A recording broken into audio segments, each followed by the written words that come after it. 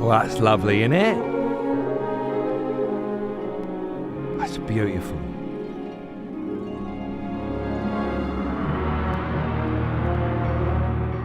Mad ass medley. Good morning, everyone. How are you? What's cracking?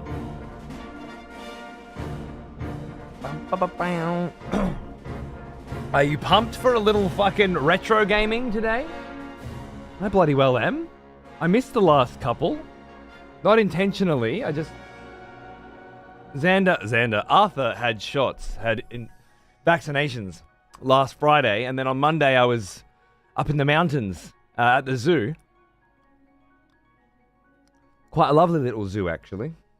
With a red panda and a couple cheetahs. A couple proper cheetahs.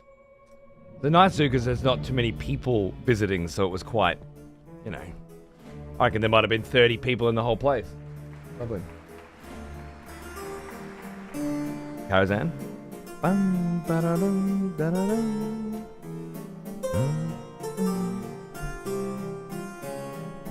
What a banger. So good.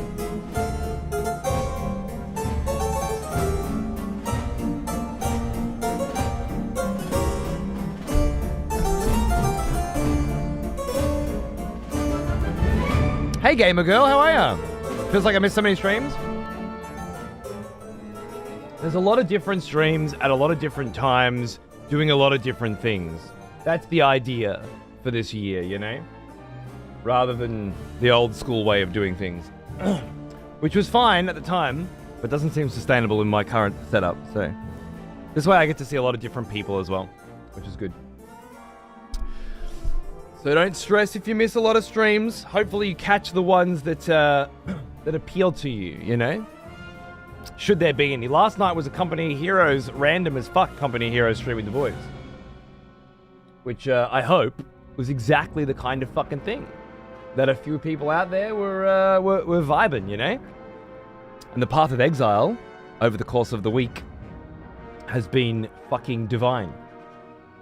Good combos and like good late night, laid back vibes, yes. Right up until the smell of proper character devotion. Dead. Start over. Welcome back, old friend.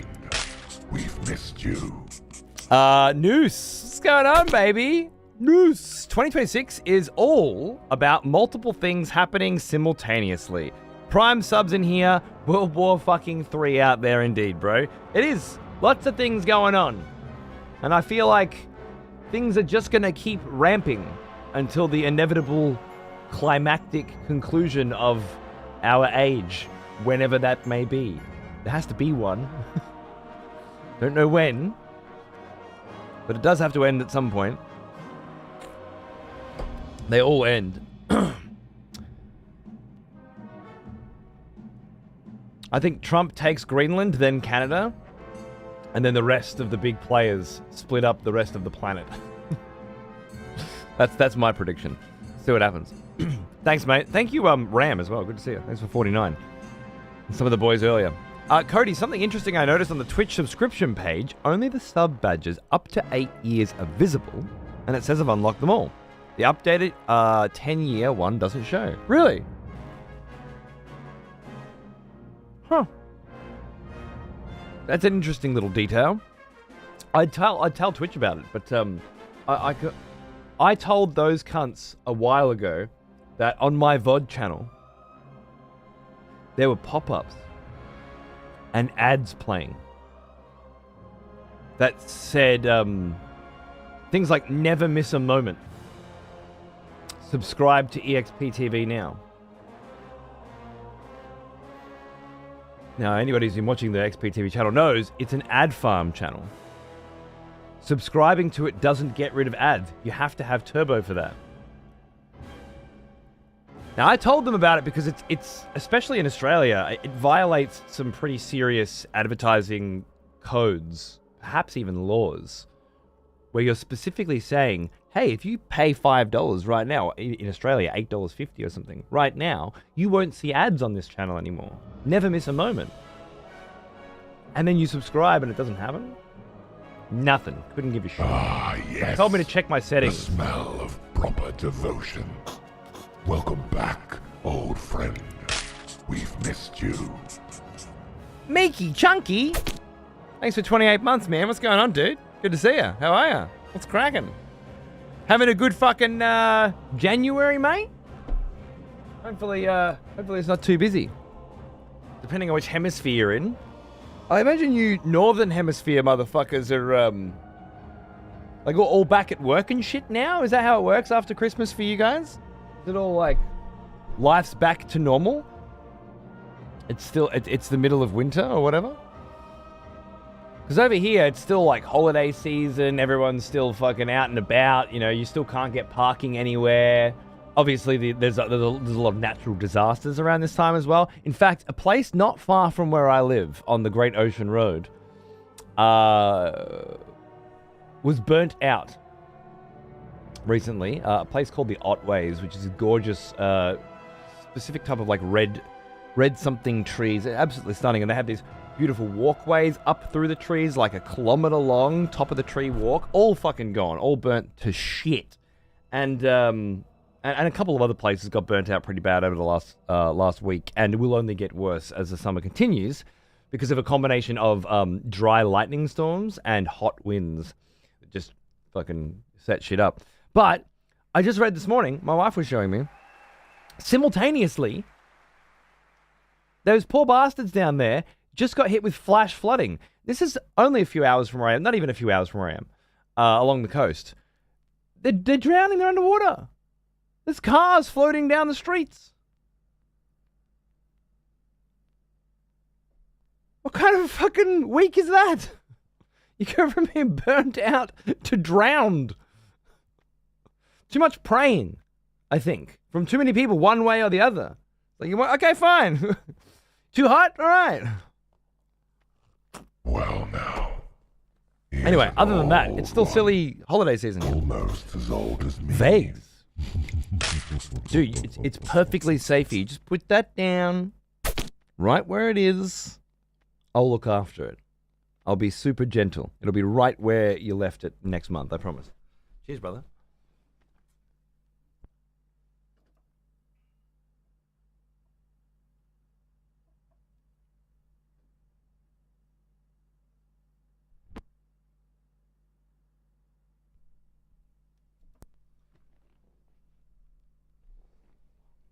Cheers, mate. Normal, I remember that. No, I just embarked on a crazy project, one I'm hoping might finally pay the bills. Good luck, sir. I wish you all the fucking best. Winging it on new projects. I know something like that. I know something about that. It's an exciting time, especially if it pays off. Just over for a week or so, kids back into school. Yep, okay, cool. So I guess it's like the 10th of January, give or take, where life goes back to normal. So what do you have, like 20th of December to 10th of January kind of vibes? I had 5 days off over Christmas and back to work. Rained all day today, but at least the UK doesn't have crazy weather disasters. Not so swingy in the extremes. Welcome back to work, mate. Oh, I guess if you only had 5 days off, you were back to work last year, weren't you? I know a lot of cunts who, like, even my wife only had 2 days off over the Christmas period. Some years you got to do that. My other mates, though, had until, like, this week. 4 days ago. So, like, the 12th back to work. Well, now, it's pretty good. He is an old one.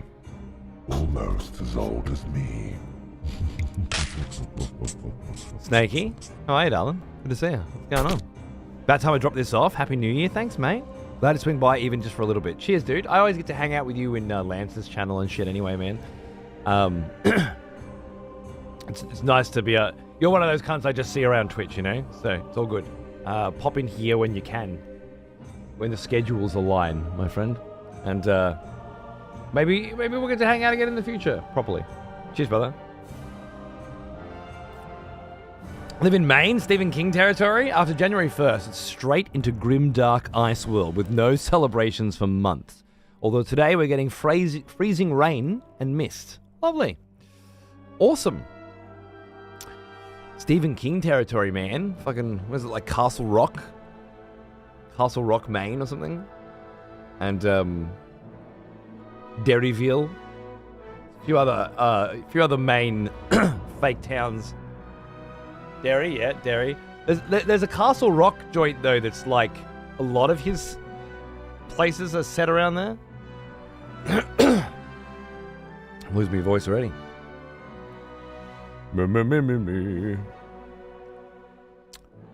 Floods have a habit of following large fires, sadly. Yeah, I guess it's the way of nature balancing itself out. We had a negative 12 Celsius cold snap.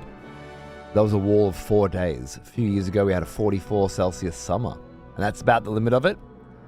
2 years ago, we got 7 months of drizzle. Wow, 7 months of drizzle. That sounds fun. We just had about 7 months of... I guess it's drizzle, but 7 months of enough sun and enough rain. Just enough to keep the grass growing really quickly. And then amidst that, just grey. Really temperate, not quite cold, although at night it's pretty cold. Not quite warm, just grey is how the last 7 months feel to me.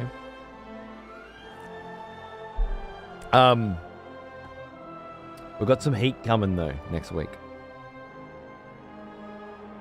Looking like a heat wave from this time next week onward, from what I can see. And I don't know, I mean, it'll change, I'm sure, but as far as I know, there's no cool change. Oh, okay, next Sunday's coming down now. Coming down a bit. Coming down a whisper. But it looks hot and dry for... well, honestly, for the next 10 days, really. And then it just gets hotter. Yeah, it's gonna start cooking down here. What counts as an Australian summer heat wave? It really depends on the part of Australia. Like, if you look at Cairns right now, for example, which is hot, humid, never ever changes. It only has 2 temperatures. and this is like the tip of Australia, right? On the eastern side. Look at the consistency. It's always within 1 or 2 degrees, but it's constantly raining. All day, every day, right? That's the tip. It's a very different... Now, if you go to winter in Cairns, it's the same thing, except there's no rain, and it's about 26. And it never... 25, 26. Breathing water vapor, yeah, that's Cairns. It's always like that. Which is insanely different to where I live on the southern coast, facing the Arctic. Like Arctic waters, Arctic winds coming in from beyond Tasmania, literally Antarctica. Whole different vibe. And where I live specifically, I mean, I drove 2 hours north to go to the zoo on Monday. And already it was 10 to 15 degrees yes. warmer.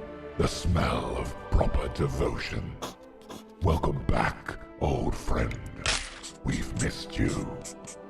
How you going, Yeti? What's happening, man? Thanks for 25, baby. Cheers. But like because I'm like right on the water, honest to God, and I've told this story before, but a lot of the time we go out the back, right? Out the backyard, and there's like an undercover area from where the door is. And it's so hot under there that we get tricked into going down to the beach. It's 2 minutes away, and you get down to the beach, it drops off 10 degrees already. Just that cold wind. And then here, and then... Now go 3 to 5 hours inland, and all of a sudden... Now that's where I grew up, right? So we're talking Wangaratta. We're talking the border of Victoria and New South Wales. So not Central Australia, but getting up into that area. It's not quite desert yet. But it's big, thick, heavy bush. That's where I grew up, and summers there were 40 to 45 degrees Celsius almost every single day.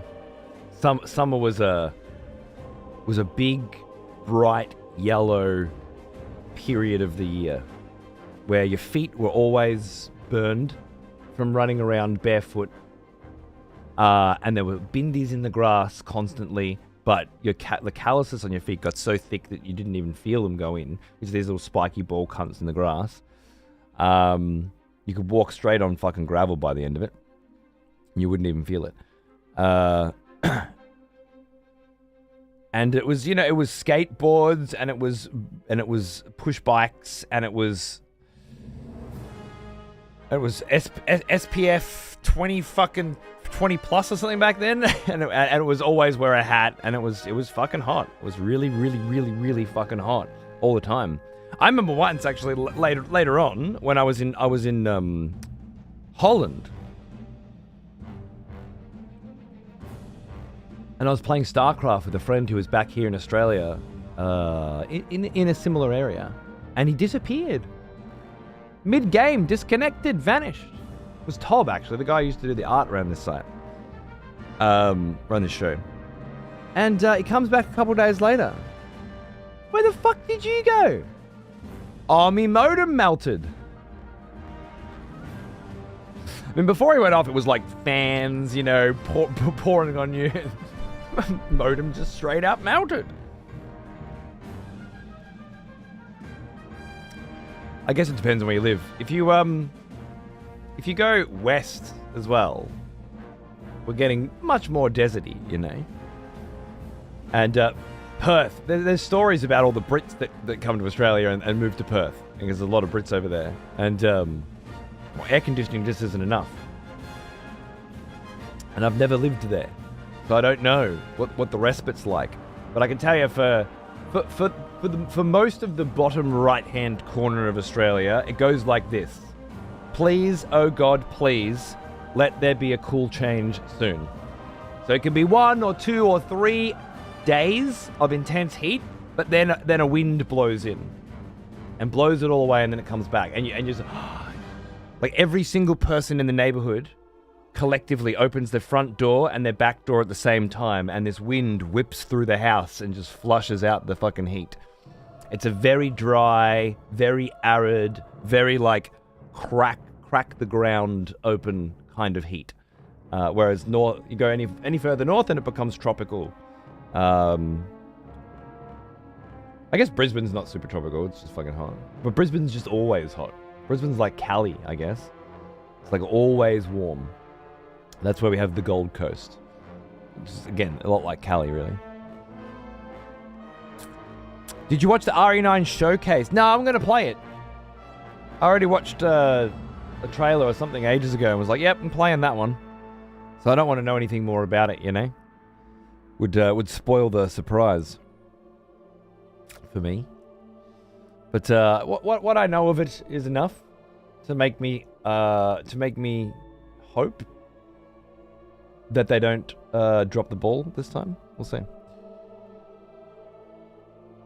Love a big, thick, heavy bush as much as the next comp, but Jesus Christ, fuck that. Yeah, it's fucking, it's warm up there, man. It's crunchy, dried leaves underfoot. Another expletive has returned. Welcome back. Mohammed! Thanks for the sub, mate. Cheers. I will say this, though.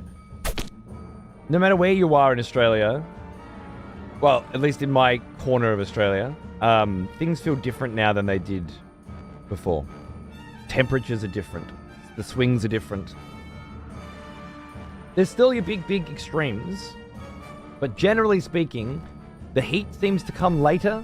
It doesn't seem to come as hard.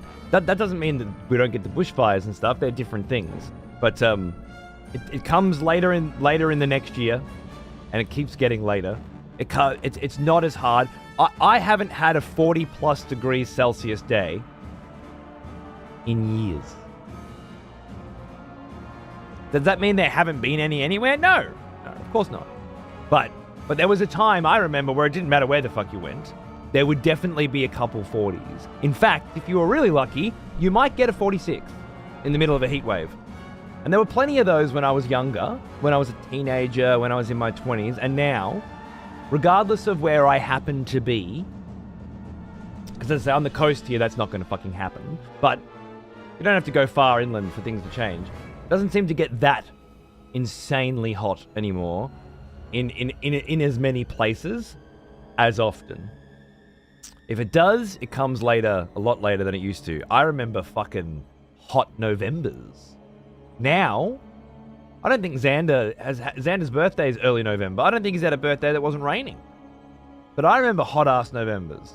Fucking Octobers, where it was already shifting. Now, I don't expect summer to kick in until now. Until January. Now, it doesn't mean you don't get your days here and there. The last 2 Christmases were warm. Because I remember, the first one I went to the beach because I was in a new town. I didn't have any family here. So we went to the beach for Christmas. And it turns out all the people who travel here to do the caravanning all have Christmas at the beach. So it was beautiful. And then year before last, we had it at our friend's house. They had a big do-up. It was gorgeous. The weather was fucking stunning. It's like, oh, fuck yeah, we got a good Christmas. This most recent Christmas was fucking horrible. So you don't know what you're going to get. That showcase sold you on Requiem? Yeah, nice. Well, as long as it doesn't look anything like 7 or 8, which to me might as well have been like actually on roller coasters where you get in and you just go from sequence to sequence to sequence and things happen to you, as opposed to a survival horror game where you solve puzzles and explore environments and manage scarcity of ammunition and items, and failing to do so, put yourself in more and more challenging situations, perhaps while being harried by some crazy cunt.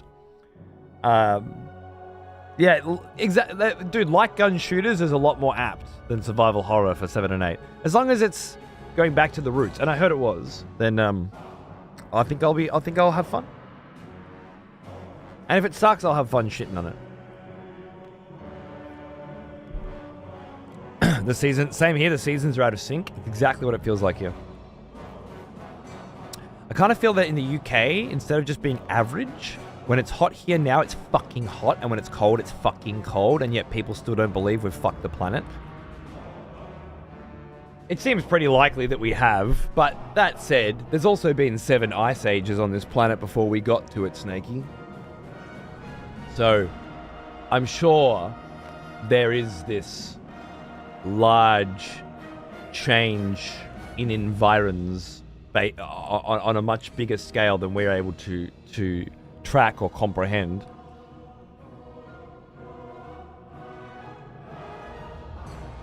I'm not climate denying. I doubt we have had no impact. Have you seen the Great Barrier Reef? But I also do think that there is a natural ebb and flow to these things, and I imagine other generations of people have experienced this. The weather's different now that I'm a grown up than when I was a kid across history, you know. At least in certain places in the world. Opposite here, snow anywhere south of Birmingham in the UK is a rarity. Haven't had any for years. Really? There you go. I remember Holland, it was always supposed to snow and never really did, and then it did, and that was a big deal. Everything froze. Couldn't get water. Couldn't go on a train. And then it didn't get too bad again. The weather changed in the UK as well. Summer comes early, lasts longer, and is a lot hotter. Winter isn't as cold, but lots of rain. Across the UK, you reckon? Or just depending in, like, certain places in the UK feel different too? Because I know the UK is quite small comparative to Australia or anywhere else, really. It's a tiny little baby island, isn't it? But it's big enough to have different seasonal adjustments across the terrain, right? Fuck yeah, Paper. I definitely don't remember sweating nearly as much up here as I do now, but who knows? Maybe I was just a rake before. Well, I'd say you're in a unique position to comment on this because you're in Brizzy, right, or thereabouts, where I would say, other than maybe Perth, it's probably the most consistent temperatures. Yeah, maybe Darwin or something. But, like, it doesn't change much where you are. And I don't know how it has changed since when you were a kid to now. Because it feels like down here, it's fucking all over the place. Absolutely wild. But, in north, I'm west of Melbourne. Along the coast. So heading towards Adelaide, towards South Australia. But literally along the coast. But as I say, where I am is quite the anomaly. Because of of how much wind comes in, it's known as the windy city, so it really does take the sting out, you know.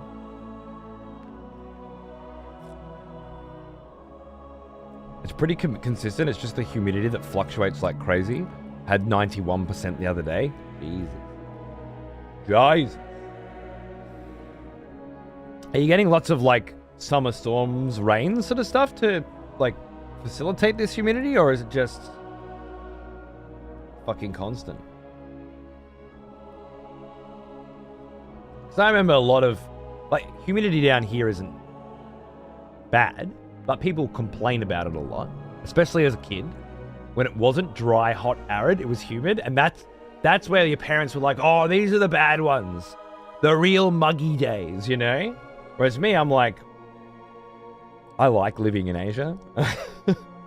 I love that hot in the air all night experience. That's my fucking jam.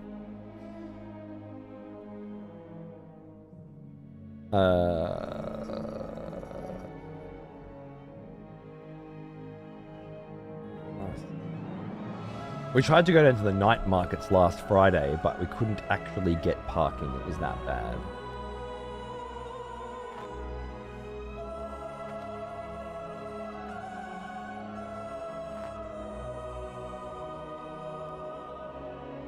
Maybe we'll try again tonight. Kind of, it's threatening a lot, and then it spits for a while and then dies off. Okay. But there are sort of like clouds forming, maybe that keeping the heat in or something. Because yeah, that's what I remember. I remember everyone hated the humidity as a kid. I didn't like it, but like those were the days that everyone really fucking whinged about it. The really, really hot ones, it was pretty simple. You could just stay inside. But even though there was no air conditioning as a kid, now every room has fucking air conditioning in every fucking house that I've been in, you know. This one didn't, and I put an air conditioner in it. But it costs 2,500 AU, so probably 1,700 US to put a split system into a room, which gives you as much heat and cold as you could ever want. Totally climate controls your environment. So I think it's fairly common.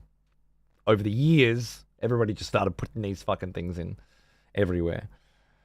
I love crazy high humidity when I go to Japan. I always go in summer. Next time I go, I'm going in summer. Fuck going to Japan in the fucking cold. It was horrible. Nearly died from a heat stroke. Yeah, Bruce C. Teriyaki ended up leaving Japan and going back home to the UK because he went there in the summer and it fucked him up so bad. The heat and the mosquitoes and just the lifestyle of summer Japan killed him. He had to leave. I thought that was hilarious. When I got there, it was November. And it was just getting cold on the back of it being way too hot for way too long. And I had that energy about it. Everyone was like, oh, thank fuck it's cold. And I've just come in from winter. Like, oh, good. More rain and jackets. Yay. But I die in summer. Yeah, I mean, I feel, now that I'm getting older, I do feel the heat more often. And if I wasn't living in a climate-controlled world, I don't know how I'd do. But I have always preferred the heat than the cold. I like Spain, you know, more than Norway.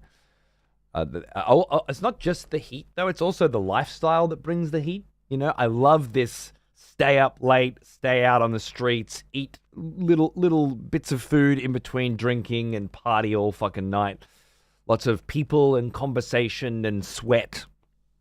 It's I like the culture of warmer climes, and it doesn't mean that I don't enjoy, you know, snuggling up next to a fucking warm fire on a cold fucking day. When my wife and I went to Denmark, we stayed in a really nice hotel and did a lot of that, and then got you know, lost in some snowstorms and stuff as well. It's super fun, but that's more of a week for me, and then I'm done. Whereas I could live happily in any warmer climate, and just live that lifestyle that goes with it. Denmark's gorgeous, yeah, but I wouldn't want to live there. That being said, we had a cyclone up the top end the other day, and they got fucked up. So the last week of bullshit weather could be a byproduct of that. Right, fair enough. It sucks. My grandparents on my stepfather's side, who are from London, used to live up in Nanango, up in Queensland, and I lived up with there with them for a while. They used to breed horses. I lived up there breeding horses for a bit because my mum couldn't handle my shit anymore, and they said, bring him up to the farm. We'll fucking straighten him out. And let me tell you, they straightened me out. These were people where you couldn't put your goddamn fucking knife and fork down on the table or on the plate incorrectly without copping it. They were hardcore. Anyway, they moved further up north onto the coast, and cyclones are just like a normal thing for them. And I don't know how you go from London to living in cyclone territory, but they love it, apparently. I just can't ever imagine, like you're looking at real estate, you know? I did look up in Queensland quite a bit for a house because that's where I wanted to move, and I wanted to move the family up there as well. And I almost had her. I almost had the wife ready to go. And then she read an article about how the water in the floods raises the river depth so high that the crocodiles can get into the backyards of people's houses. Well, now, and people find here's crocodiles an old one, in their swimming pools. almost as old as me.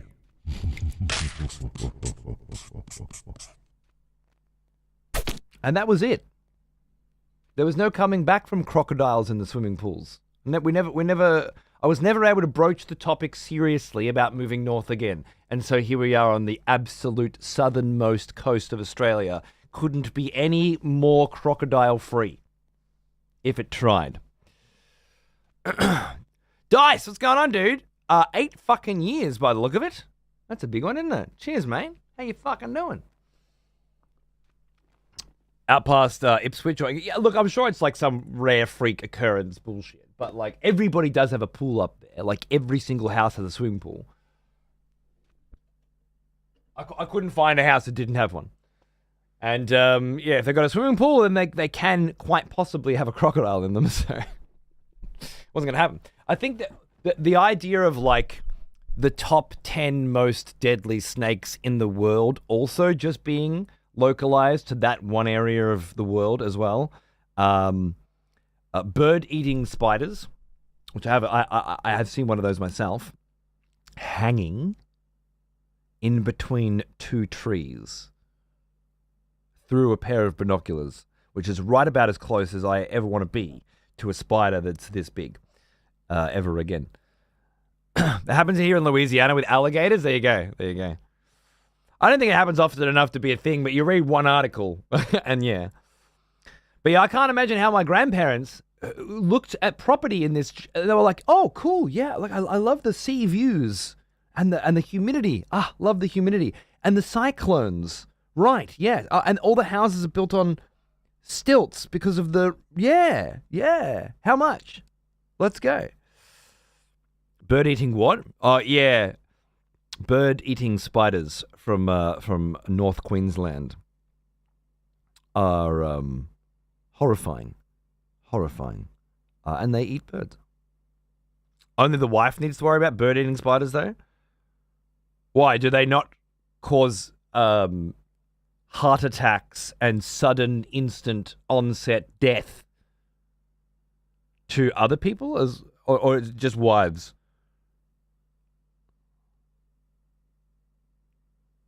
She's a bird, isn't it?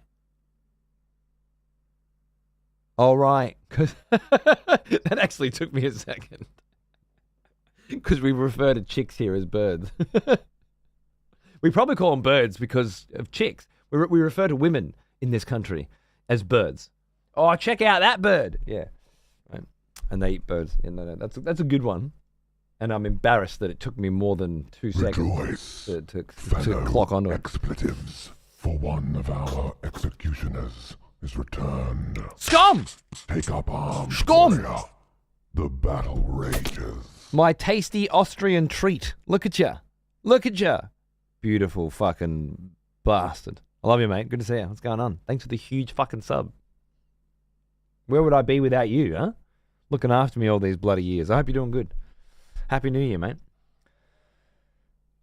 You bought some minis? Nice! Nice! You're painting some crons. Good on you, mate. I'm going to try and paint some shit after this show today.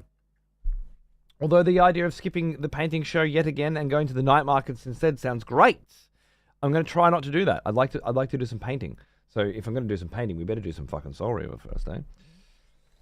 I've got some night wraiths I want to... When I say I want to do some painting, I want to start a painting show and then set it up. So it's probably going to be mostly set up. And then show you my horrible contrast paint job from last week. Anyway, bit sick. It's that time of year for you, innit? It's bloody winter, innit? We used to say bird in the UK like 20 years ago, but it kind of died off. Same here. But Chaos lives in North Queensland, or in Queensland. So anything that fell off 20 years ago in polite civilization is still at its peak in fucking Queensland. But again, it's so hot there, you wouldn't blame him. It's just like, it's slow, you know? It's a slow place. And it has to be. It has to be. It's too warm. Goliath bird-eating tarantulas are dope as? Sure. Yeah. They're cool. You one of those people that like spiders? Fuck you. And the deadliest spider in the world is the Sydney funnel web. Yeah, those are nasty cunts. I swear we get them down here. I don't know how that's possible. Maybe they travel on furniture or something, but I'm pretty fucking sure I've seen one of them down here. Or it might have just been a trapdoor or something. It was certainly the kind of spider I'd never fucking seen anywhere else in Victoria in my life. They've got a very unique profile, you know? And it was underneath a... Oh, is there a Victorian funnel web as well? Okay, it must have been that then. Because they look... It was underneath a table that I had outside, which is where we had our hot pot. Sitting on cushions outside, having hot pot. Underneath the goddamn fucking table, this cunt was just sitting there like a rock. Big fucker too. Nasty looking shit. We'd only just moved here. Luckily, I haven't seen any other spiders here, period. But it was not a good sign. But I feel like it came from somewhere else on the furniture rather than was native. Didn't you used to hear the spiders walking on the roof back in the day when you streamed in a shed or something in the garage? If that's true, I've definitely repressed that fucked up experience. But it wouldn't surprise me because it was a tin roof with a bit of Colorbond Persplex in the middle. Persplex? I can't remember what that shit's called. There was a lot of rain on the roof, but look, when you're sitting in a garage with tarp over your computer because of the holes in there's definitely a lot of fucking spiders. I certainly had a lot of like, is it on me moments? I don't remember. My sister found some huntsmans that was spitting, but where she lives there is no electricity. She quite literally lives on a mountain with a fucking coal generator off the grid, which is exactly how she likes it. But her spiders spit, apparently. I don't even know if people have done studies on those.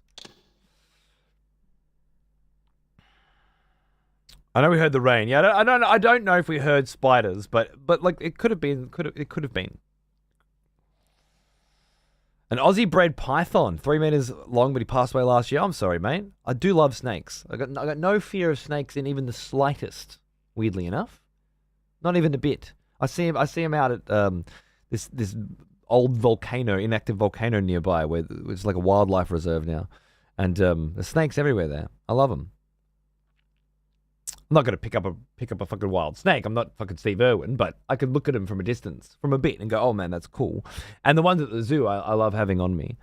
But spiders, I don't want to be in the same area code as a spider. This is why I'm never sending foot in Australia. It's not as bad as you think. Like, no matter where the fuck you go in the world, you can have these horror stories. Like, spiders here are fucked, but have you heard of the brown recluses in America? You know, like... And when I went to America, every time I went to America, there's nasty spiders all over the fucking place. Orb weavers and shit, you know? These big-ass fucking cunts in these massive webs, and you're out the back drinking at a friend's house in Kirkland or something, and you got a fucking spider web with this giant spider in the middle, and they're like... Oh, the Yanks are like, oh, don't worry, it's just an orb weaver or something. And you're like, dude, what are you talking about? It's a giant fuck-off spider floating in midair. And I'm drunk, wandering aimlessly around the backyard looking for a place to piss. This is not conducive to a happy, fun environment. You know? And then the brown recluses and shit, they apparently just fuck you up. You know, they're just proper nasty. Yeah? But it's not like, oh, Australia specifically, this is fucked. Everywhere I've been in the world has had some pretty nasty fucking spider experiences. I think maybe the UK is probably the tamest.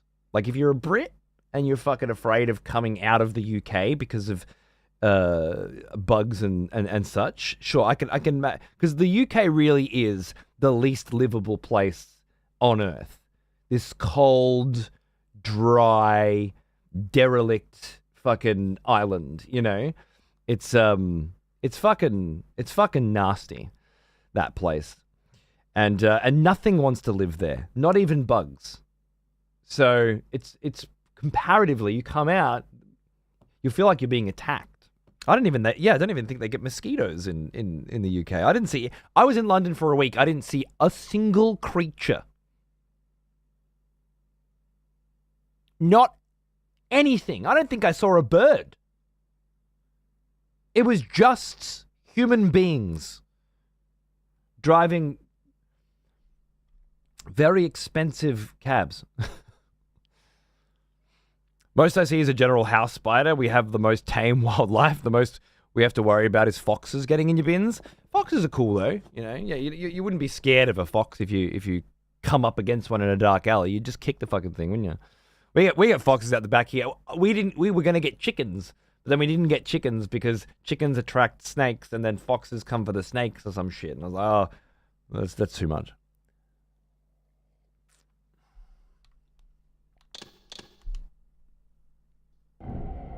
There he is. There's our boy. Am I going up here?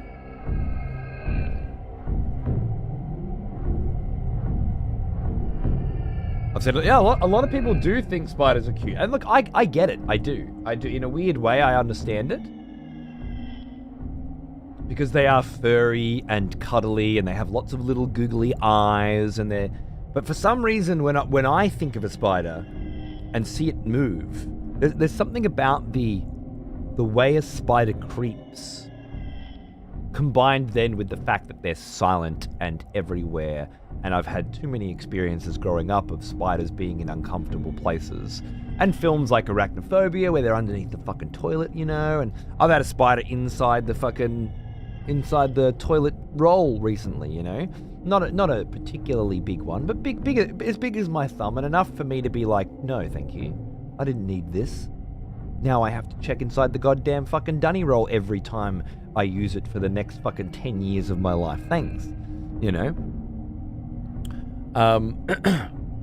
Has your baby seen a large spider? There's a reason I'm asking this. I wonder if he cried. No, Arth hasn't seen any.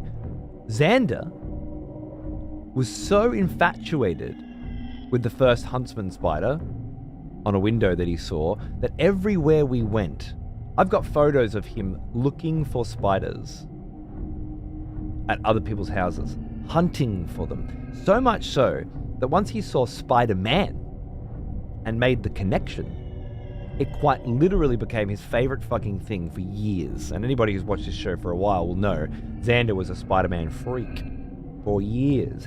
And this was because of his infatuation with spiders themselves. And let me tell you right fucking now, that did not last. He hates the fucking things. Absolutely petrified of them now. As soon as consciousness and cognitive appreciation of the reality that you live in occurred, and it does eventually in a child at maybe 5 or something, it all just snaps and they stop being your baby and they start being a human being. As soon as that happened, fuck spiders. Won't go near the cunts, you know?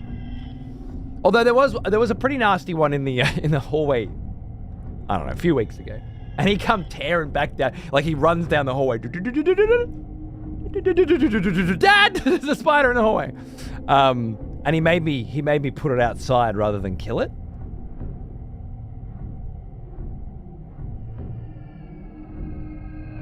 So here's me with the cup and the fucking sheet of A4 fucking paper, you know? Fucking piece of reflex and a fucking glass fucking cup. Just like trying to... and it's on carpet as well. So it's not like a... It's a fucking, you know... And the thing's like... And I'm like... And then I've got it like this. You know? And I'm like, this paper's not flexible. Like, it's not firm enough for this. So I'm just trying to get it outside as quickly, and then I put it outside on the concrete and just fucking left it there. Paper, cup, spider. And when I came out 6 hours later, it was all like unhappy with the situation. So I just took the cup off and then ran back inside. And then like 2 days later, I grabbed the paper and the cup.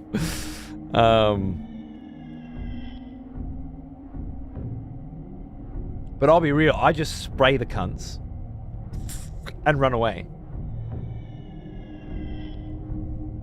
That's enough for me. Every time I try to throw a fucking shoe at it or something, it just turns into a whole ordeal. The worst spider situation that I can remember in recent years, actually, funnily enough, was due to Barjo. Don't know if you guys know Barjo. Wicked streamer here on Twitch. Used to be on the TV here in Australia. Barjo stream, yeah. He was on TV when I was a kid, and then he moved to Twitch and became a great Twitch streamer. He's got a whole thing going on. Hey, Light Fella, how you doing? He sent me some Death Stranding necklace art books, things like that, because he got some Death Stranding shit from whoever and knew how much I loved it. And being the generous sort that he is, fucking sent them over to me. But he also included in that package a fake spider that I obviously did not know was fake, nor did my wife. And let me fucking tell you, I got photos of her with a fucking umbrella smacking the shit out of this package, because I'm just opened it and pulling shit out, and then I see the spider and fling the fucking thing, and she's smacking the fuck out of it and poking it and spraying it, and I'm trying to fucking grab it with tongs and try and flip the package upside down and get it out, you know, and it's sitting there and it won't move, and it's on the floor, and it's like, oh fuck, and then they're throwing shoes at it and shit, and then it was a good 15 minutes before we realized it was plastic. It was a whole fucking thing. I don't know if he could possibly have hoped for a more intense reaction out of that cunt little move that he that he did. It was outrageously effective. And another one around the same area where I had grabbed a bunch of Christmas paper, wrapping paper for birthdays, whatever, from the garage, and I didn't check inside the... And then I'm wrapping up my wife's Christmas present, which was an electric screwdriver, which we still have and use every fucking day, I swear. It was the best Christmas present ever. And the issue here, right, is I'm wrapping her Christmas present. Now, this is usually a team effort. But I take the fucking thing out, unroll the paper, and then the spider just goes... You know, one of those ones? Where they just pop out of the hiding place, like, what's that? Like the Kool-Aid guy, and you just go, boom! And it flings off in some random fucking direction, but now you're in the situation where if you don't track this cunt down, you can't be comfortable anymore. Your chances of relaxing ever again, you know, gone. So now you're on the hunt. But again, you're wrapping your wife's fucking Christmas present. You can't just call her in the room. So I had to go on this big solo adventure finding this cuntbag fucking spider and spraying the shit out of it because alone. Yeah, anyway. A lot of spider stories. In Finland, we only have one venomous animal. Or the European viper. Could never live in Australia. Look, honestly, you probably got as much chance of running into one of the things that actually are deadly here as you do at a European viper. The thing is, none of the scenarios I have described to you contain a venomous animal. This is the problem that people seem to not quite get, right? Yes, Australia is packed full of venomous and horrible creatures. No, I haven't encountered any of them. Ever. Not in any real sense. I mean, I saw a cheetah on Monday. There was at a zoo. I have lots and lots of stories about horrible situations where I have encountered non-venomous creatures and critters, but never any venomous ones. And that's what again, Americans and shit. Oh my god, I'd never go to Australia. It's too fucking scary. Cunt, are you... There's probably a bear within 20 miles of you right now. The nearest fucking bear to me is in a different hemisphere.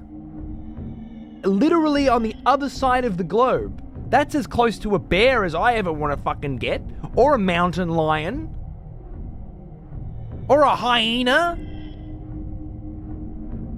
Or a giraffe, or an elephant, or a lion, or a tiger, or any of the actual fucked up things. Australia's got none of them. Zero giant creatures that can crush your entire fucking body within their jaws. Nothing. No hippos, no rhinos, no nothing. Super chill joint. We got kangaroos, dingoes, platypuses, whatever the fuck they are, wombats, wallabies. It's chill as fuck here. Maybe a kangaroo fucks up a motherfucker. Maybe a dingo steals a baby. But, like, they're just the stories you hear about. You hear about that cunt who raised a hippo? It ate him. Years. He nurtured this fucking beast. Best friends. Kindred spirit. It ate him. It just got hungry one day and ate him. Not even slightly aware of the fact that he wouldn't be there anymore afterwards, I'm sure, you know? No. I ran into a bear and her 2 cubs just last weekend. Yeah, see? No thanks. I can see a bear. I can't see some cunt spider in my toilet paper roll. True. But the spider can't actually do anything other than give you a heart attack. The bear can eat you.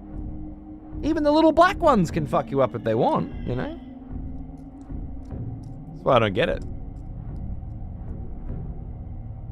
I'm trying to think, like, you look up the stats, like the last time a person died from a spider or a snake in Australia, and it's like the 70s or something. The bears here in New England normally just fuck up your trash. True. I'm not saying it's like dangerous, but a bear will fuck you up a lot quicker than a garden spider here will, you know? And yet, that's more than likely the only kind of spider a huntsman is a great example, because a huntsman is in every home in Australia, right? Well, at least down here anyway. Everyone's got a huntsman. Go in your every time I bomb the garage, I find like 3 dead huntsmans, you know? And the amount of times I've tried to move furniture or something and there's been a huntsman on the fucking side. My mum once was cleaning out my room at her house. This is years and years ago. And she said there's no fucking spiders. I checked. And the first fucking bit of furniture I moved, which was a desk, had a giant ass and she has to live in the jungle, of course, so the fucking spiders out there are twice the size of normal ones. Right on the fucking side, and my hand touched it. I still have...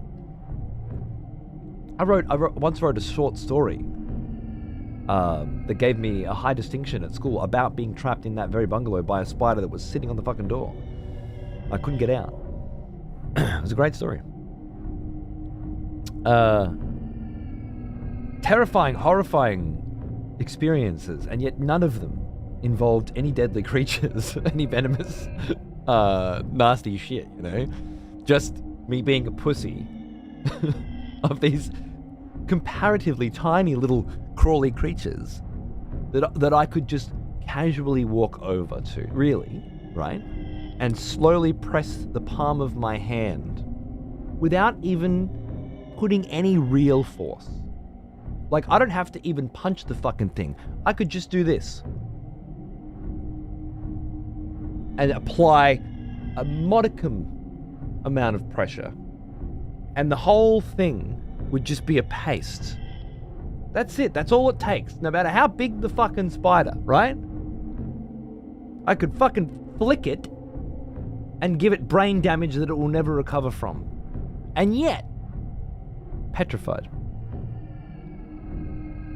So when we talk about Australia being a scary place, it's although you will hear of the horrible, nasty shit that's out there in the fucking bush that nobody but Steve Irwin's really ever having an encounter with. And you know how that went for him last time, right? If you fuck with deadly creatures constantly, you'll probably get killed, yeah. But normal people? No. Very unlikely. Whichever coward ancestor of mine gave me arachnophobia when it was at its worst is a real dickhead. How did they pass that on to you? Is it genetic? Mozzies are the worst. Those cunts will siphon your blood the moment you let down your guard. You have to track them down and murder them before you can relax. They still refuse to bite me. You used to bite me as a kid all the time. And I lived in a pretty Mozzie heavy area from like 12 onward. But now they just don't touch me. It's like I got bitten enough, and now I'm good. Steve Irwin's kid is apparently the same breed of insane as his dad was. I don't know if he is. Maybe. He's just a bit of a tool. His dad was really endearing. His He's just. There's more than one kid, by the way. You might be talking about Bindi, but I don't believe you are. The girl, the kid, the boy is just. I know he just seems like a twat. He's in a lot of ads and, you know, like taking a lot of selling the brand. I guess I don't know. Doesn't have the earnestness that Steve had.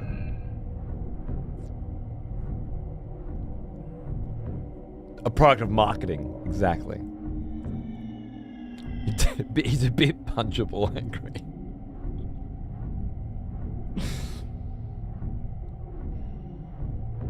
Newborn babies are instinctively afraid of spiders despite no previous encounters. Really? Huh. Well, I guess not every newborn baby will be, but the majority, perhaps. That's how those tests work. More than not. My Xander was not. He had to gain awareness of the dangers and an understanding of the reactions that we have to them before he could be afraid of them. But I don't know. Maybe Arthur will be instinctively afraid of them. I guess we'll find out. In my experience, babies don't have fear of anything because they don't have any knowledge of it. Arthur would crawl off a cliff quite happily. No understanding of what happens when you fall down. No understanding of gravity and pain. And pain as a baby, I don't know. It's really hard because with babies, it's like they don't have words. So how do they, if you don't have words, then you don't have thoughts. And if you don't have thoughts, then you don't have concepts. Like what is pain? Is it not just constant? Are your teeth not just always hurting? Is the little dry cracks in your arms and your feet? Like everything seems. But then again, shove a fucking needle in them and they'll cry because it's a different. It's sudden. I don't know. Kids are weird. Hearing him on the radio, yeah, you cop a lot more of it than I do. That's for sure. His kid hasn't said sorry to a snake who bit him in the throat on air just yet? Really?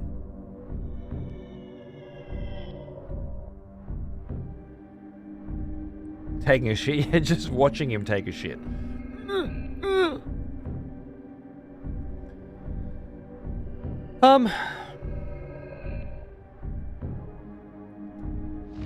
Soul Reaver. Alice hasn't rocked up today, which means I don't have my guide. And it's been a bit since I played. I have absolutely no fucking idea.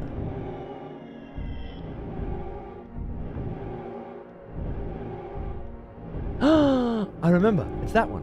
But I can't go through that one. It is that one though. Why can't I go through it? I remember. I made a note. I made a mental note. Alien bending over, asking to be fucked. That's definitely it. It's unmistakable.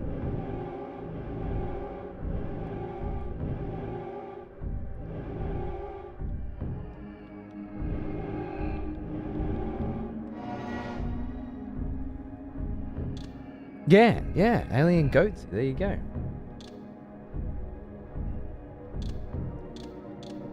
I need to.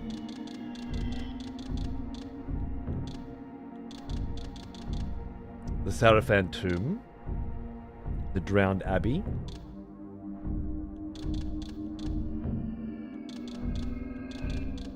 I think it's gotta be the Sarafan tomb. But we were out like in the snow or something, and we just got this ability. Oh yeah, we beat this fuckhead boss. Absolute fuckhead boss. And now we have the ability to run around things and change the direction. I swear to fucking God. No, not that one.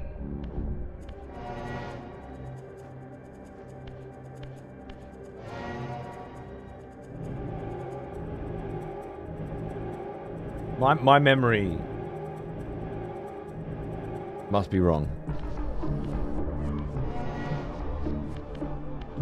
Alright, let's figure out where we're fucking going.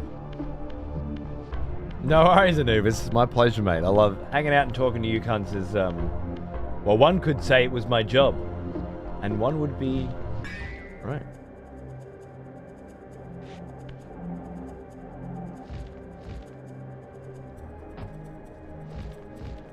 Up in these mountains.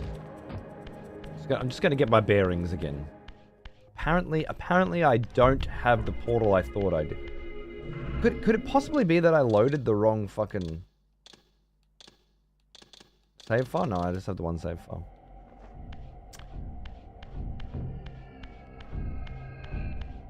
Centuries past, your brother Dumas retreated with his clan into Nosgoth's northern wilderness. Empowered by the gift of Rahab's sower, seek out his mountain stronghold. But tread carefully. These frozen wastes have mysteries yet to disclose. We were up in like the Oracle's fucking cave and shit, man.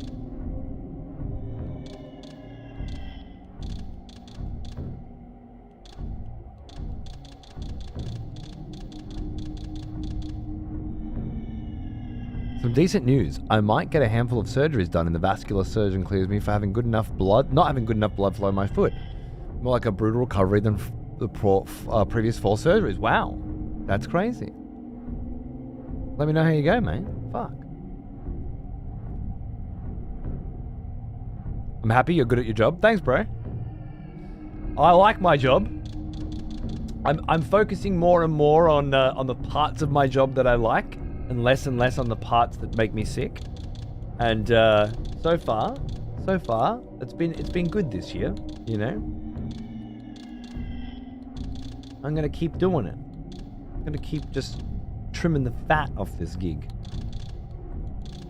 But at the heart of it, it's hanging out with cunts and playing fucking video games, man versus game style, you know? That's what I always enjoyed. It's long enough that you remember knowing something from before, but not what it was. Dude, it's fucked. I swear to fucking Christ. It was the bent over alien fucking... And I wouldn't have ended the show without getting to a new save point, right? Clearly I must have. But like Northern Wastes, the...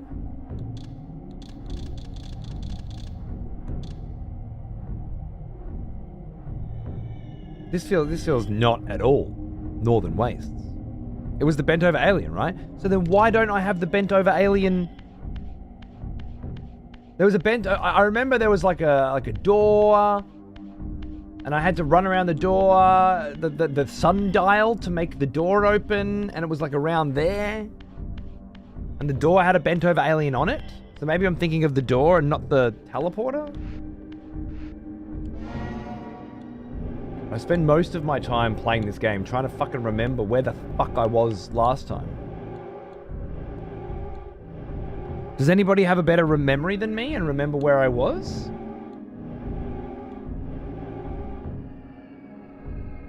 The alien was on the door. I don't remember what happened in the cave. Well, I'm gonna run around this place first because this feels both simultaneously like the closest to where I was and also the furthest away. You have the symbol.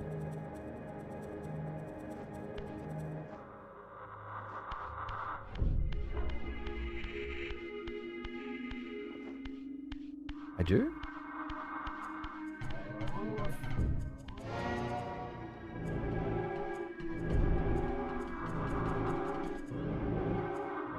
That's the human city. That's one of the generals. Could be that one. I think so. I don't have it. What are you talking about? Game's reading my soul. It is. It is, but that's part of the old stuff. That one, yeah. I know the symbol, fuckhead. I don't have it. That one, wait, are you saying that one in real time as you see it and not appreciating that there is a latency between us? Is that what you're doing? Do you think this is in real time?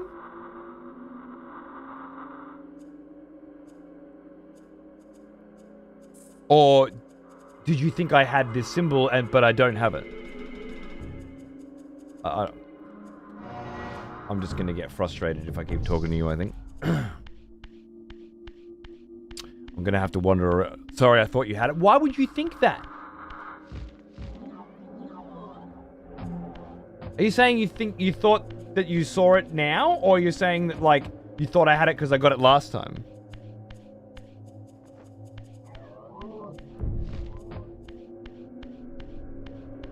Because I could have sworn I got it last time. No.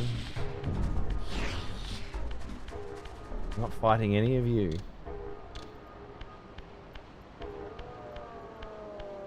This does seem familiar to me.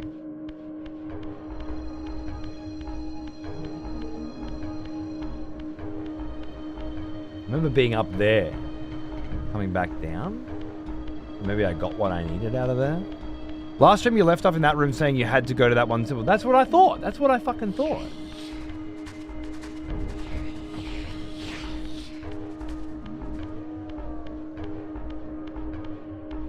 It can't be that I didn't save or something. Can it? It can't be. It's got to be that I'm an idiot and I don't understand what I'm doing.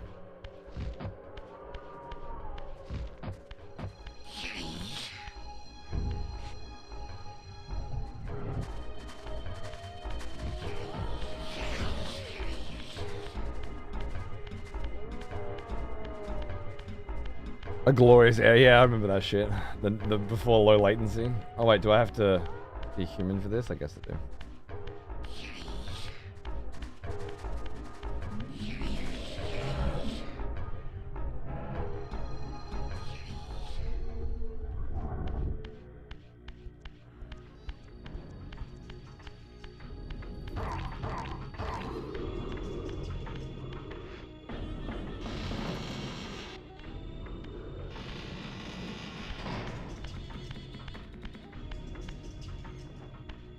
This is the fucking Sarafan tomb. This is where we first went in. What did we do in here?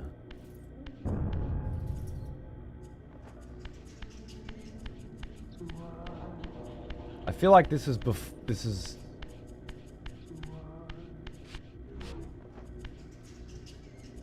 Oh, I remember.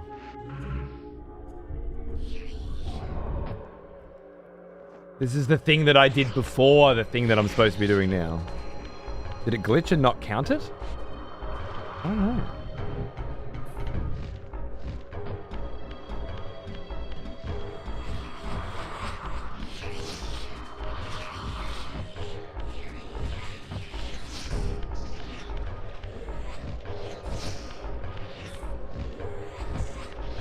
I really don't fucking know.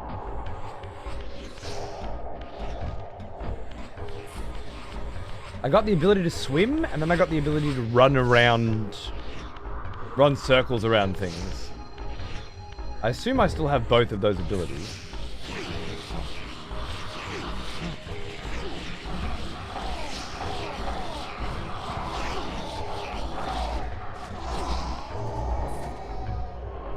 Are you draining me?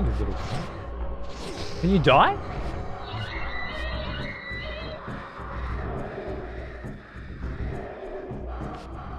Then you found the ability to jump out of water. Now that was before. That was before.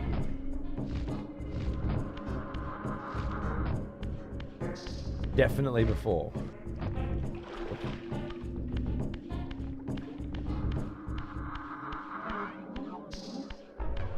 I remember the Northern Mountains. Oh yeah?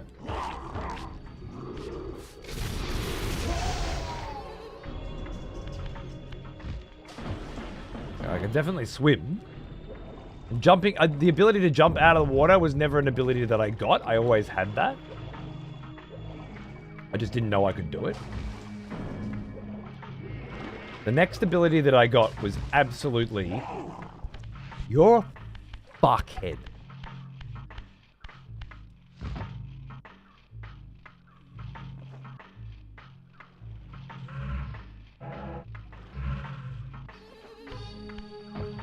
Just absolutely run circles around things.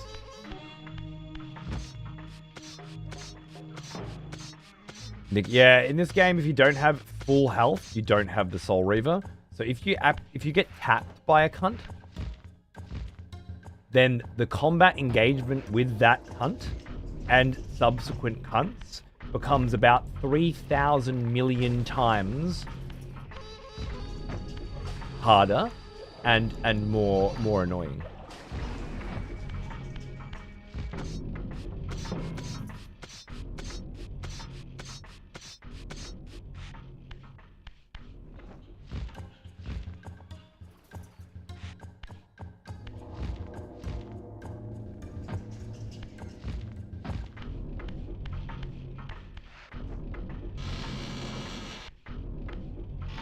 It's an interesting combat style.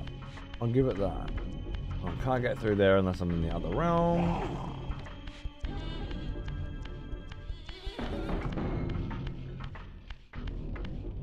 I don't think it is. I think I'm on the opposite end of the world that I need to be on. I mean, you know what? It doesn't matter so much. There are so many secrets hidden in this game that it wouldn't hurt to find more of them. To re-explore areas, perhaps with more powers, but fine. We'll figure out where we're going. It's just upsetting me that my memory of it is different than reality.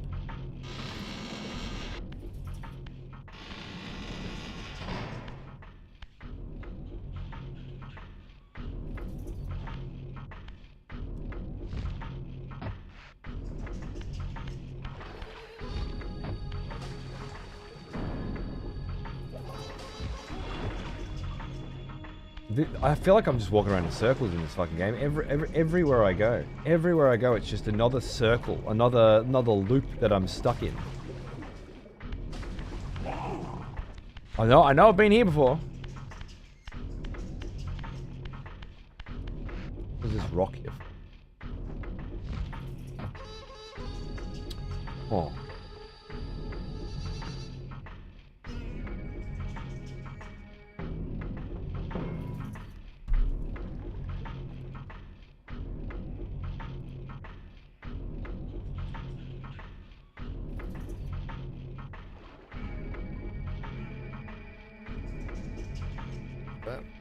Part 1.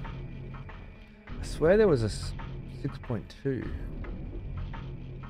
Maybe I didn't need to save that one specifically.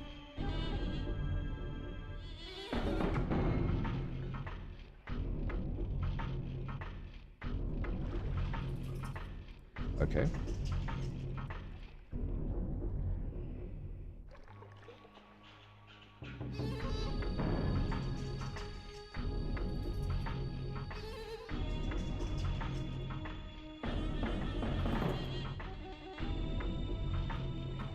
Blood omen.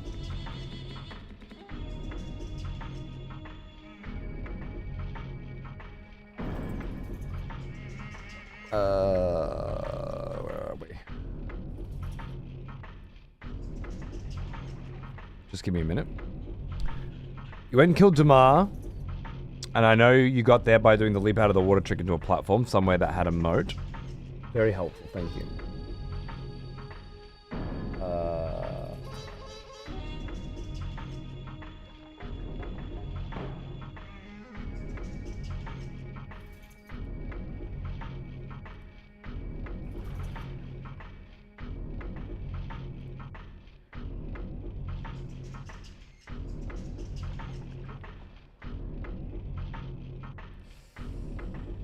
I'm just checking where I downloaded these files. Am I just missing something here? I did type in Soul Reaver, right? And it just brought up chat files? So I only downloaded Soul Reaver chat, is that right? Unless I just put them into somewhere else.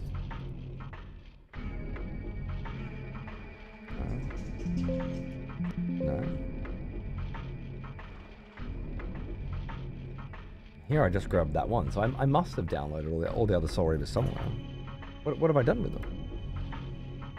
Now, sorry, I was just looking for the most recent video. I could just have a look at the end and see if that does help. Yeah, but I do know how to find links to my own VODs on the internet. In case you weren't aware of that. What?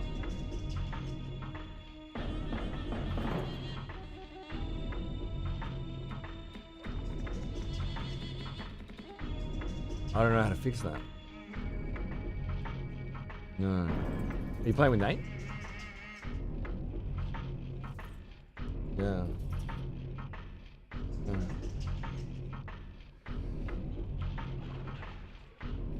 Hold on.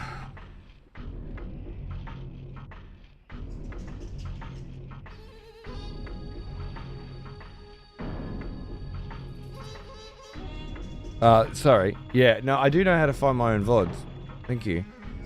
I was more worried about the fact that I downloaded all my VODs, but don't have them. Are you going to stand there and wait until I'm ready? Oh, it's not going to be that quick, I'm sorry. Yeah, I know. I'm sorry.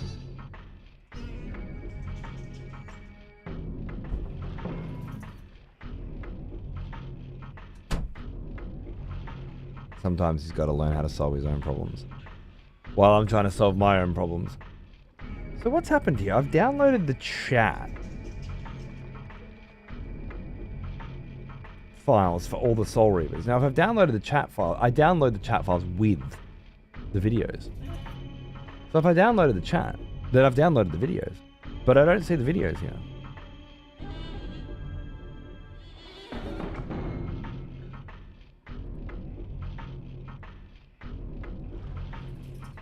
What was the most recent?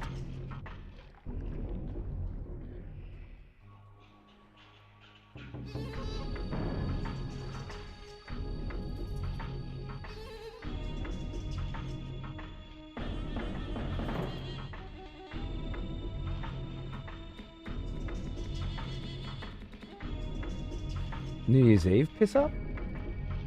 Dawnless Days was the first? No, the fifth? Fifth.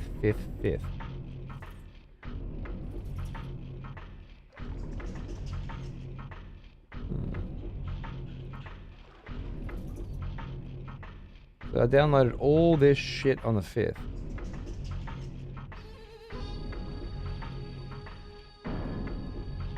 That's so strange. Alright. Never mind.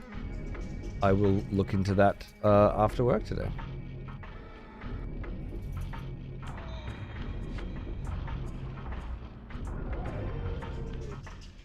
There's so many secrets in the first one I never found as well. Like, they're such beautifully replayable games with having so many well-hidden secrets in them. It's good shit. You figured out Duma?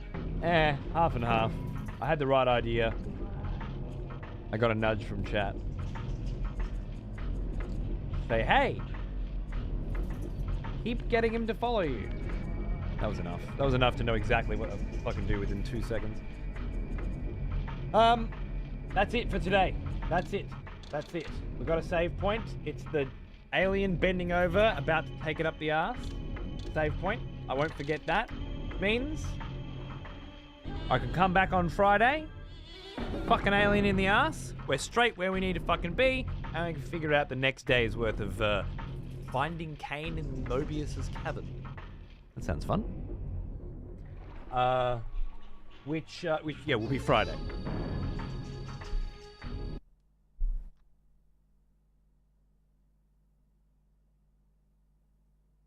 Did I not save?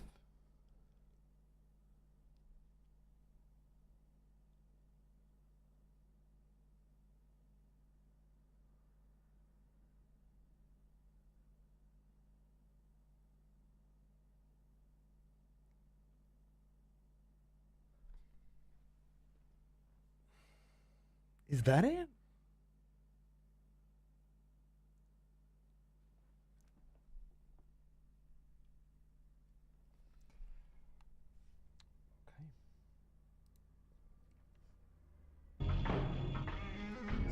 Mystery fucking solved.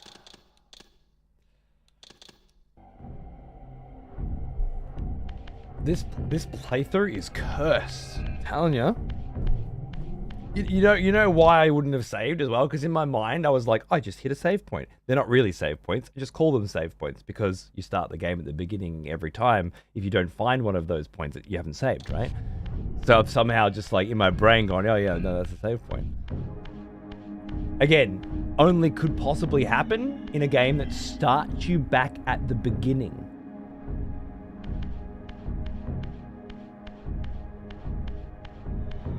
And uses his teleport system. Okay. Yeah.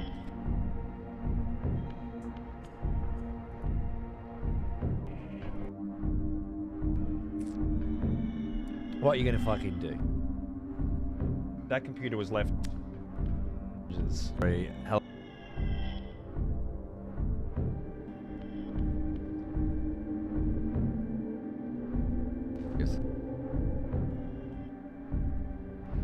I think I remember the deal.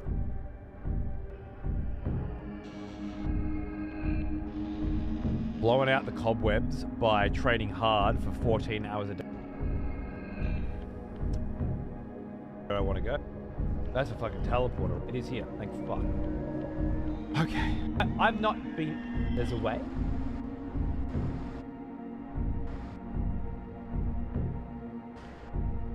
I remember looking around there. I just don't remember what I discovered. Just beaten Rahab is where we are currently up to in this game. That's where I'm currently up to now then. Where did I go? Between a few for you.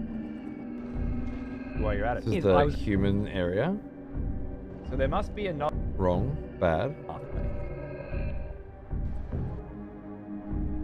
Now I wonder if it was... Oh...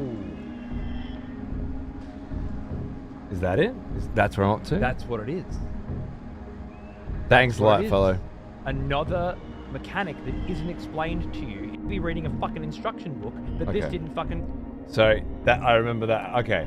So I just need to find my way to... there, I think.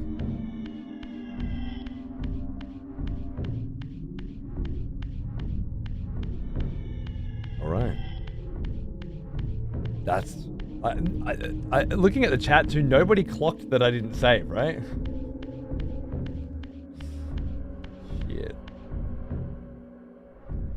Shit. It's alright.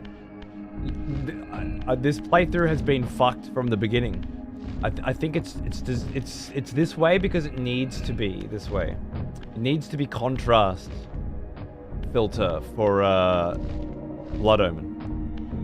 Just so that, for me, Blood Omen is this masterpiece, untouchable, and Soul Reaver is this total dog shit nightmare of an experience. Chat's brain's just as scuffed as mine, apparently, yeah.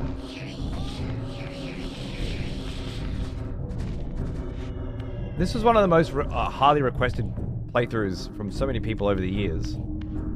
And I got a bunch of cunts here that aren't even paying attention as much as I am. It's fucking... That's why streamers never do this shit anymore. Oh yeah, everybody said fucking go back and play this game. Never go back and play old games because your tat tells you to. Nobody gives a fuck. They care for the first 2 shows and then rock up for the finale. That's it. Now, I need to go... I came through there, I think. I'm in the right zone though. I think I'm in the right area. I think it's just this game specifically. Maybe you're right. Blood Omen is the only one worth playing. It's the only one with these. I think from a gameplay perspective, I agree completely.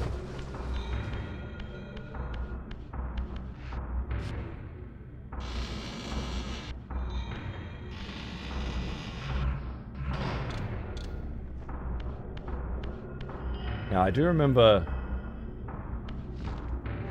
going through here. I wonder if that's because it's the right way to go or was the wrong way to go. Let me just figure it out. Okay, Taravangian, how are you, mate? What's going on?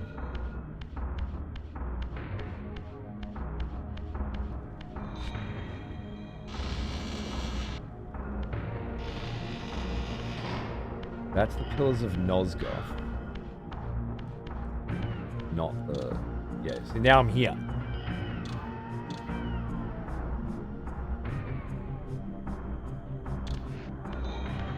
This map is not helpful. RE9 looks wonderful. Might be the first new RE game I buy since RE5, excluding remake. Yeah. Nice. Start up the blood and violence. Sick.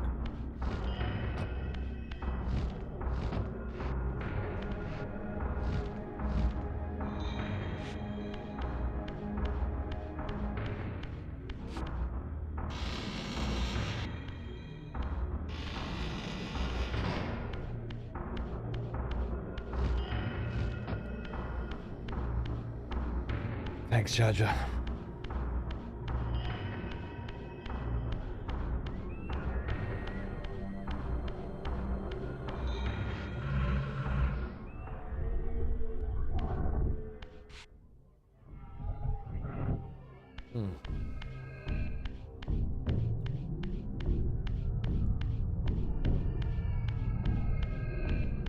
Cheers, brother. I need the moral support. We've just uncovered. Oh, now I'm here. We've just uncovered a grim reality, which has revealed that I didn't save my game.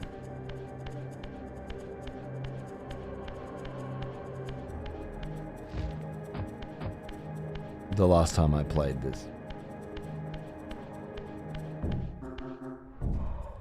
With most games, that would suck. But with this particular game,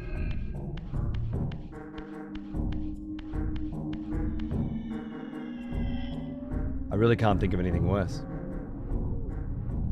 Even right now, the idea that I'm once again trapped in this maze and once again cannot remember for the life of me where I'm supposed to go. It's too much to bear. Even if I could remember where to go, it would still be so bad. So disastrously, horribly bad. And yet I can't, and it's so much worse.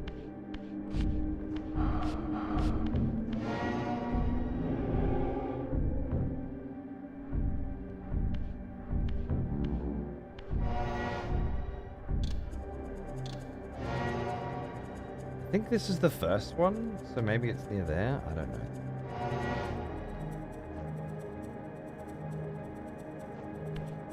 Let me have a look. Switch to Total War Lord of the Rings. Then we'll never play Soul Reaver. We'll never play Legacy of the Kain.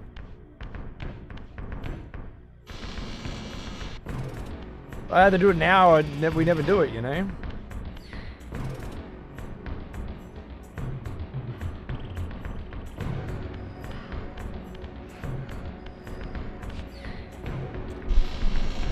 Miss out on one of the greatest series of all time, allegedly.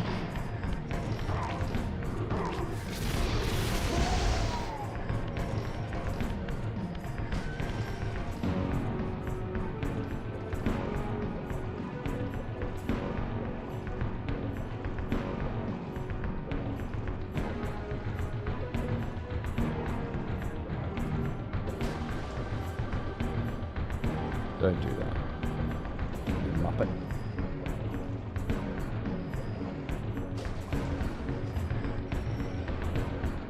Oh, look, the camera just refuses to move. I don't think I've ever been up here. This might not be where we need to go. In fact, definitely not where we need to go, but at least it's somewhere. While I try to fucking recall how to get back to the beginning of the game.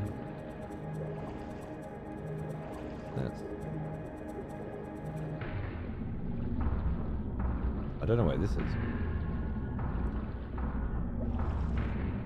Any cool books with writing similar to Blood Omen?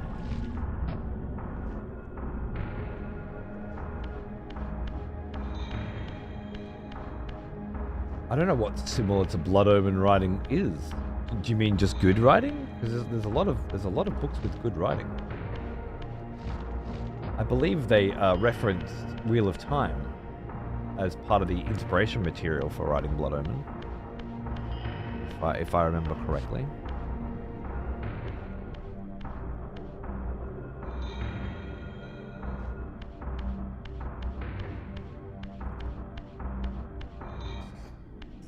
I don't know what this place is. Maybe this is like one of the places we go to later or something? Could check that out. Yeah, I mean, it's certainly not the same style of prose, but very good.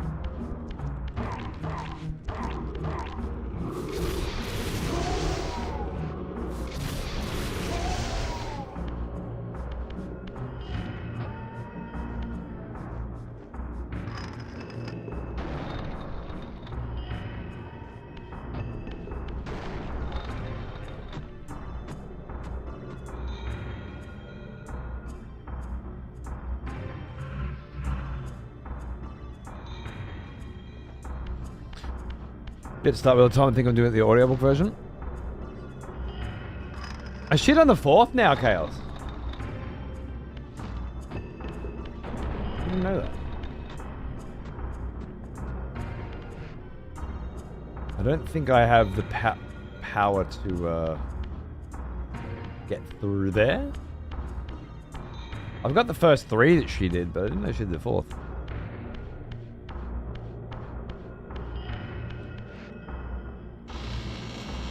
If we aren't here to watch and enjoy the struggle, why are we here? For like the sweet ass fucking narrative.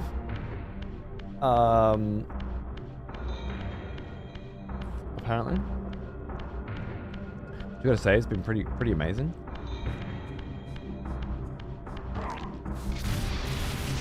Okay. If you want to be like that, fine. I just won't fight you. I'll just keep attacking the door!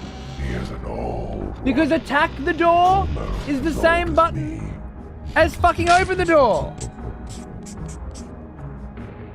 Follow the rabbit. Thanks for 71, mate. How are ya? Is there a Silksong playthrough in the near future? Yeah, there is, bro. There definitely is.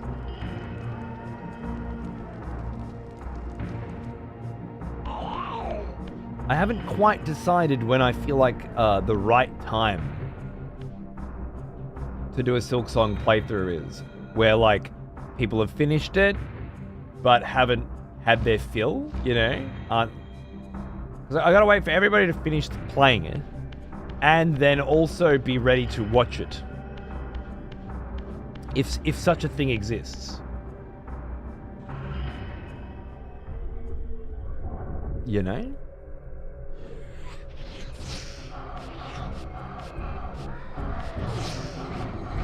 Well, while this isn't the way to go, at least it's a new area and I can focus on it. Depends on your definition. The 4th's done and released in 2024? Really? Oh, wow. I think I grabbed that. I know you take your time and enjoy the game you're playing, but it popped into my head. I can't wait for the XP playthrough. Thank you. I just, yeah. I'm not looking to begin any new commitments right now. I don't wish to be bogged down by shit that I need to do. I got the retro gaming on Mondays and Fridays, you know. One of those games where I gladly experience it vicariously. I don't really care to play it. Oh yeah, well, I've got you for sure. Sweet.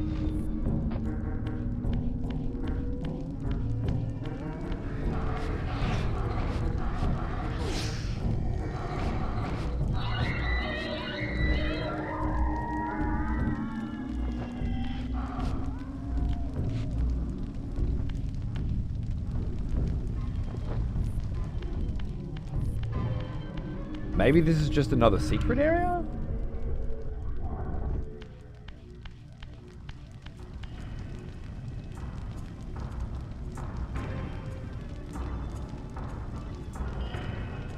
This is so that I can get the Flame Reaver, but why do I care?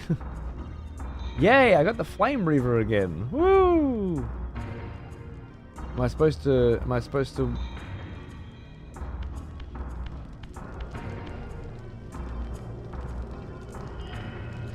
do something with it? I wonder.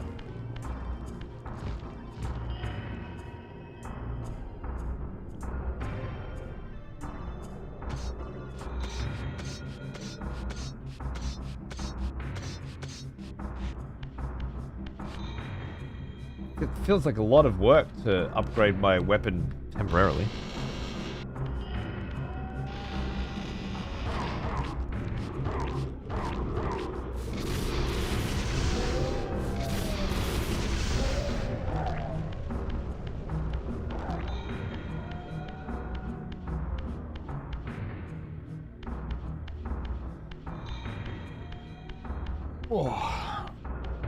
I haven't seen anyone playing Silksong since the week or so it was first released. Really? Interesting.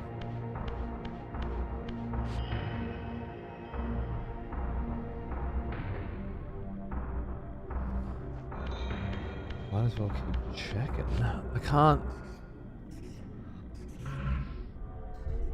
I think I lose my Flame Reaver doing this though.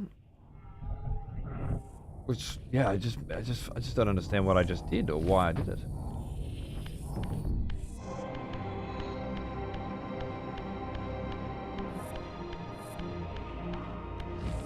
Maybe I had to put the flame in here sort of thing, but then... in order to do that, you would have to get through that door without going into this realm. Which might be what that thing on the left was. Since our Claude show playing a lot, nice. I've seen Cowboy played through the whole thing and then has been speedrunning it. Peeve put it down to play X33 and hasn't come back yet, but I'm sure he will.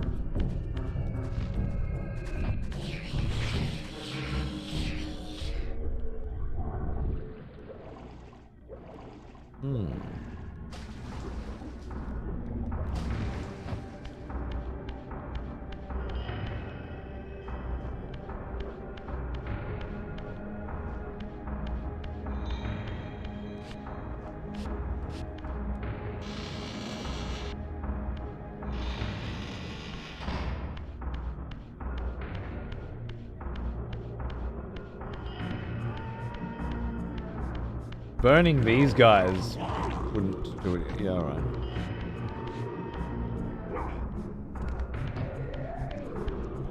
I don't think so. I don't think so.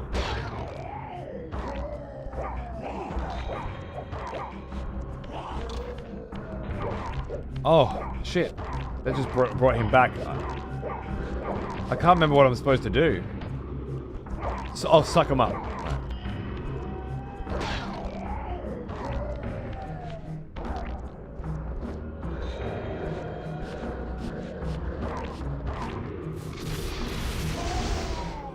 There's a lot of game after it came out, it was rather quiet. Is that right?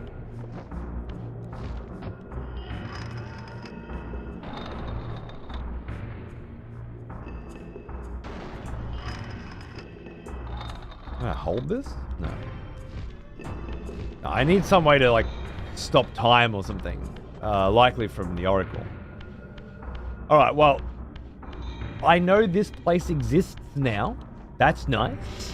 I can only get here after having beaten Raban. But it looks like I may have to have beaten somebody else as well.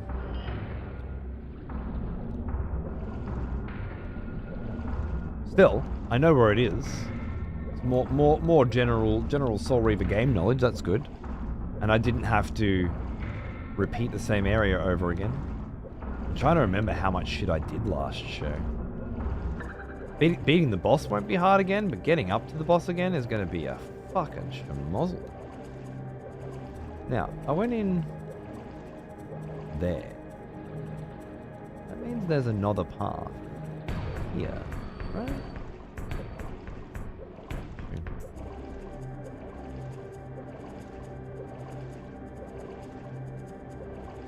What's this giant, eh? What's this fucking giant, eh?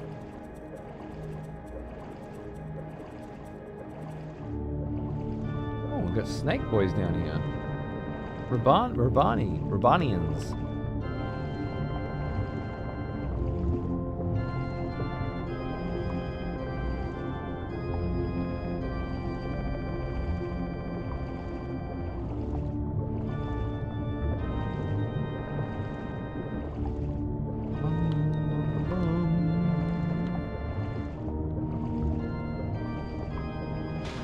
Hey, boys.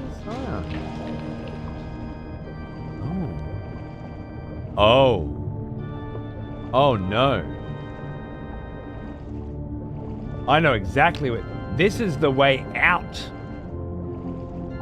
I just died and got teleported back to the beginning of the game to get out of here. Because I couldn't find the way out. That's the way out. That's hilarious. Now I know. Cool. Cool. All this wonderful game knowledge that I look forward to forgetting within the next week. It's great. Alright. And that's all from the first lieutenant's zone. Now I gotta fuck off. Now I gotta figure out how to get back to the Well of Souls, right? Which is apparently not on this list. This list has a lot of things on it. Hey, look, that got added though. Fire glyph. Nice.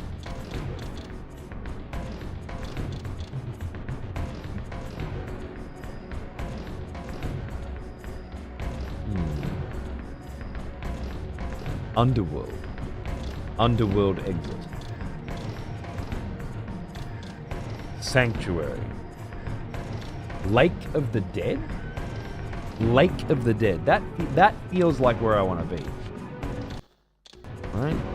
Lake of the Dead.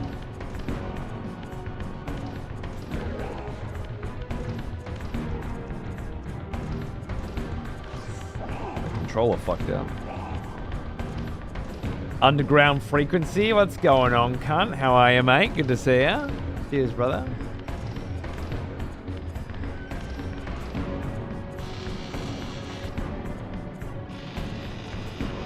Hope you're having a good one. We're just cranking some fucking Soul Reaver over here. It's proving to be a chore and a half for me, but I expect that with the old games sometimes. I've just made it harder for myself in a few ways that have really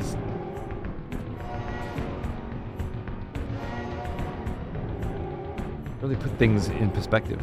Just cunting around that night.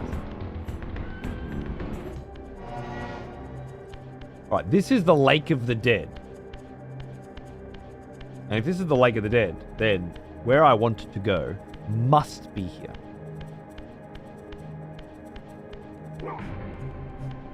Fuck off.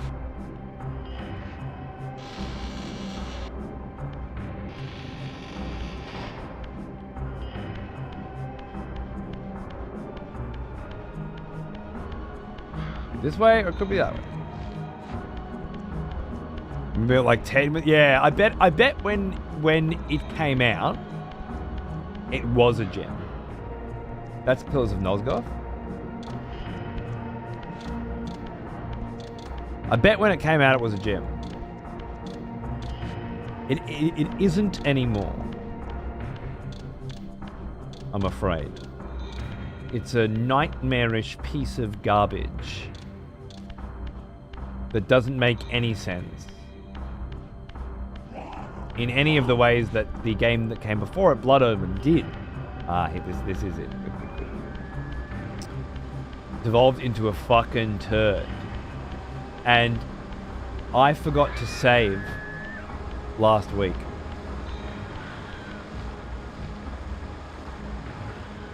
So now I have to...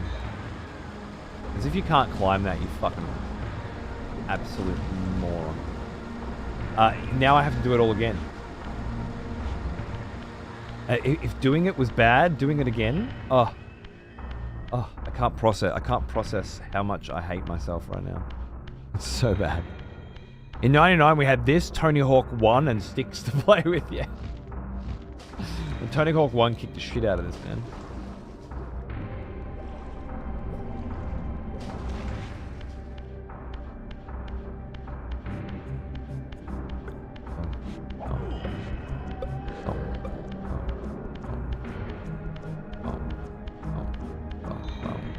This is it. This is the snowy area. I think there was a save point. A portal room somewhere here? Yeah.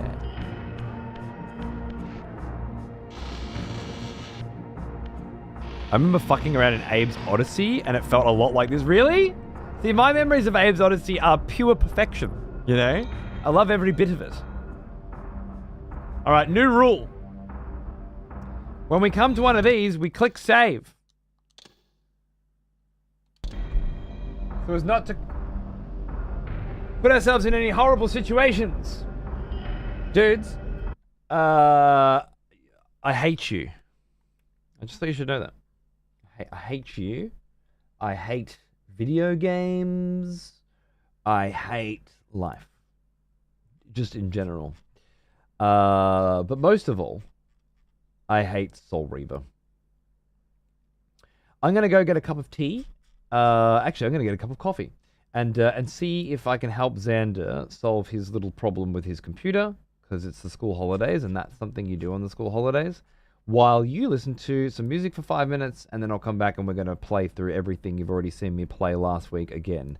What a fucking exciting cunt of an evening we have ahead of us. And after we've done all that, we're gonna paint Warhammer minis over on Patreon if you're into that, and I hope you are. Thanks for watching. I'll be right back.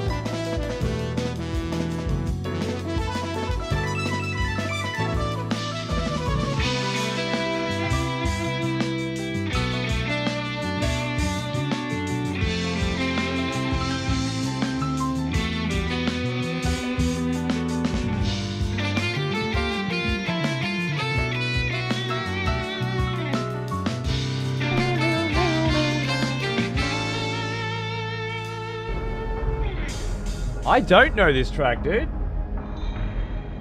I actually don't know that track. It's just, it's a bunch of tunes from OC Remix. But I used to have, like, just only albums I know in my collection, but OC Remix did this sweet pack recently where it was, like, everything from OC Remix from the last 15 years or something, and I was like, yep, I'm grabbing that shit.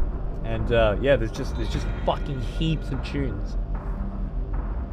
It might be from Killer Instinct. Oh, there you go. Combo Breaker from Killer Instinct.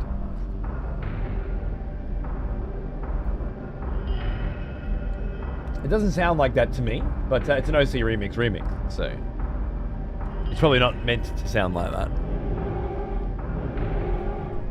Okay, we have saved. We've saved, we've hit a new zone. That zone is up here in the mountains where we want to be. Things are looking good, things are back in action. All we have to do now is every single thing that we did in the previous show. Here's an old one, almost as old as me. Dozzy! What's going on, mate? Thanks for 80 months, dude. Good to see you. How are you? What's cracking? Oh, hi, Alice. You made it. To the fun party. Yeah, so it turns out the end of last show when I said I saved and exited, what I really did was just hit the portal and exit.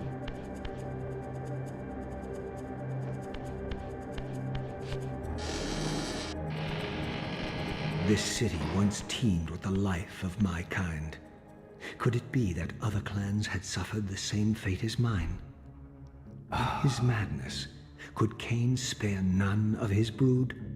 It was not Kain, but Duma's own arrogance that brought the downfall of his clan. These are human weapons. Maybe, Alice, maybe. Believing themselves invincible. Probably not. Duma and his offspring It wasn't failed fast to see finding an this attack place again. Coming from the least likely assailants. Complacent in their arrogance, they were taken by surprise, allowing the human vampire hunters to decimate their ranks with little resistance. The few that escaped have been reduced to scavengers. Dude. You know what it was though? Hilarious when I discovered both this cool fucking fire glyph, which I can't do anything with right now, but then near that area, I found the way in to Raboniel's area and was like, oh, that's how you're supposed to get out. So like, it's all come round, you know? I'm in good spirits about it. Because I just took a break, grabbed a coffee, Xander solved his own problem, which was awesome. And I just feel okay. I feel okay. I wasn't okay before. There's a lot of self-loathing. Most people don't have to replay Soul Reaver again while they are self-loathing. But let me tell you,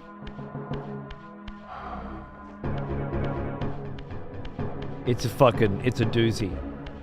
It's a doozy. The combination is problematic. And thinking about you poor bastards as well that now need to watch the last show again. Really bring out the Schadenfreude in me. Good. That's a big part of this gig. Has always been bringing out the Schadenfreude, so that's fine. We can get through it pretty quickly. I'm gonna need your help.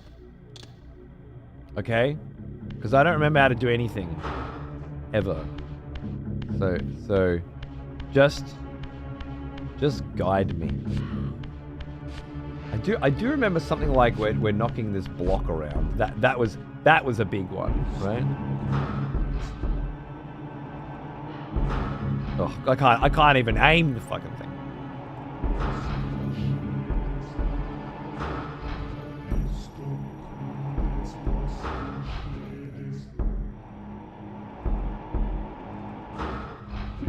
Am I knocking this block around the right fucking direction? I don't know. Where am I knocking it and why? We need to push that block from the outside against one of the walls so we can jump up. Okay. I just can't remember why it needs to be from the outside. Oh, because I can't move it once I go inside because I'll be corporeal.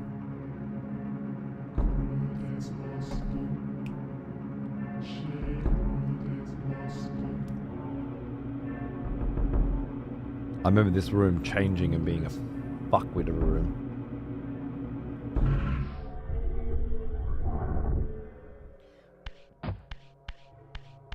I'll go this way first because I don't remember what's down here per se. Try and quickly refamiliarize myself.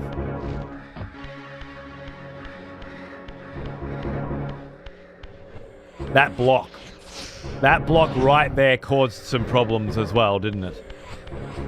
The fact that I remember that block is very encouraging. This was the statue. I think we had to run around a statue. Yeah. Which we can't do till we beat the boss, which means the boss is on the right there. Okay. I think this is gonna be okay. I need to push that down. Perhaps open that door. I think we're good.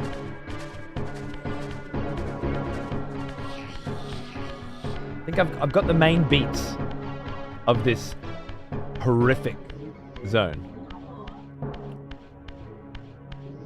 We'll just smash through it, and then we're back where we were, and then we're making progress, and life is good. And then we're painting Warhammer minis. And then we're back on Monday. Jesus Christ, you're gonna kill me and then set me back, because I don't know if I can handle that. I'm in good spirits. I'm in good spirits. Don't ruin that for me. I'm on a knife's edge right now. I'm happy. I'm okay. But it wouldn't take much to tip me off, I don't think. Wouldn't take much.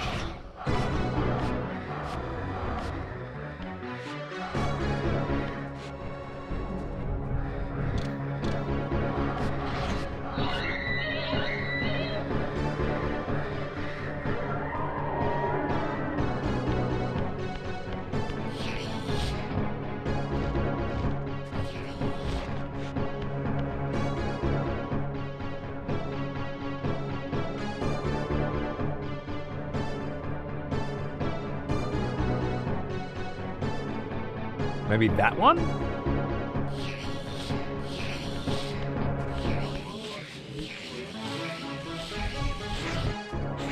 Did you do it? Now you have to die. You fucking idiot. You were fine. You were gonna live. What do you care? You respawn in 5 seconds anyway. Cunt. It's a good thing this game has yet to prove itself infuriating. Dude. I'm telling ya, it's one of those fucked up situations where, like, this game isn't as bad as I think it is. I know it's not, but it's cursed. Cursed by A, not being as good in the modern world as it was back then. So, oftentimes we use the phrase, this aged well.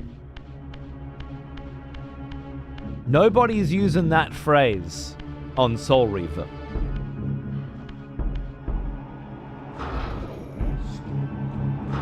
On top of that, I have the luxury of playing it.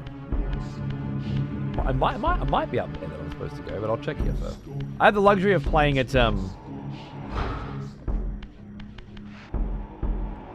after playing Blood Omen.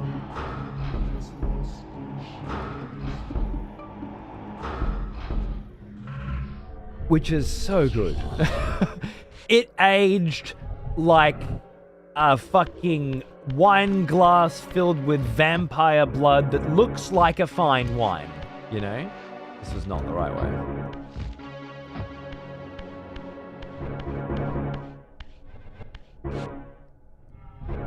I presume it must be that way then. And so comparatively, this is just nasty. And then on top of that, part of the nastiness of this game is the navigation, the labyrinthine design of it, where if you get distracted, and don't pay very close attention to where you're going, you are going to have a much tougher time. And then, of course, I'm just talking to people all the time, and I'm zoning out, and I'm not paying full attention.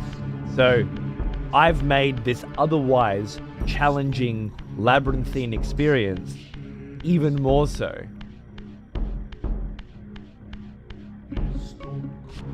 Zoning out while I have this conversation and forgetting what I need to do. And then on top of all that, I didn't fucking save.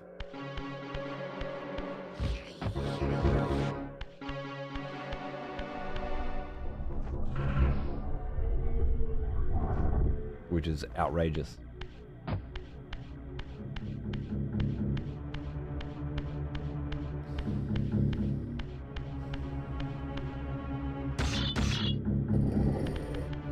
Copy and pasted hallway walkathon. Honestly, when I think about it objectively, I think it's very clever how they've utilized the limitations of the system and the age to create this kind of game, especially given that this sort of 3D platformer style was so popular back then too. Whereas, I guess, the kind of game that Blood Omen is would have felt very old when this was made. Whereas this is coming on the back of Banjo-Kazooie and Conker's Bad Fur Day and all these wonderful forgot about this room. I forgot about all these rooms. Oh no. All these wonderful 3D platformers. Like this was a very popular style and quite a well put together version. It would have felt so modern and fresh on the PlayStation 1, I think. There's Metroid Prime music going on.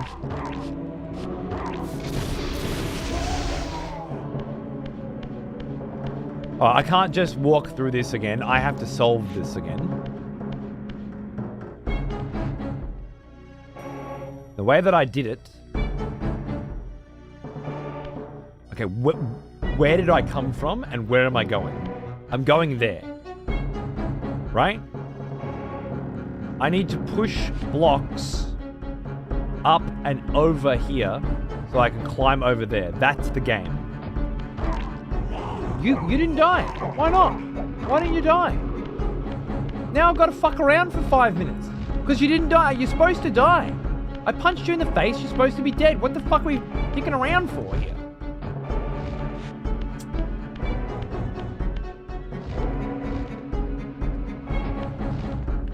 The amount of slop that I have to go through because of one little fucking tap.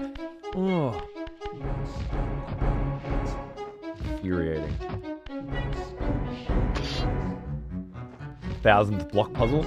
I don't know. I maybe people like notoriously don't like block puzzles or something, but Lufia 2 is my favorite SNES RPG. I fucking love block puzzles. I think they're so clever. And I think every one of the ones in this game, and I say that while having to repeat this fucking dog shit, is really cleverly put together. Like they actually make you think and utilize the things that you know about the game, but also just your general ability to solve problems by deducing what isn't the answer until you've gone through enough isn't until it is, which I think is just, it's something that I can do very well because I played a lot of video games when I was a kid, you know? Do you think normal people can solve these puzzles? Or even have the tenacity, the will, the determination to try? I don't know.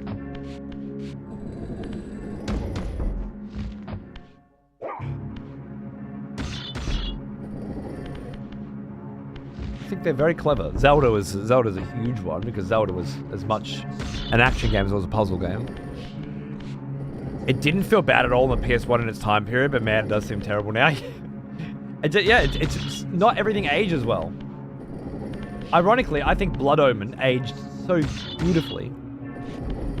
That style of game just feels kind of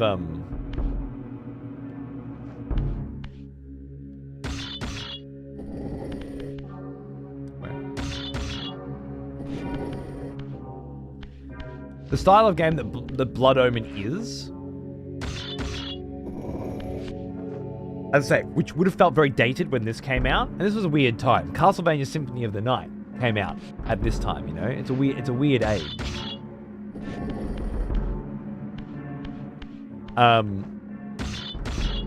It would have felt really dated, and now it doesn't. This feels so much more dated to me than Blood Omen does,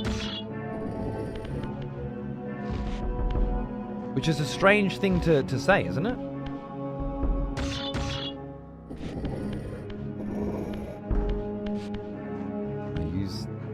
I had to stack them up on top of each other here or something.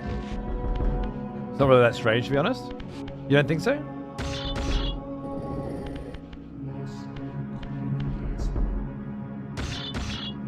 So much older.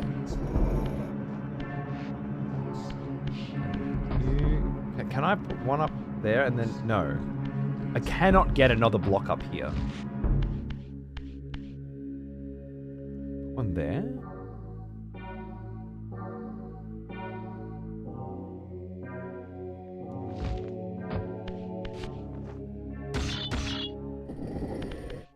Zelda top-down explore type game is something that can transcend the time. This clunky platforming thing does not. Yeah. It's kind of like how pixel art. For so long, pixel art looked old, and you'll find normal people, not you know, regular gamers, on the internet, on Twitter, on Facebook, whatever. You'll find them regularly, even to this day, shit on a pixel art game and say that it looks old. Right? You must have heard this plenty of times. Okay. Oh, this game looks like the old graphics or whatever, because they see this like SNES stuff as looking old, and for a time I remember it looked old too. Doesn't look old to me anymore. Looks artistic, a style from an age. But when this came out and looked like this, that shit looked old. Makes sense to me, even if I can't properly articulate why. It's the way the game is presented and the way you interact with it. You're right.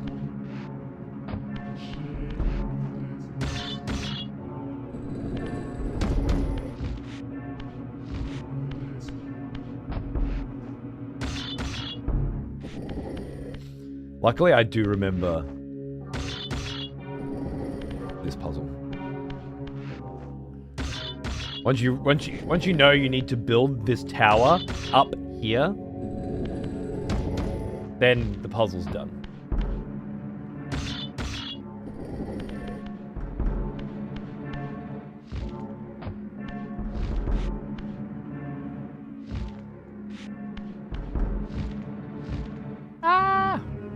Maybe I need to let across one more.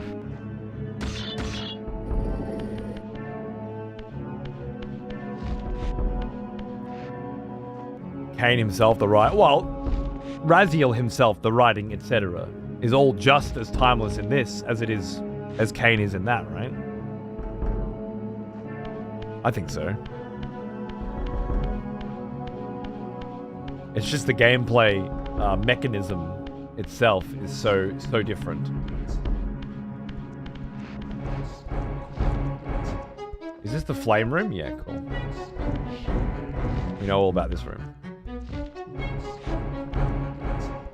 Do I even need to... I just need to blow the doors open on this right now. Right? To do that, I had to turn on the gas first.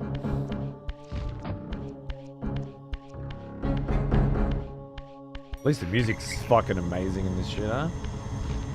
Bum, bum, bum. Beautiful. We're just doing some speedrunning today, that's alright. Thing is, I loved this area of the game so much, I actually wanted to do it again.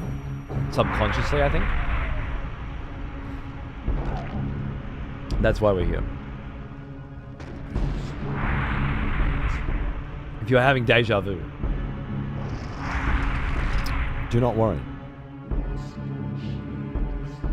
For you are in Elysium, and you are already dead.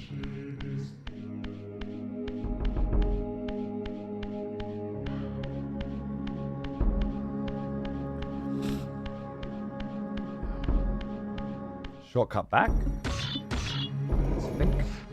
Or, actually, I used that in order to get up to the higher places. Good thing you said something, because I could have sworn... Yeah. Yeah, I didn't save.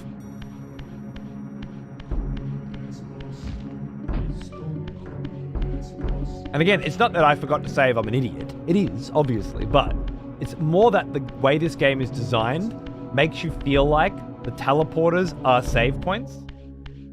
Because they need to be. Oh, this is just back down here. Nice. Because if you die, when you die, the game starts you again. Yeah? Don't fucking hit me! What the fuck is wrong with you?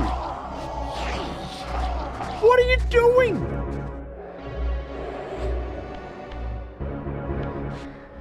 So when I got to the save point, which is not a save point, teleporter, my brain didn't click.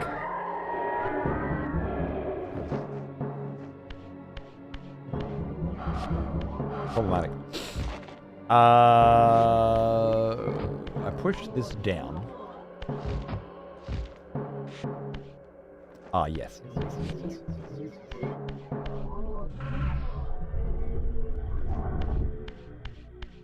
And we want to get to there, I believe. It's not a proper retro run without a save. Exactly. As much as this shit pisses me off, it is absolutely just part of the retro gaming experience, especially series playthroughs where, like, so I talk about doing Drakengard and Nier again and stuff. Well now, Give me a lot of rough here's edges an old one, we gotta get through. almost as old as me. Cheers, Mace. Welcome back, dude. Almost 5 years.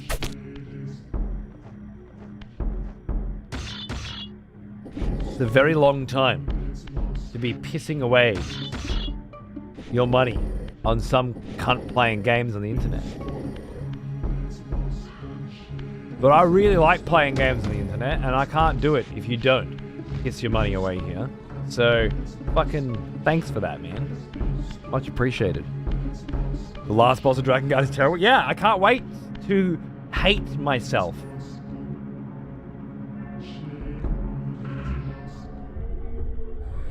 You know? While playing it. I can't wait. Well now, here's an old one, almost as old as me. To fucking hate myself. And all of you while playing it. And then to look back on it so fondly in years to come. Metal Gear Kyle, g'day mate, how are ya? Thanks for fucking summon, dude. Cheers. Hope you're doing well. Hope you like old cunt fuck video games. And yeah. Same as Mace. Thanks for looking after me, mate. Cheers. Happy New Year.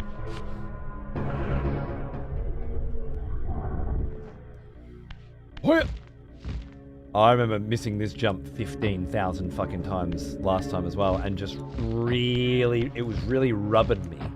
Really rubbing me wrong. Rubbing me raw.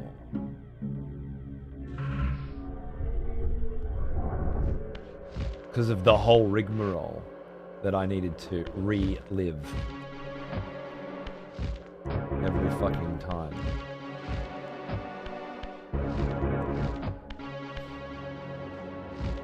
Every time I work up the urge to replay the original Shin Megami Tensei games, I give myself a yeah, are they rough ones as well? Because I have people that recommend Shin Megami Tensei to me all the time, but I think they recommend like 5 or something, right?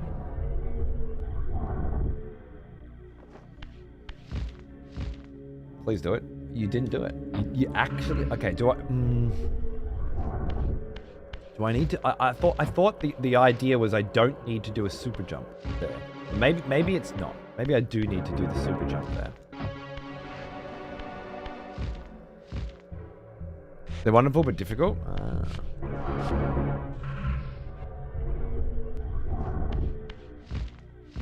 Bezos, I'd be glad to hear it still. Yeah, no, you're probably right.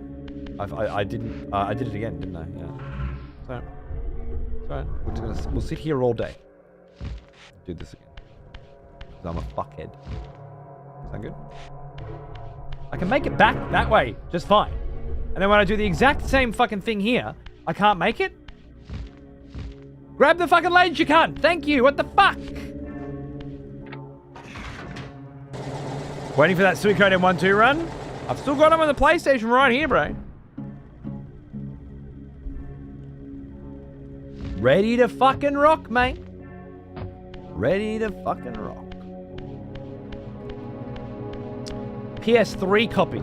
I actually have PS2 copies of those games as well. Could you believe it? Could you even imagine it? Right, what do I need this fucking block for? To get up there, maybe? Push that shit over. Remember that ledge from last time? You bit the foam off your microphone. Sounds about right.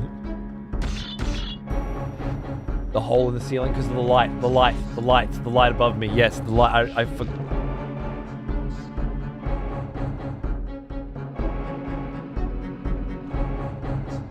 Right, Wall Blazer? Yeah, exactly. That's exactly what they did. Fuck. Told you about the sunlight. Yep. Thank you, Ocelot. Thank you, Alice. I hate you both. Thank you very much for helping me. However, that you needed to help me makes me upset with myself. And by extension, you. I can't actually hate myself. So I need to vent that outward in your motherfucking direction. Sorry about this, but there's nothing else that can be done.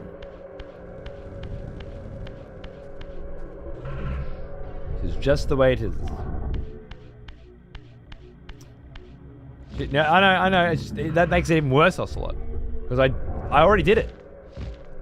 I should definitely know how to do it.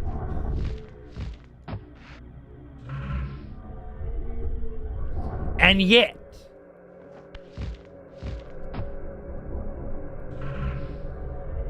you're an old soul, you know, around here.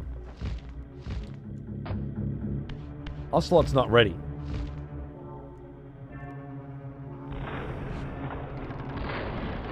For the sea of shit I'm gonna make him walk through. For that one little accidental misstep.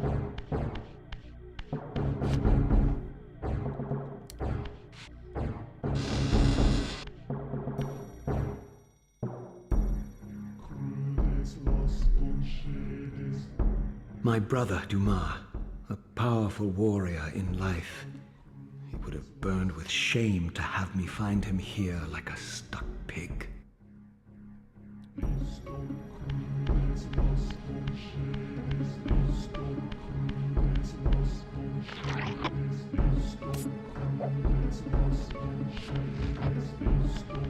So much style.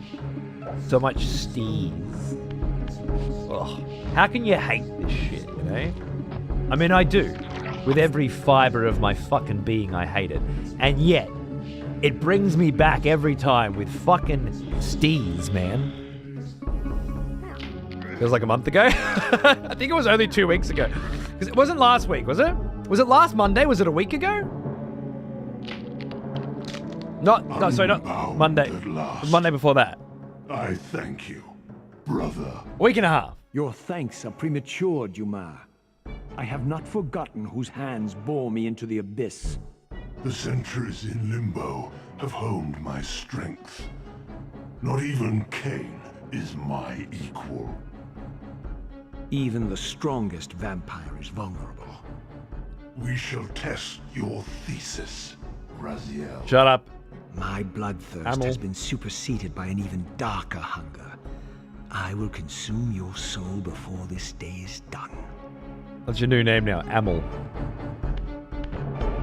I hope you like it.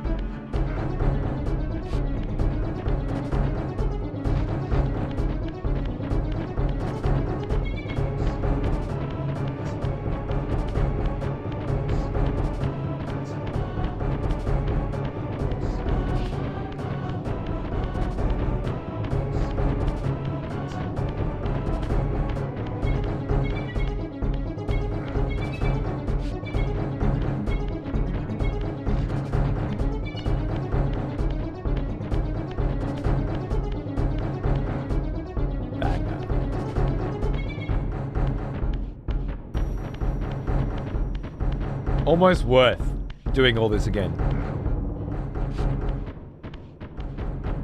To really just drink in and appreciate this whole sequence. Knowing what to do. And enjoy it. Boom, boom, boom, boom. Boom, boom, boom. The plap, plap, plap of his feet, yeah. It just chases. They do sound like wet fart footsteps, as opposed to the douche, douche, douching that you would expect.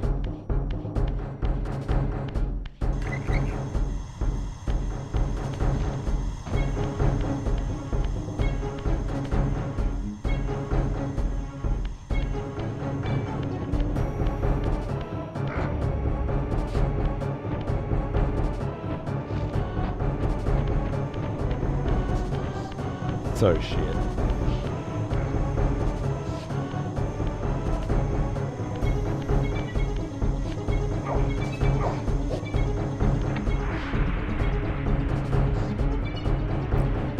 The crash level where you run toward the camera away from the boulder. And you just have to learn every jump by dying and remember them all. And start the fucking game again. A few times. So good. Back when game designers just didn't give a fuck. It never occurred to them that a person would stop playing their video game and do something else. Because they wouldn't. It didn't exist. Compare to the modern world where it's like every game developer is begging you, please don't stop playing our game. It gets better, I swear. Please. And every kid's like, I gave it 5 minutes. And in the physical world, it can be employed but I didn't like it, so I moved on. What are 30 years? What are 30 years we've had?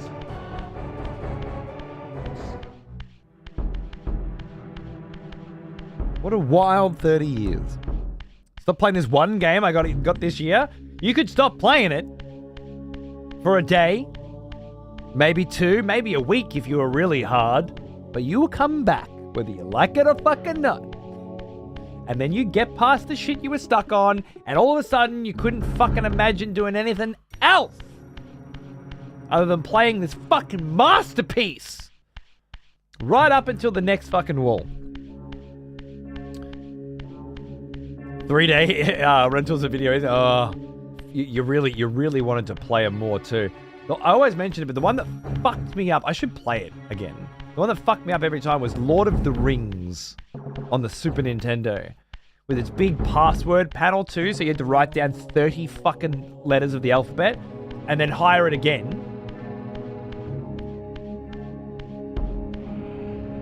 Cunt. Absolute cunt. Now, if I remember correctly, I'm going to do all this horrible shit that I'm about to do just for a piece of heart, but I'm going to do it. Oh, yeah? Stake to the heart. Oh, my God. That's it.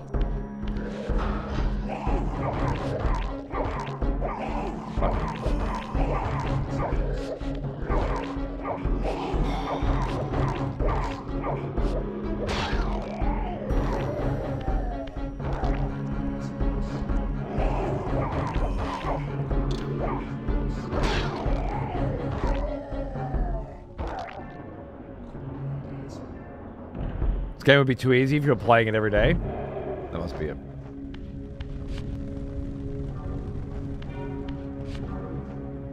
Is my stake broken? Great. Now I came in here to grab my flame, my super flame, right? Oh, dude, literally, Zach. I waited until I was at my grandparents' house, and I convinced my fucking elderly grandparents to let me call the Nintendo helpline, so I could find that fucking one small key in the water temple. Because your brain wasn't equipped to deal with the lowering and raising water levels. I've never felt so bad in my life, you know? It was a good try.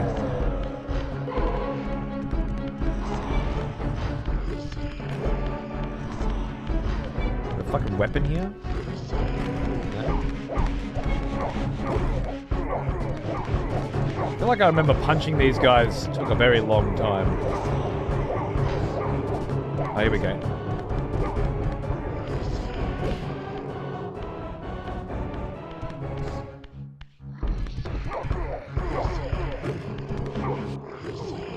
Grab him. Why did you throw him? Did I fucking let go of the button or something? You cunt fucking gay. You don't think I fucking know the fucking difference between holding a button and not holding a button? So either I fucked up or you fucked up, Soul Reaver. What? It can't be both. Either I don't know how to hold Y or you're fucking broken. Oh, he landed on it anyway. That's good. You're a dirty mutt. You're a fucking mutt.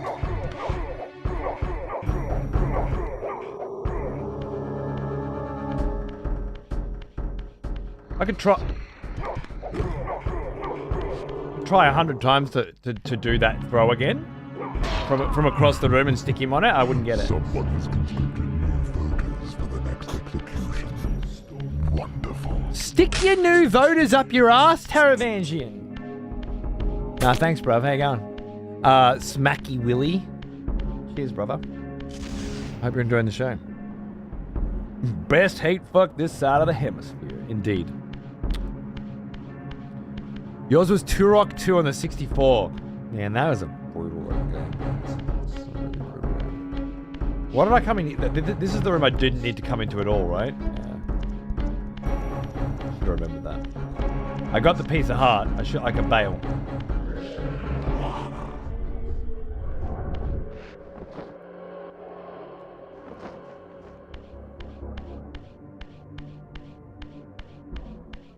I gotta go through all the same suffering I went through last time. The throwing in this game always sucked. I avoided it as a kill method every time. Yeah, well, the problem, of course, is if you fucking get hit one fucking time, it's your only recourse.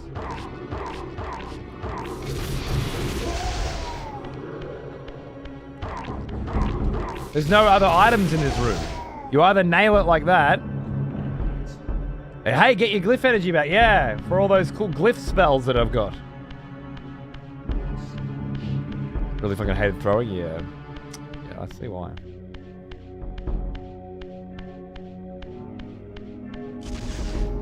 Yeah, that was all just for a piece of art. I do remember that, and I'm okay with that. I chose to do that again for that. I only need one more piece of heart, and then we fucking grab some more spiral, which will probably come in handy in some of the nasty shit they've no doubt got planned for me later.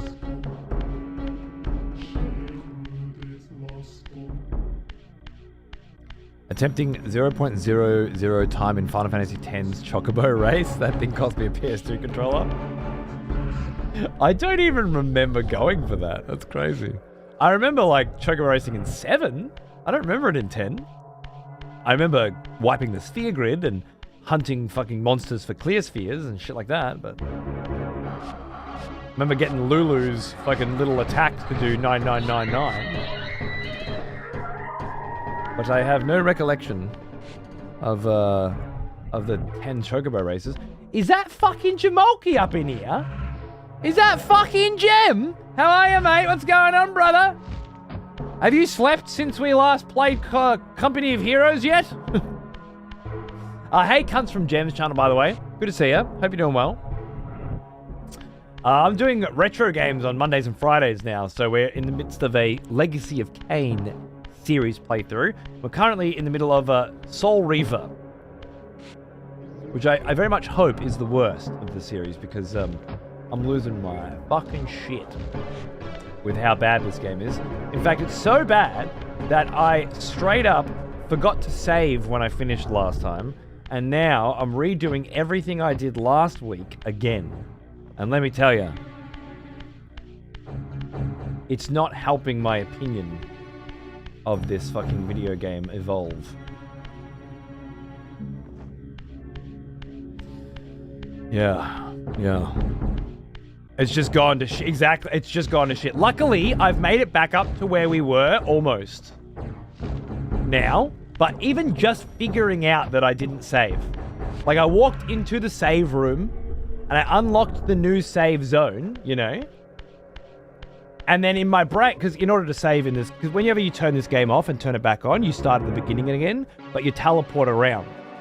So I unlocked the new teleport room, but said it was a save room, and then I just pressed start and quit game. And didn't click save. Because in my head I had saved, right? That's what happened. And then and then I had to figure out where to go again, and oh my goodness. It was a lot. But 5 minutes from now, I'm fairly certain we're going to be back where we were. And it took like 45 minutes.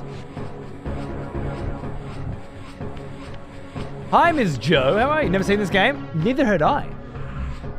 But it's part of a 5-game series called Legacy of Kain. The first game, Blood Omen, very different kind of game, where you play this dude called Kain who gets turned into a vampire. Ah, yes. The smell of In the proper furthermost devotion. canyon of Nosgoth's Welcome back, frozen wastes, old friend. the hushed We missed silences you. embrace an ancient enigma. In the bowels of this labyrinth, your master awaits. Completely different gameplay, completely different character. In fact, the character you played in the first game, Blood Omen, is now the bad guy in this one.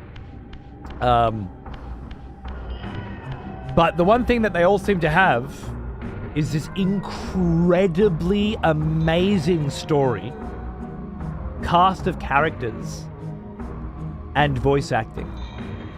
The writing, the delivery of the whole concept, it's outrageously good.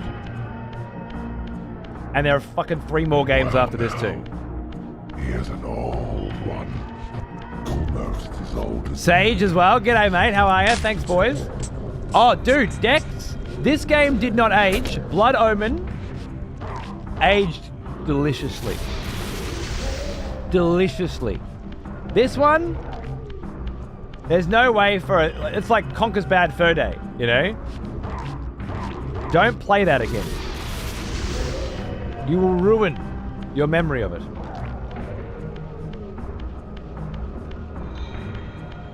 It's a toughie. 3D platforming just in general is a nightmare. Glad you're having fun. I am having fun. I like retro gaming, and I'm glad that we're doing it again.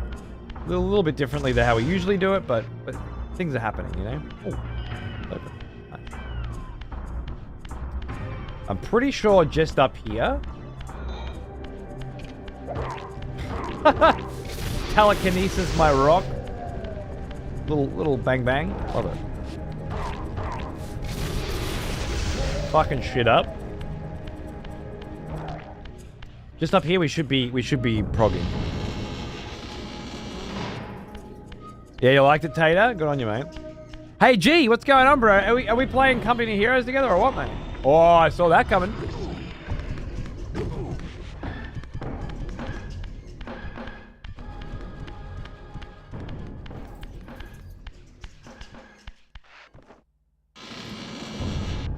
And here we are. Alien bending over and taking it up the arse. Is exactly where we got to last time. And it was at this moment that I exited the game without saving. Let's not make that mistake again.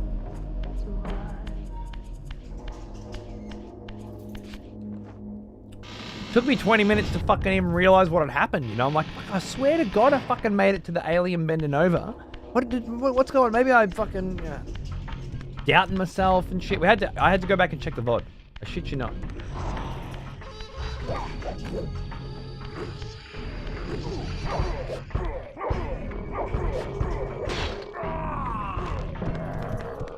Fuck you.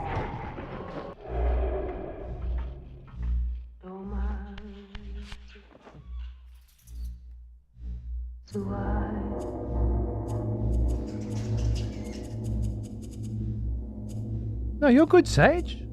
Trying to get time a sub between my sentences? Near impossible. I never shut the fuck up. I just prefer it when you don't do it in the middle of a fucking boss fight. So.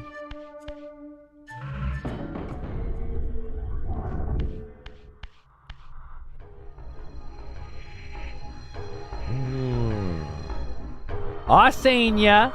Sneaky hole in the wall. There we go. All right. Ah!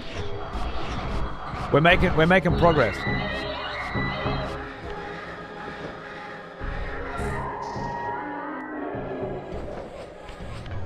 Oh yeah. Definitely a yapper.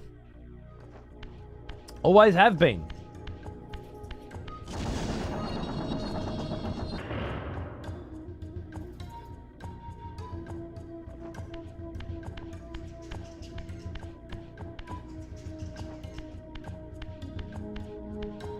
Well, exactly. Yeah, it's a very useful tool for this particular job. Welcome back. Dex, welcome back, mate. Almost a year, thank you. I hope 2026 is going alright for you, man. You're such a dirty mutt. G, type G, Garetto. When we're playing Company Heroes, bro.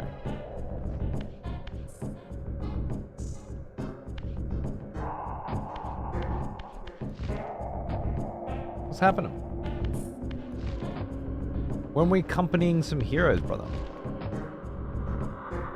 How good is the art in this game? That's what it was as well. They really just it was all there. They just cleaned it up. So nice. Okay, different symbols to denote different somethings.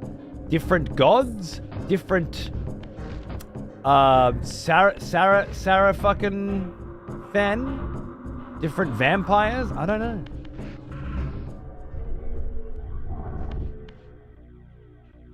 Ah, there are blocks. Nice. I'll pick it up. You don't have to pick it up straight away. Obviously, wait for a sale. What did that do? Oh, it closed that door. Obviously, wait for a sale. But oh, this is a puzzle room and then some, isn't it? Can you push these fuckers out of the way? See if there's anything there. There's not. The iconography is gorgeous, isn't it? But yeah, you should get. There's a patch coming in a week or two, so I think we're gonna keep trying to play it up to the patch. I am at the very least. I wanna. It's been a long time since a patch came out in Company of Heroes, and I was like, oh shit, I'm looking forward to these changes. I know what this means. Holy shit! 1 second less story time on grenades or some shit. You know, like I'm keen. I'm keen. So yeah. If you're around. We should game, brother. Good, pro. Good. How are you? I can't remember where you are in Oz, but hopefully you're avoiding all those bushfires down south. I'm west of Melbourne. About an hour west of the Otways. So not too far away, which were on fire at the start of the week and are flooding today. Like cars floating in the river, in the streets, flooding. Luckily for me, yeah, I'm about an hour west of that. You're in Perth, are ya? Nice, nice. How's the weather? Is it fucking hot?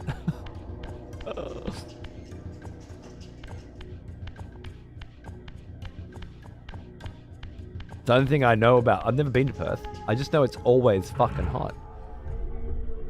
So that I'm in Queensland? Nice, nice. We had a big convo. The whole beginning of the show was talking about Australia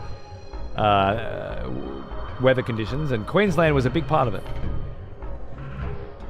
Are you like Brizzy or more like Cairns, Queensland? There's a lot of Queenslands.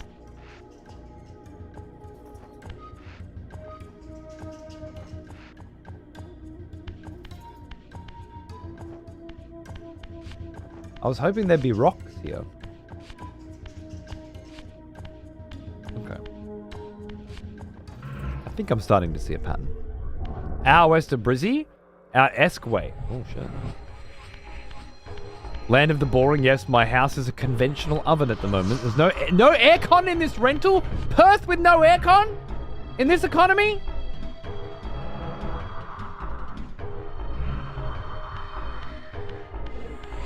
That's brutal. I was just saying that everybody has a split system now because they cost $2.5 grand to put in. So there's no way anyone wouldn't have one. And there you are. Get a fan? No, your fan isn't going to cut it, mate. That's like saying hire a slave to palm a frond at you. That's not how it works. It's 2025. You get a fucking split system air conditioner.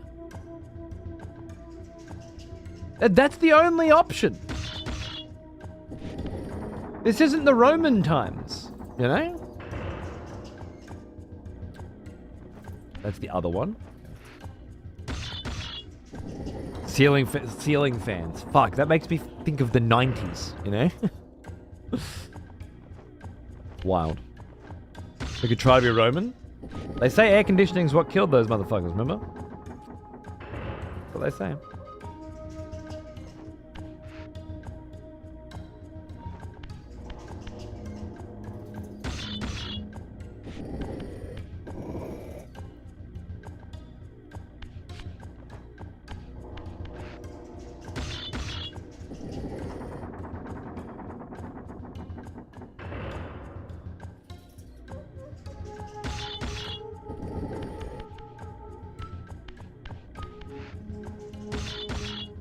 I'm not exactly sure what I'm doing here.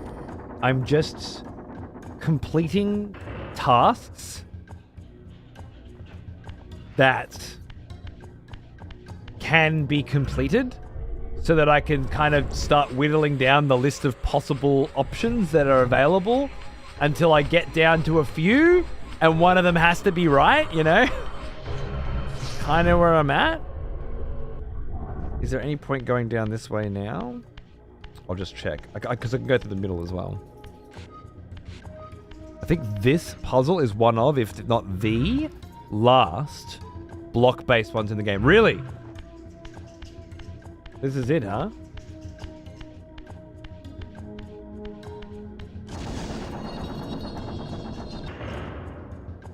No new spell. No, I tried to get one. It's got to be here, I think. Fire glyph, but couldn't get it. Couldn't figure out how to get it.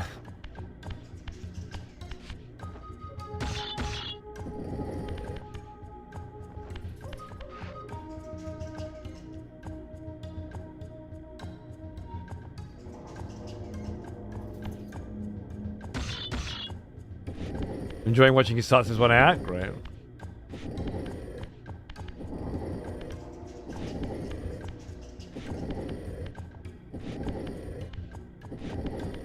I think I get it. I think I get it.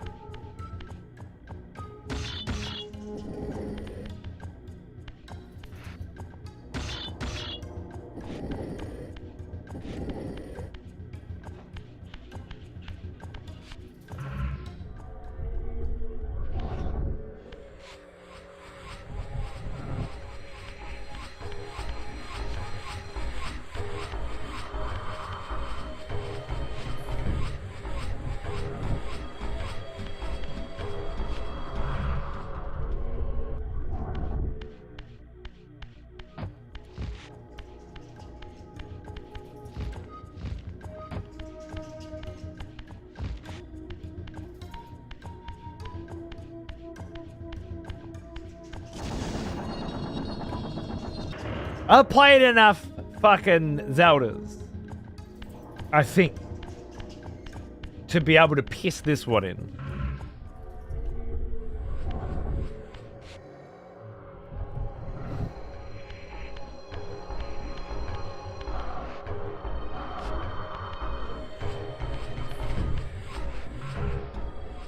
That one. Tried that one?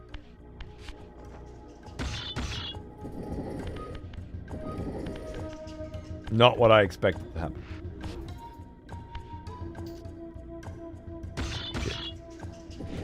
Res is upscaled here? Yeah, this is the old one. What does this do then?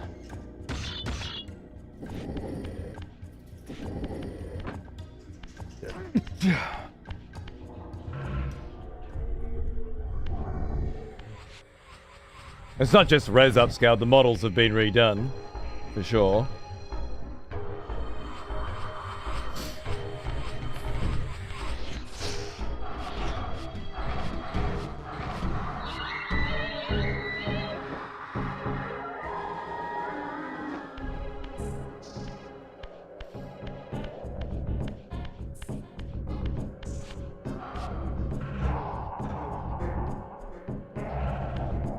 Z?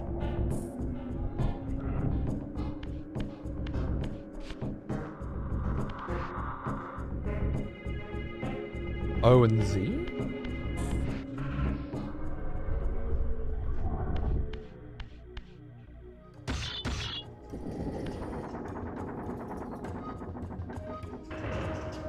Oh, something doesn't feel right here.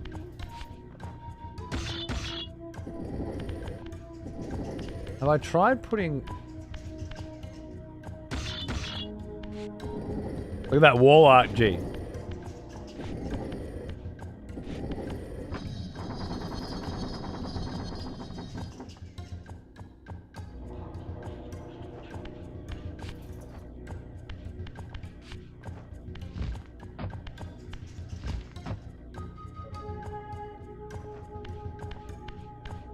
Can't do it.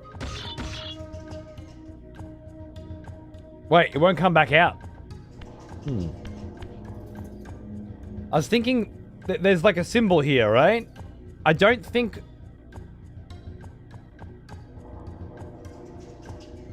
These ones open up that. I don't know what 2 blocks in these guys do. It might be a secret. But I can't pull them out now, so... Maybe we'll never know.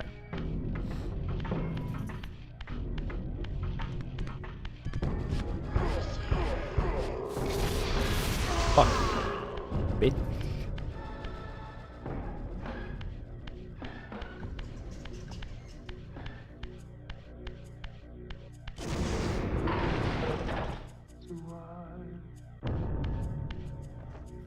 Yay.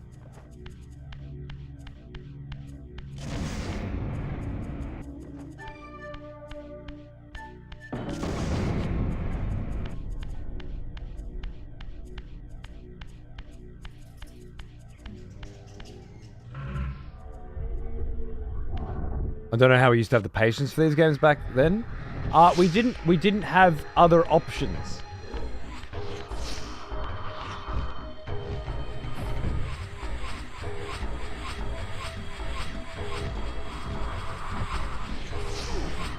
Oh, nice.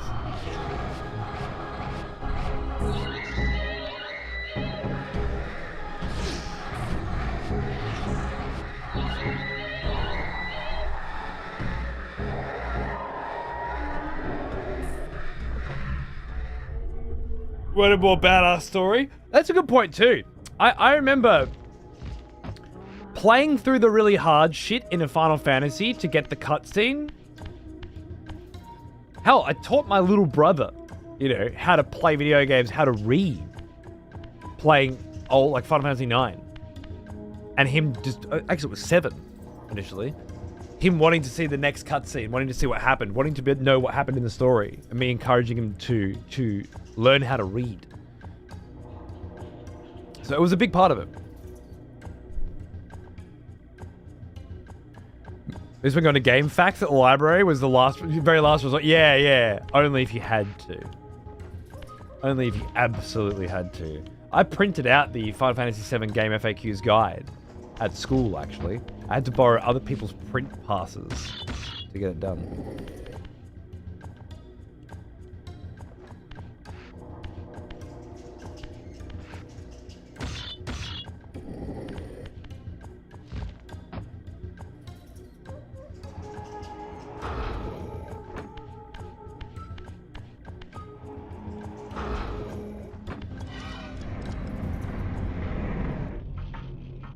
The one by Kyo Magura, 140. Oh, it was more than 140 pages. It was over 1,000 pages. Must have been.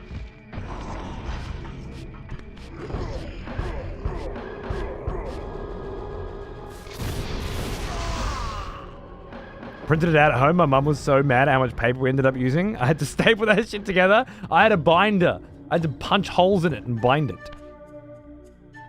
Listed all the spells with proper kanji and everything. I don't remember that to that level of detail, apparently. What one of these? Yes. Oh, dirty mutt.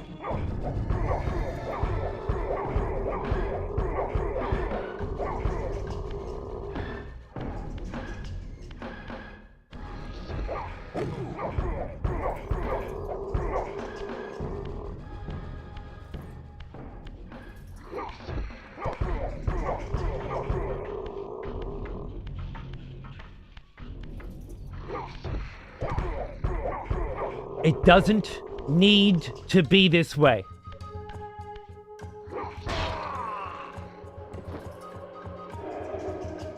I found my old game FAQs behind the last year. Unreal. It's wild.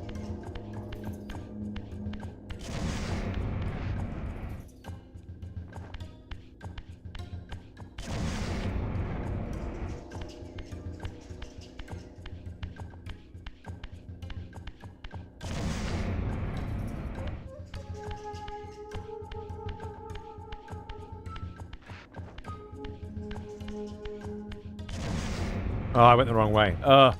My brain couldn't make sense of it. I changed my mind. Idiot. Like I was inverted for a second.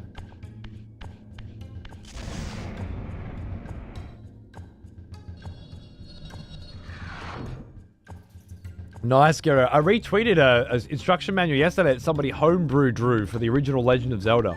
So good. So hot. I love these. I've still got the Tunic ones, even though I haven't played Tunic yet. Did somebody ask me if I've played Tunic earlier today? I feel like somebody asked me that and I forgot to answer it.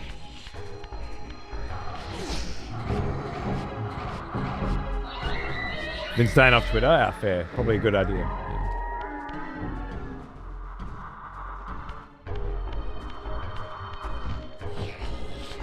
More and more, my Twitter feed is starting to get good again now.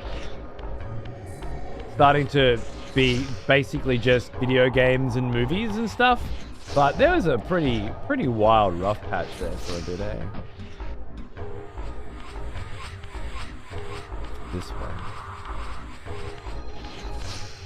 So, yeah, that's why I've been saving. I really want to do it with Xander, dude. I feel like it'll be fun.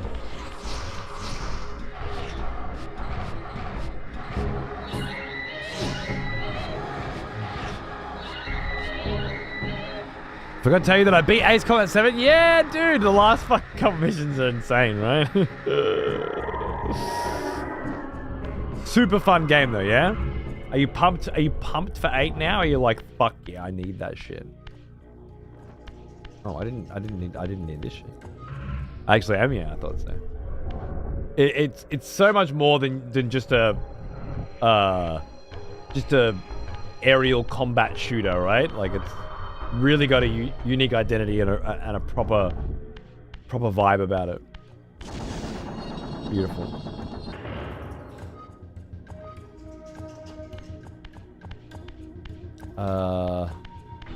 Yeah, I know where I am. I know where I am.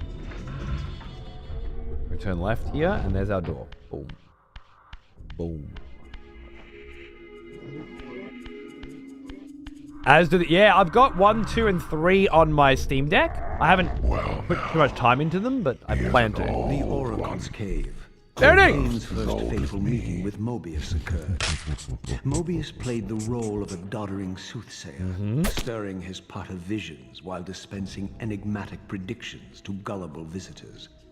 Underneath the facade, was Mobius the Time Streamer. Such a cool part of the game. Sorcerer of the Circle of Nine. Of the first game. A ruthless manipulator with the power to bend time. Since his murder at Kain's hands centuries ago, these caves have stood vacant, though, like Mobius himself, they are rumored to be only a facade for a much larger, more elaborate complex.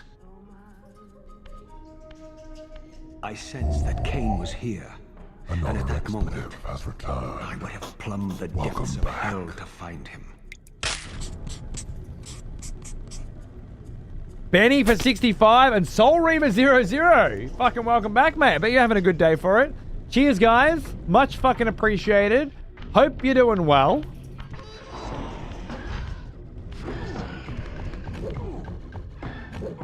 I want it to end.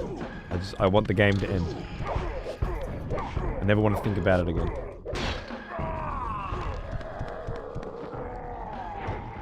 Just got back. You mind playing the last 3 hours over again? Yeah, just go watch last week's VOD.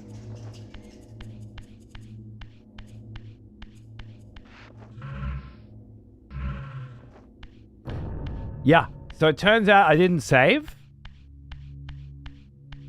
So what you missed is me doing everything I did last week again. How stoked are you?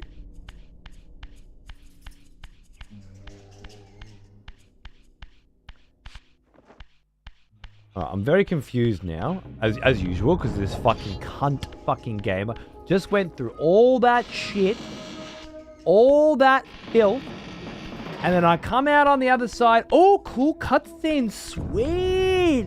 And what do I get? What happened? Where am I? What am I doing? Why am I doing it? How am I doing it? Has something changed? Was I rewarded for my fucking trials?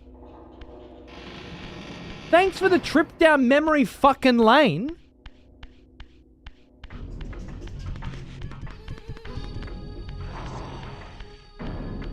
Now what? You fucking mongrel game.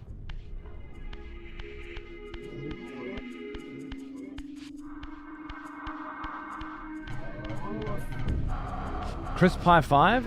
I don't know. I honest to God don't understand what I'm supposed to make of this. Mobius, the timekeeper, blah, blah, blah, blah, blah, blah, blah. Cool. What did I get for a fire? There's, you know, hand holding, and then there's directionless fucking slop.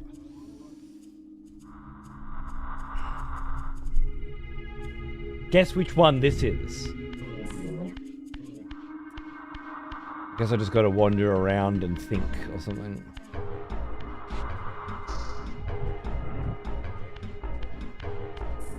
Fire right here. I already had a fire.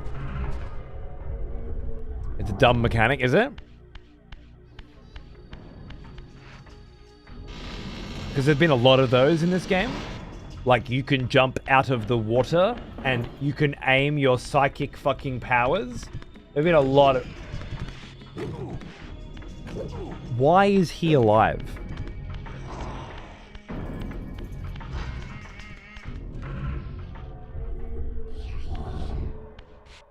Why is he always alive?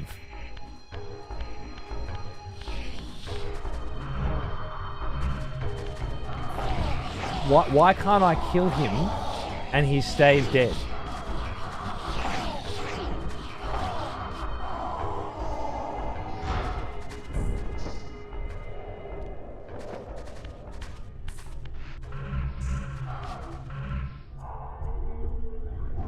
Why was this game made?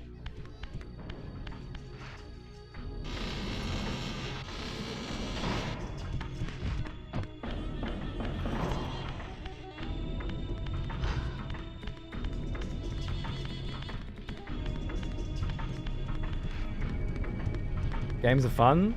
Some games are fun.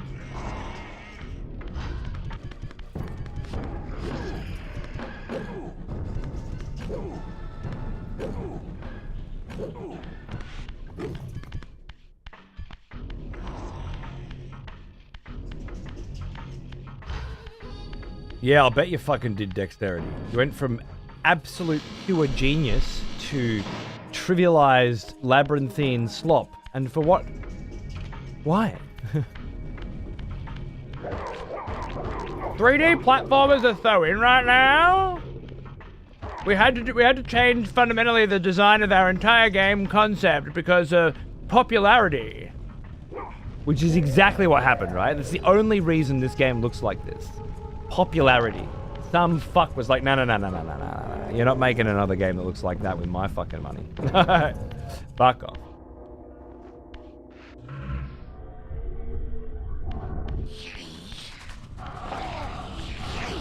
I just finished playing Banjo-Kazooie with my kids. Make that.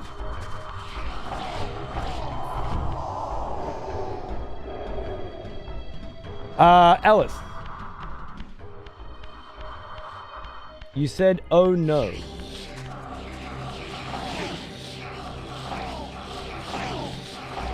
When you were supposed to say, what the fuck am I supposed to be fucking doing before I fucking delete this shit and never fucking come back to it? Why did you say, oh no, instead of what the fuck I'm supposed to be doing? Do you think I want to keep playing this? Do you think I want to solve this puzzle? Run around the fire in a circle. Why?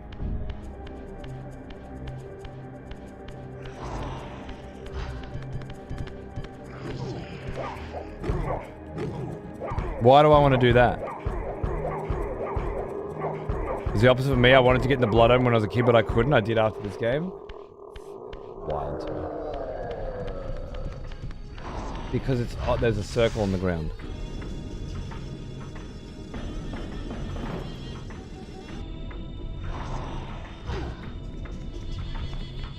Because there's a circle on the ground.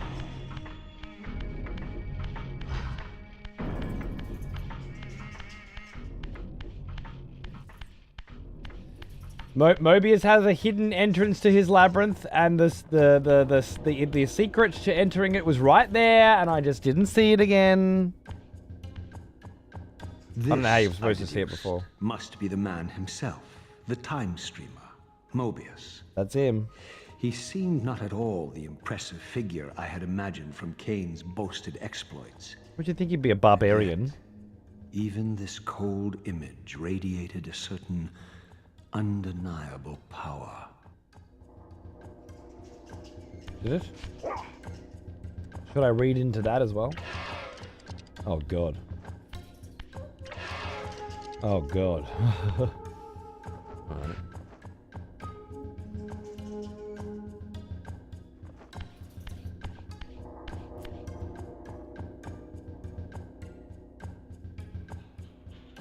Yeah, Alice, I see it now. I see it now. I'm not sure why I didn't see it then. I feel like I should have.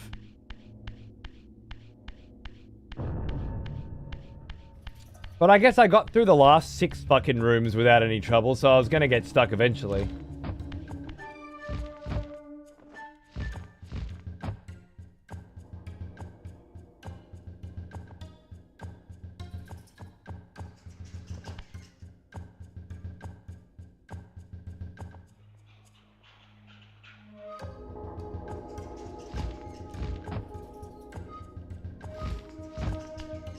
I like the mechanical vibe beneath certain panels in here.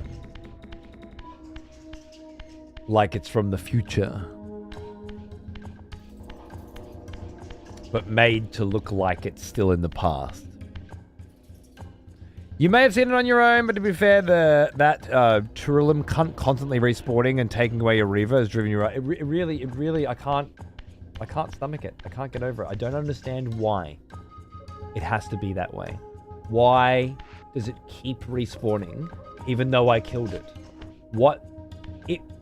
The enemies would be pointless to fight in this game, even if they didn't respawn instantly. But the fact that they do, it really baffles the mind. You know? It's fucking pointless. It's so pointless.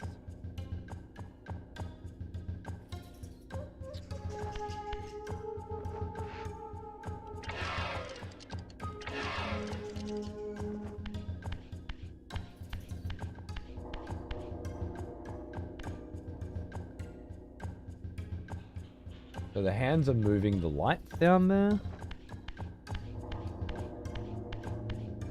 And the symbol looks like an upside, look, the cartouche.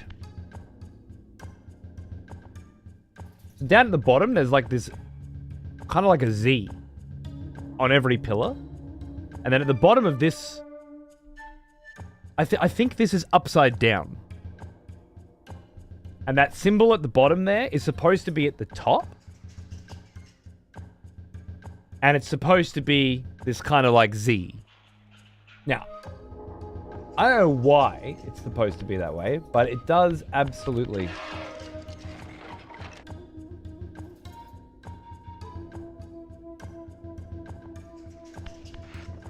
Look that way.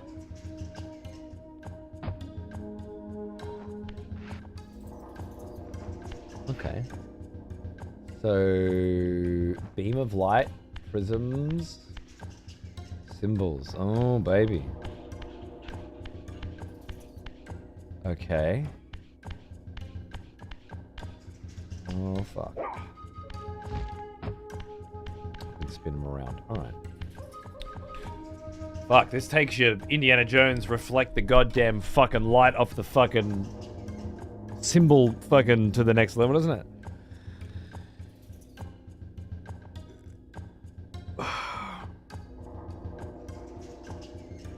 Paint on climbable surfaces, it comes full circle. That's actually a good one.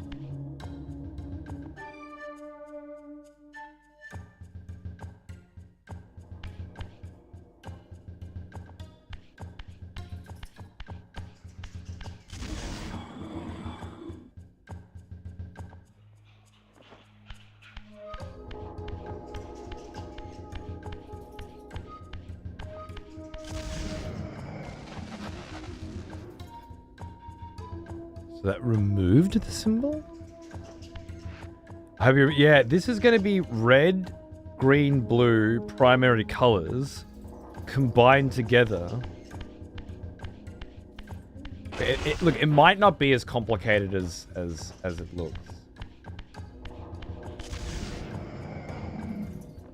There's that OZ symbol that we needed to get in here earlier.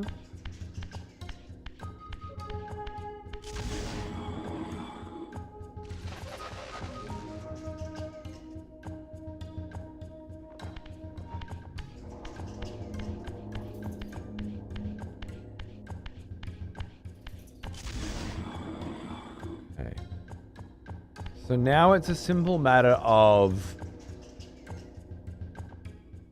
blue and red make purple?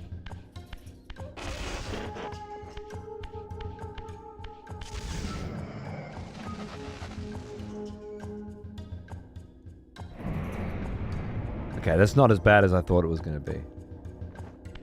The puzzles themselves I have no problem with this game. It's the subtle little tricks. I feel like I'm being tricked a lot and I'm getting upset. Luckily, I have Alice to help me through it, so that I don't have to sit here for days stuck on them. But which honestly would probably be better or overall if 3 days from now I realized how to get into this room, but I don't have it in me anymore. Cody, no, it's okay. I understand color theory. I can't see the colors that you're talking about, but I understand. I know what makes what. That's how I paint. Fine.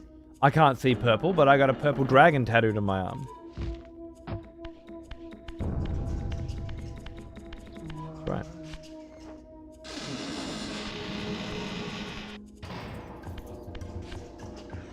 It's not entirely true as well. I can see purple. Just not all shades of purple. Just an arm in it. Right. What do you want? Huh? Where am I putting you, you fucking dirty cunt? Just gotta deal with one of them again, huh? What is this room missing? A gargoyle.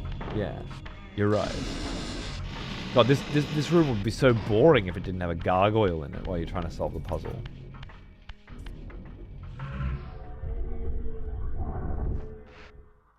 Well, I'll have to come back with full health and try not to get hit once and play this little fun little experience. Oh no, I just needed this.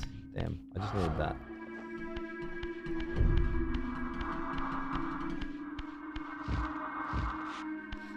No idea. No.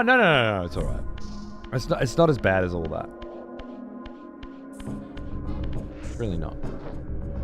I have trouble with grey and pink. I have trouble with green and yellow. I have trouble with red and brown. I have trouble with blue, pink, and purple. But it all depends entirely on the shades. Some greens and yellows, like if I put a banana onto the grass, I can see the difference.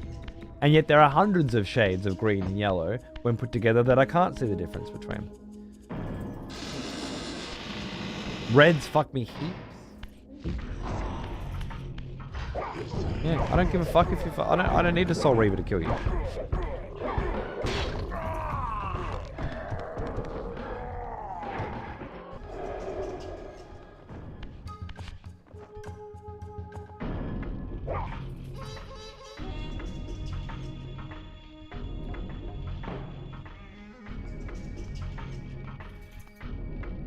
Again, feels computery a little bit, you know? Definitely feels to me like Mobius has seen into the future, has been into a different time period and has built his shit to both reflect the current age and another one somehow. That kind of environmental storytelling is really impressive to me. Even if it's not true, it's lovely and very interpretive. Okay, I can see that the outline of these is different colors, so...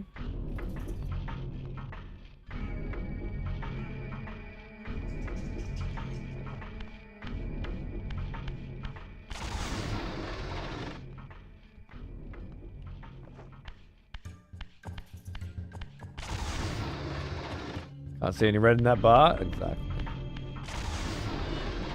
Nice.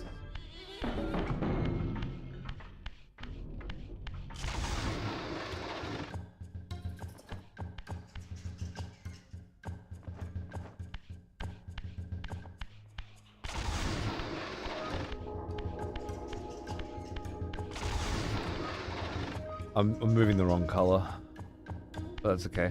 I ended up moving it in the right place anyway.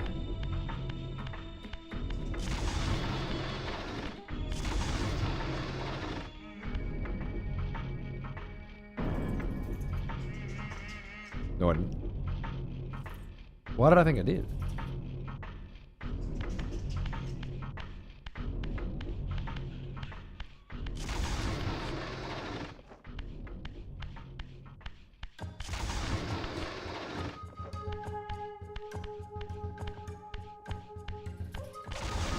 Fog's doing a V sequel. I know, it actually looks sick too. I'm pumped. I'm playing the fucking shit out of that shit. I didn't play his previous game, the one that was like Desert Bitch or something. I don't know. It didn't jive for me, but a V sequel? I mean, I have to.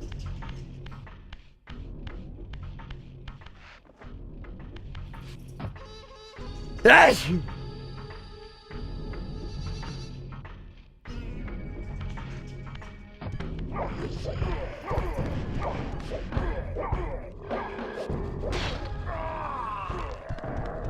Thank you, darling. Combat looks refined a lot. Dude, the combos and shit in the air looks so good. The animations look fucking crazy. I hated the look and style of V at the beginning, but it grew on me so much. And now I love it, and that just looks even better. Looks sick. Dust off the old Cunt Force race assets? Yeah.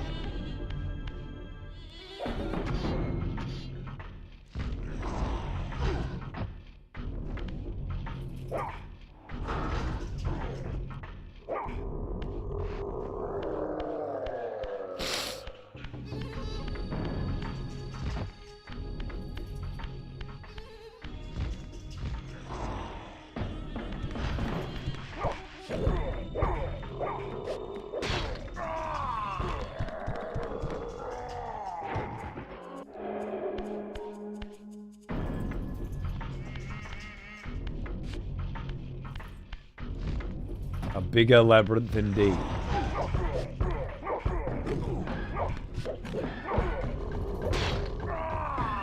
I wonder, what are we killing? Are these demons? Because Mobius had, in the first game, Mobius had this strong connection with demons. I can't remember exactly why, but he had been to heaven and hell. And had, there was some kind of connection between heaven, hell, and Mobius. I think.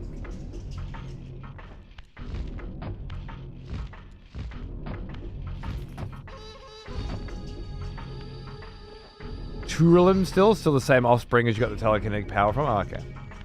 Never mind then. Just running off different theories, you know? You know how it goes.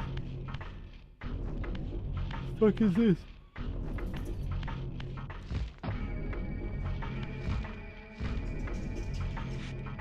Oh. Pendulum. How on brand. Oh, I know what I'm doing wrong. I'm not bending reality.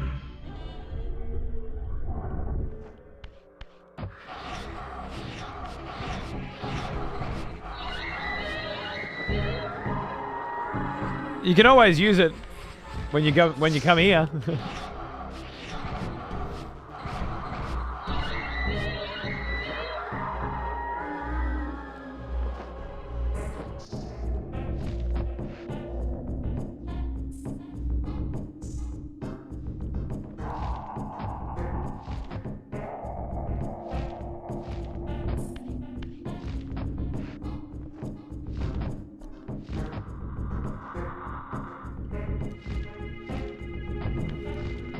Maybe it's not come into this realm.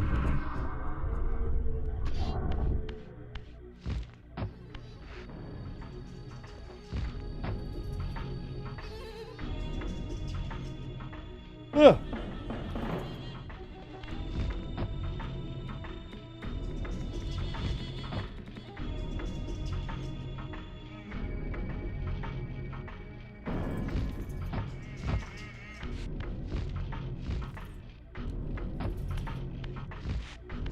Now that I need to get up at 4:30 to go to the gym, I catch the other time slot pretty regularly, but I appreciate that when I'm on the elliptical. Oh, I'm glad, man. Thank you.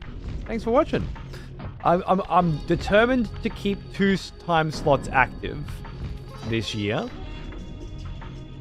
so that because last year I couldn't because of the baby. This year I want to make sure that at least everybody has a couple shows a week available to them. If you can't catch him, you can't catch him.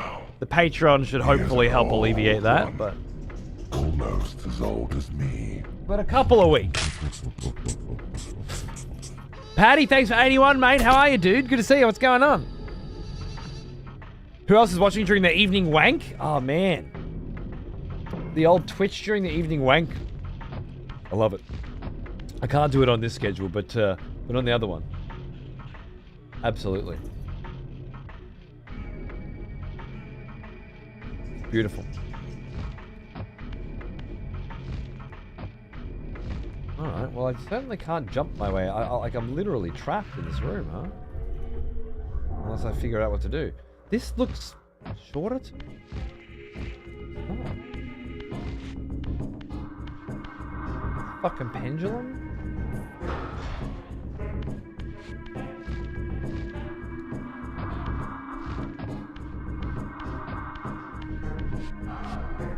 Furiously cranking that hog, yeah. HR looked at me weird when I tried that last time. You watch doesn't work. Oh wait. Could it be? The circle's too wide, I think.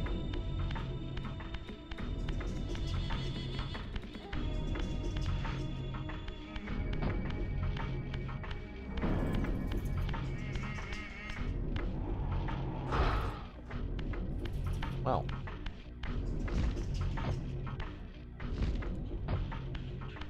Well, fuck. Well now. Well, now. He is an old Foreign? almost as old as me.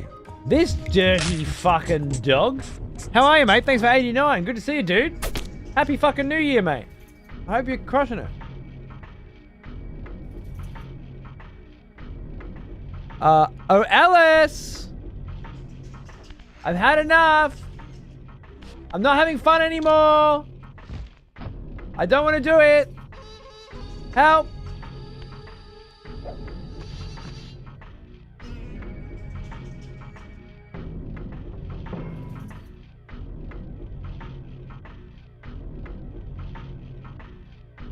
The blocks are keeping the wheels from turning. Are they, though?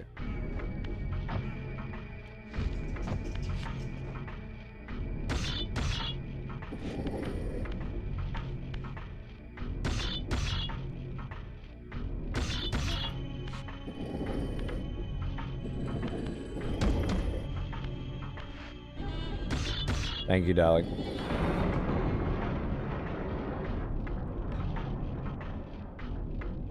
Didn't look like they were keeping the wheels from turning, but alright.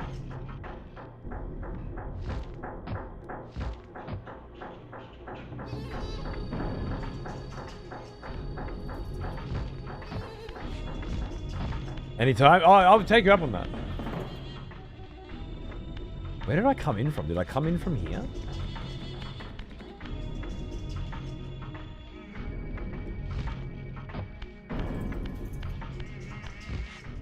Maybe? Yeah, I did.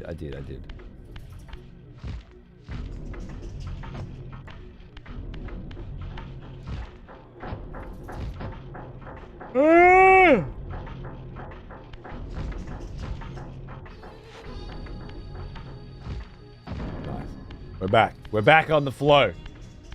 We're back in the flow zone. Don't be a cunt. Don't be a cunt. Why you gotta be a cunt? Why you gotta be a cunt?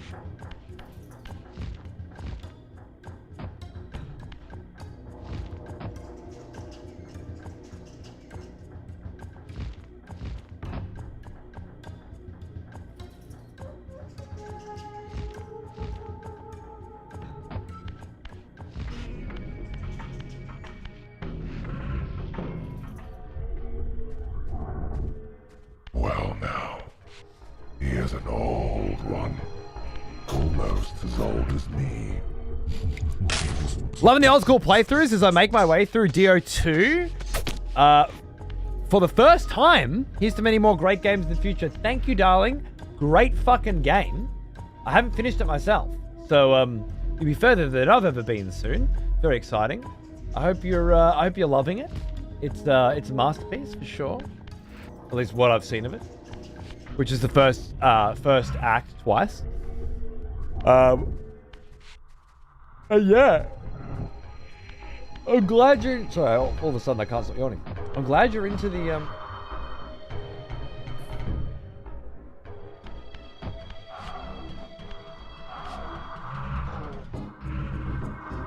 into the retro gaming vibes, bro.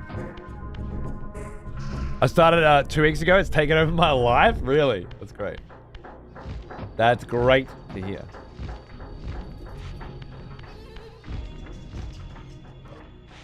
I can't muster up the energy for another big CRPG right now, but I have the soundtrack on vinyl. I just listen to that. That gets me going. Maybe one of you will choose to listen to that during the painting show, which will start up shortly, by the way.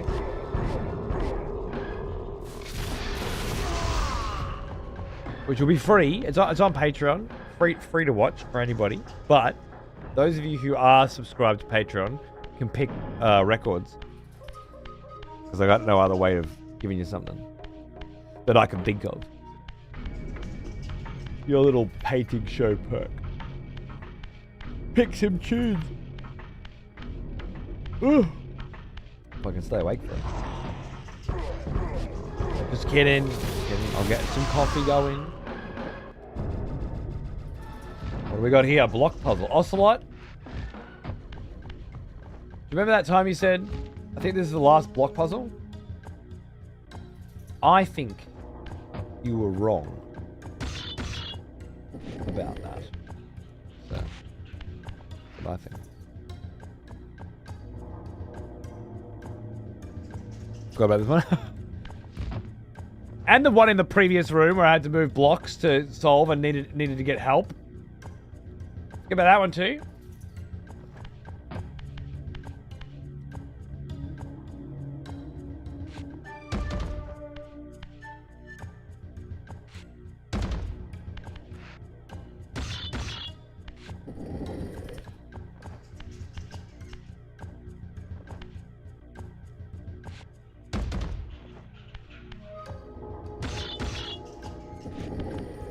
This is the last one. I believe you.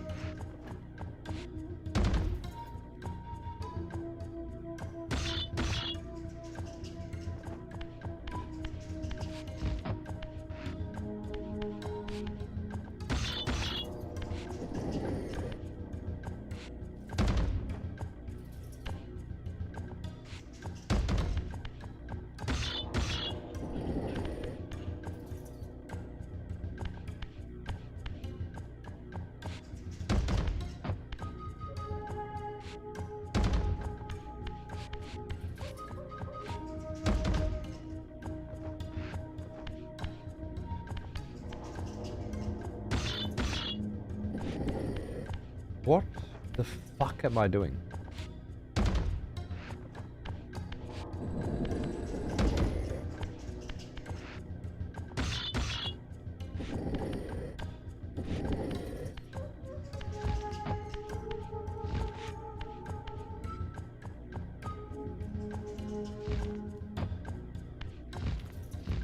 That makes more sense.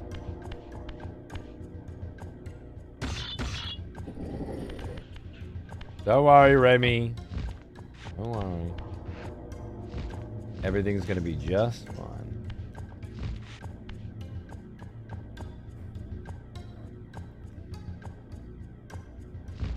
Whoa.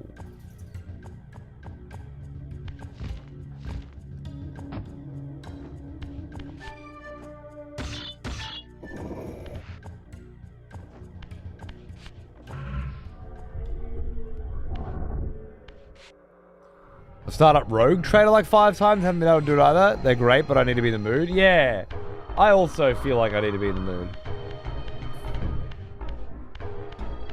And I haven't been in the mood for a while. Baldur's Gate 3, I wasn't in the mood, and it got me in the mood. Which is amazing. But I wouldn't expect many other games to be able to do that.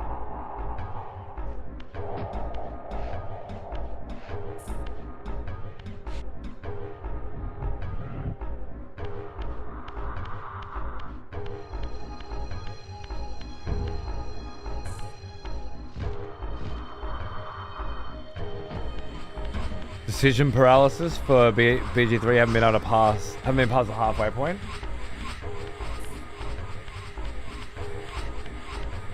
That tracks for a little bitch like you. I can see that.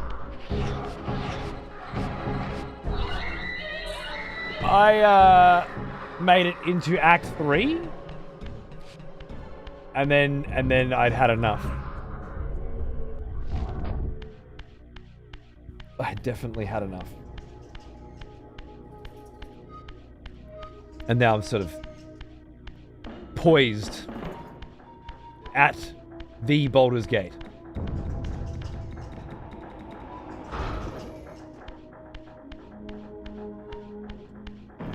Hundred of hours in Act 1, confirmed bitch. Yeah, absolutely. Make some fucking decisions. Jesus Christ. Or at least admit that it has nothing to do with decision making that's preventing you from pushing forward. But instead, you just can't be fucked. Because the way that you choose to play video games is too tiresome with a game that offers this much choice. At least be honest with yourself. Pretend like it's some single decision that you can't make that's keeping you away. Can't be true.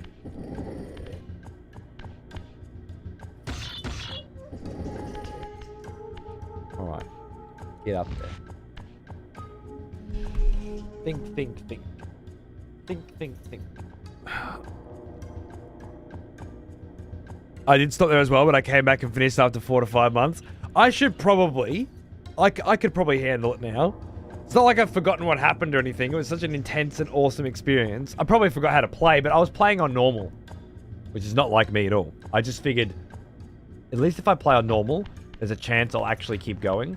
If I get stuck at some bit and hate it, then I'm just going to give up. Because I'm playing off stream. On stream, I'd always play. I like the challenge.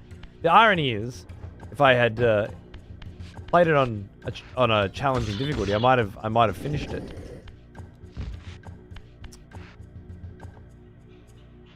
But I didn't know that at the time. Okay, you go there, you go there. So then I do this. And then this.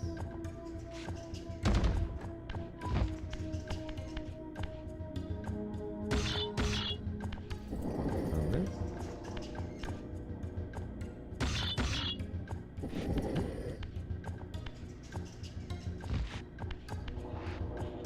And then this, and we're not quite there.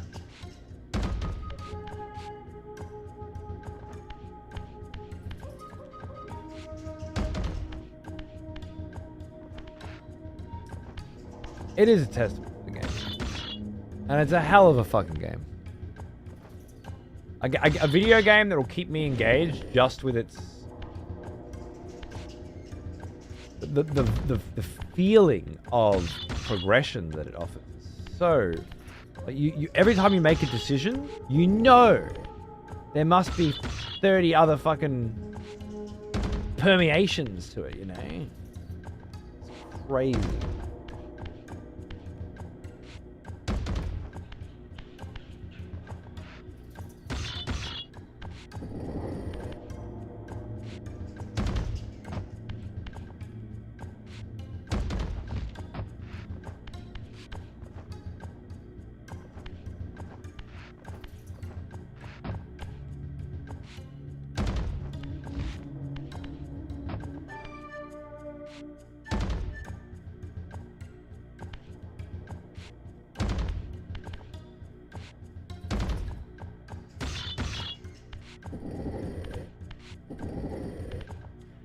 That took longer than it needed to.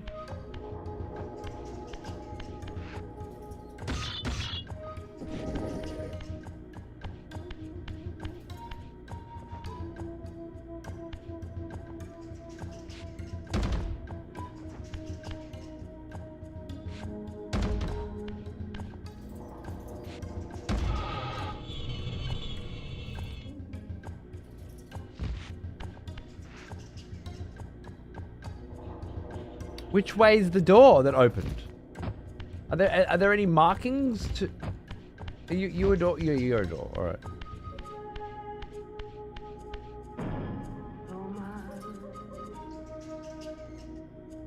First little town in Act 1, the Druids. Haven't played since. I just couldn't. Absolute decision fatigue. Really? It's weird.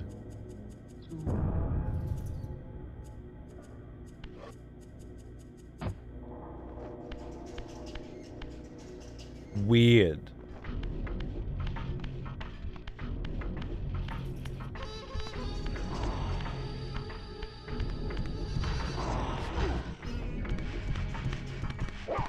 You know? Really liked the video. Yeah, the times I played it was great. It was just getting. I was playing it multiplayer. Getting the crew together again was always tough.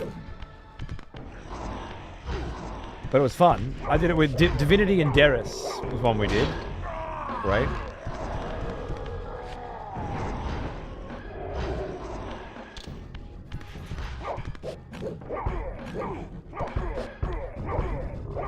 Step by step across 4 or 5 playthroughs.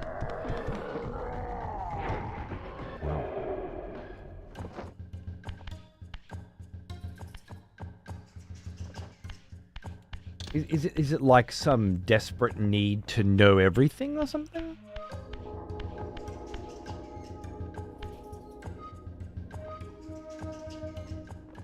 It's kind of like how like open world games for me were ruined when people started 100%ing them. Like the idea was you had linear video games like Final Fantasy, and every person who played them could get together and speak about them, and they would have exactly the same experience. They all went to the same places and they did the same things in the same order because that was the only way to do it. And then open world games were born, and the idea was you would go your way. You would carve your path through a game world. It's not how it worked out. It turns out people actually just have this desperate need for completion, probably because they're missing that in their own life, knowing that they'll never complete anything. So they get it from the video game instead. And what actually happened was everybody played Skyrim, Oblivion, and did the Mage Guild, did the Warrior Guild, did the Thief Guild. There were no more mages, warriors, thieves getting their stories. It was just everybody getting everything. And so when people got together to talk about it again, they had the exact same, I did the Mage Guild. So did I, of course. I did all the things. And Baldur's Gate 3 is the CRPGs in general, Baldur's Gate 3 just being a good example of it, takes it to the next level where it would be so challenging to get every single permeation to understand it, that it's when people get together, you can actually have some really interesting conversations where I made this decision, I made this decision, I did this, I did this. Holy shit, you had this character? I killed that character. That character was a villain in my story, I think. Were they? Or did I just kill them? Like different things happening, and that's the beauty of it. The beauty of it is your experience is your experience, and it'll be different from everybody else's.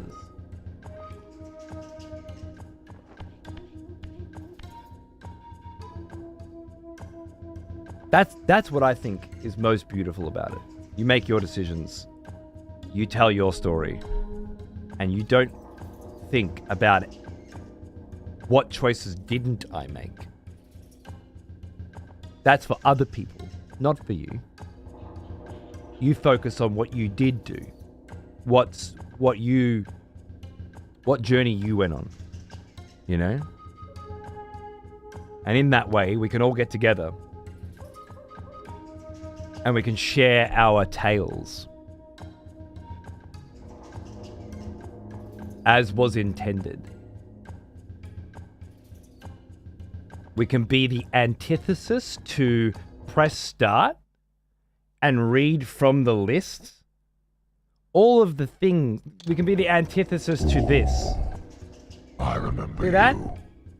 Back for more. Not Goose. Fuck Goose. Good. Below Goose. You see this? This list of things to do in every zone?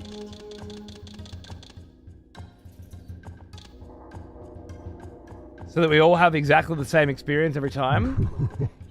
Someone has conscripted new Fuck that off. workers for the next execution. Write your stories. Wonderful. Write your tales. And keep gaming a community event where we all share our experiences and are enlightened and inspired and encouraged by each other's tales and each other's journeys, rather than all sitting around holding our dicks and talking about how cool we are that we all got the platinum. Thanks, Nemo. Cheers, mate. Much appreciated.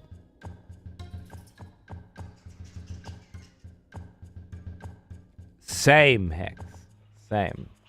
I was trying to allude to that without outright saying it, in case anybody in here hasn't finished the game yet, but I haven't finished that part of it, but yes, same. That's exactly what I was talking about. Right, triangle, circle, square, and the Z points. Let's see if we can solve this. We are gonna paint a I'm gonna set up the paint system. Should be starting up very soon. I'm gonna have to find a point. You know what? No, I do need to find a point to save first. We're gonna find a point to save in this. Then we're gonna boot up the paint stream over on Patreon, and I'm gonna show you how fucking terrible my most recent paint job was.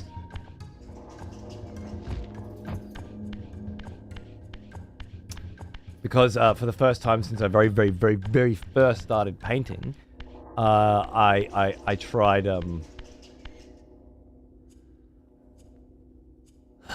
contrast paints again.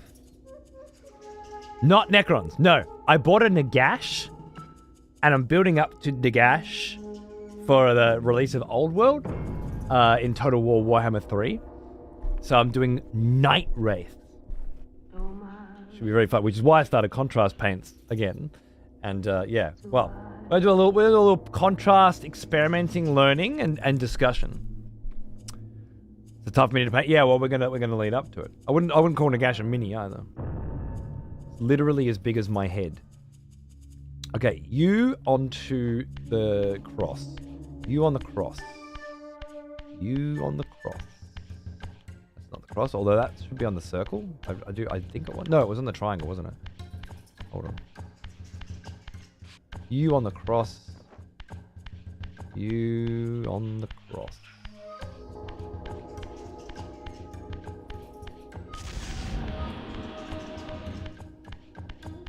Love contrast paints. Oh, I need practice with them. So, O on the Z, triangle on the N.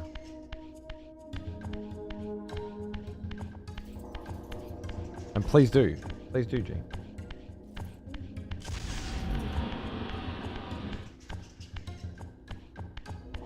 I've started Necrons and pre-ordered the new Qatar Nightbreak. Yeah. Everybody likes the Necrons now, huh? With this new shit. Well, you're not allowed to have them. They're mine. I'm sorry.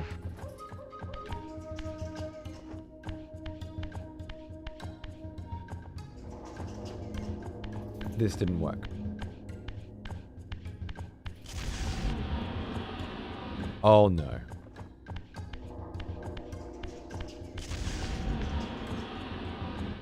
Oh no, I can't deal with it. I can't deal with it.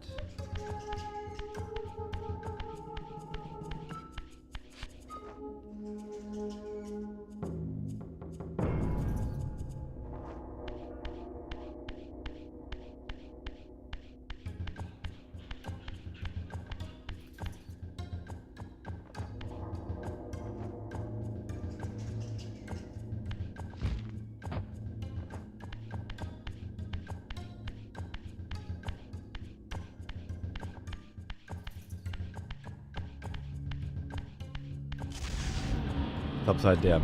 Took me a minute.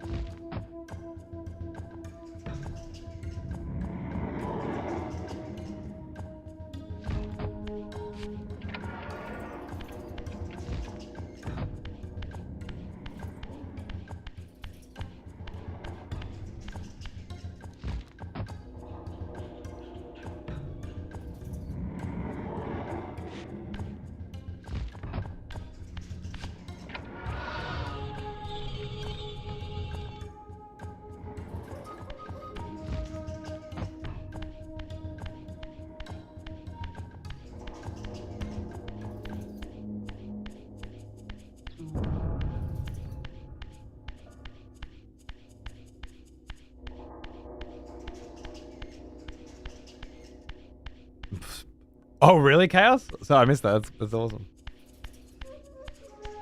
My entire playthrough from then on compared to my first playthrough, perfect. That's what I mean. All those permeations gets you closer and closer to Your own journey. Whoa, time. Speaking of journeys. Whoa. Has all this been foretold? My arrival in this miserable age. What trickery is this?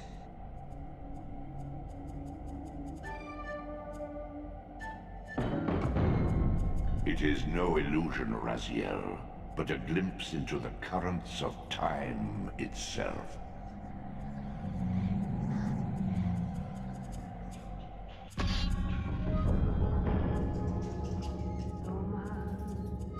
Back to the beginning of the game.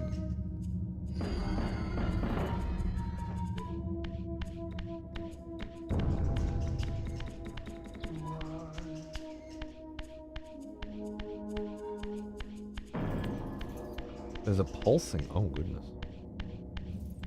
Future? I will tell you that you could put a pin in this tonight. There isn't too much left. Put a pin in this tonight, as in, wait. Finish the game tonight? Another path? Oh, no. The future? Yeah, it is. No, it's the past. It's the past, never mind. These Really? apparitions torment me. Has this all been foretold?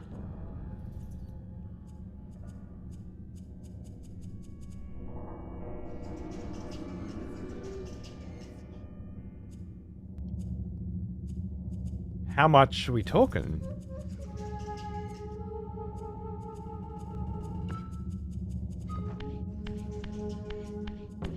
And a pin would be to pause it now and come back later. A nail would be to finish it. Nail the coffin is to close it. Put a pin in it is to come back later. Just so we know. Like less than 15 minutes? Really?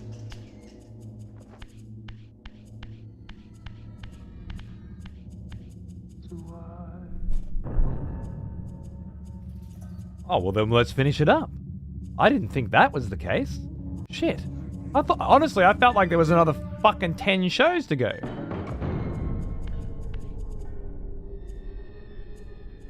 That's crazy.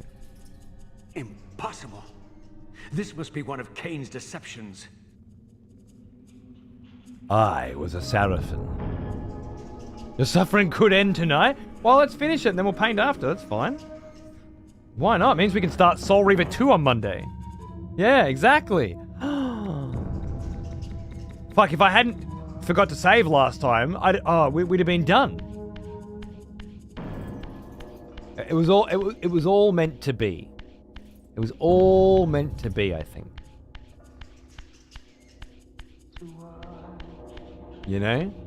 I needed to spend some more time with this one. It would have ended too quickly, had I not.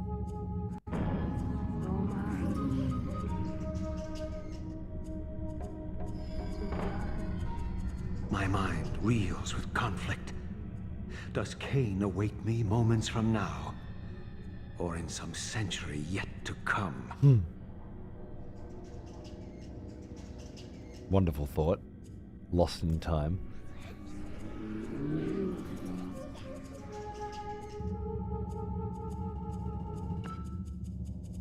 Painting? Oh, we're doing the retro shows are supposed to raid into Patreon, where we do writing shows on Monday and painting shows on Friday. So we finish this up and then we head over to Patreon and do a stream over there.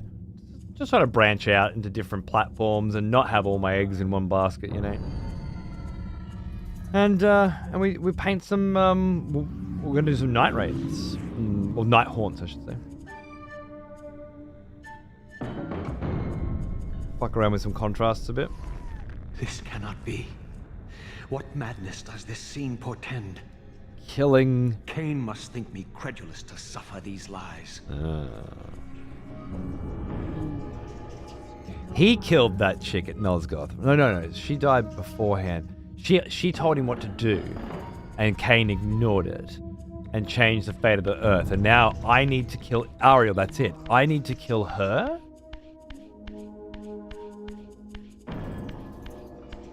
To save the world? Or I choose to kill her so that I can control it?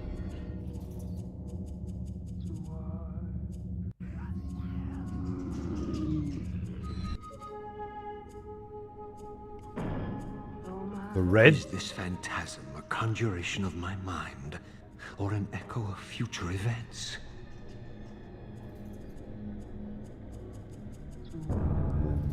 Red lightsaber vibes.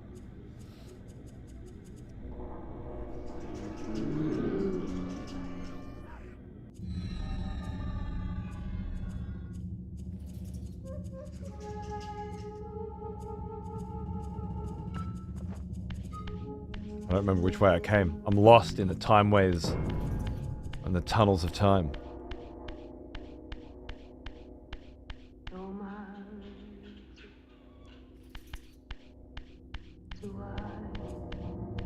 I've already been this way.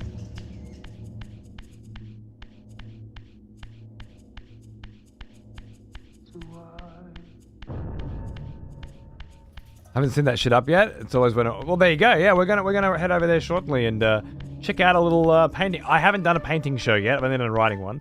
So it'll be a bit of setup and figure shit out. But that's all right.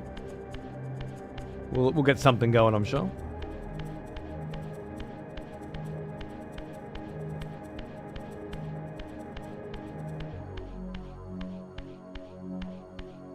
Oh, here we are. Oh, shit.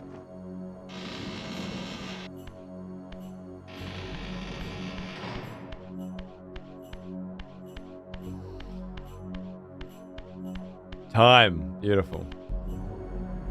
We're at the end of the game, yeah. Do we finish it now? Or do we finish it on Monday and then go straight into Soul Reaver 2 on Monday? Save either way. This whole part's a mind bender for the first time? Good. So was the Mobius part in the first game, actually. So.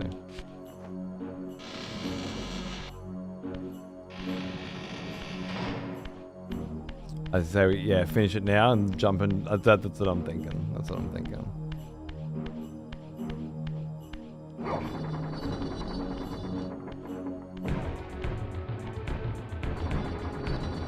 At last. I must say I'm disappointed in your progress. I imagined you'd be here soon. I have had a lot on my Tell me, plate, sir. Did it trouble you to murder your brothers? Did it trouble you when you ordered me into the abyss? No. I had faith in you. In your ability to hate. In your self-righteous indignation. Lies. You cannot have foreseen all of this. Eternity is relentless, Raziel. When I first stole into this chamber centuries ago, I did not fathom the true power of knowledge. To know the future, Raziel. To see its paths and streams tracing out into the infinite. As a man, I could never have contained such forbidden truths. But each of us is so much more than we once were. Gazing out across the plains of possibility, do you not feel with all your soul how we have become like gods?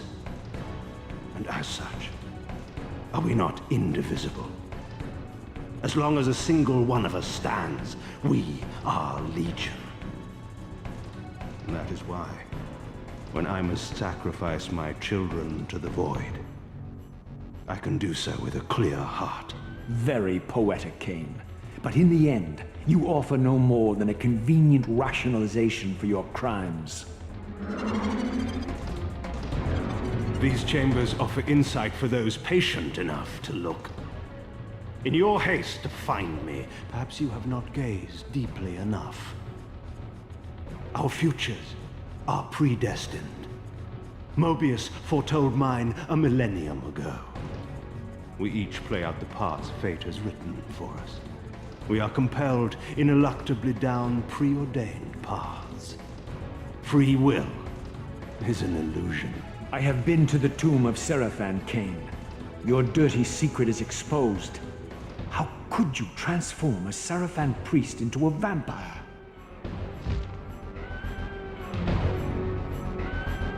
How could I not? One must keep his friends close, Raziel, and his enemies even closer. Can you grasp the absurd beauty of the paradox? Yes. We're the same. Seraphan and vampire. With our holy wars, our obsession with Nosgoth's domination, who better to serve me than those whose passion transcends all notions of good and evil? I will not applaud your clever blasphemy.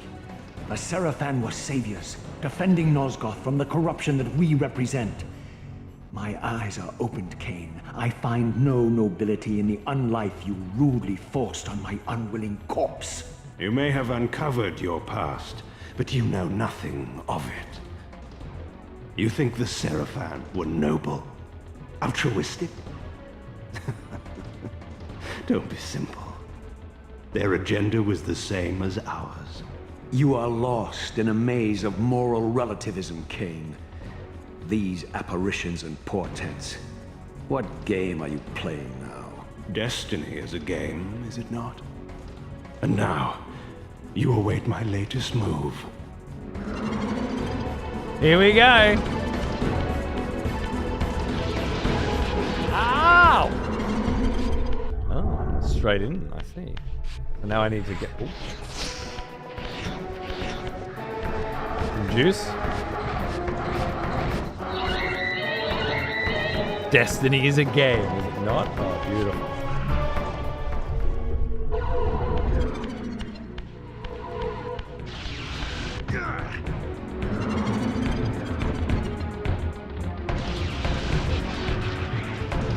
Infinity?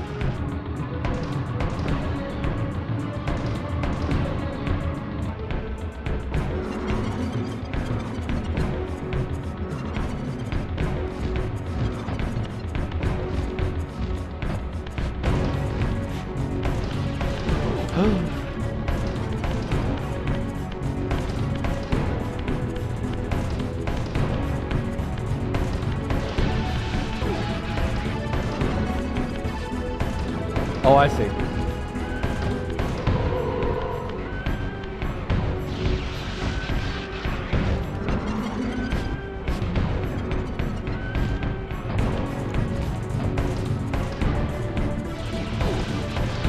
Thanks.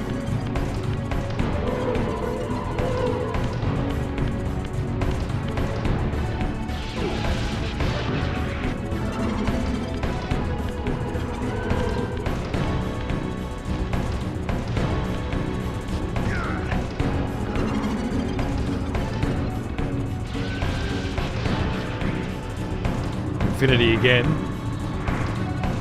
Has the skills from Blood Omen? I didn't clock that, that's awesome. I don't remember a lightning bolt ability. I should though. I do now that you mention it. I do now that you mention it for sure.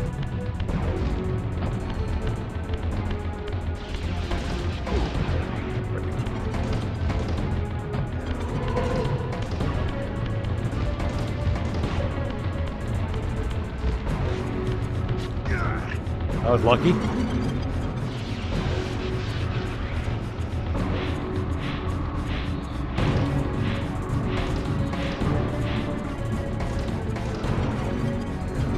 You nearly had me, Raziel. But this is not where or how it ends. Fate promises more twists before this drama unfolds completely.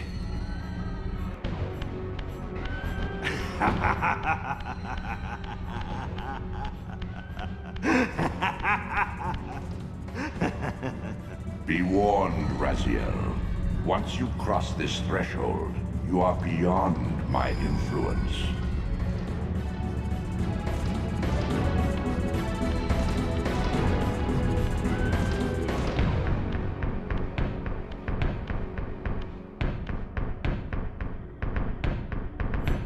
Hey, Mobius. Raziel, Redeemer and Destroyer, Pawn and Messiah. Welcome, time-span soul. Welcome to your destiny.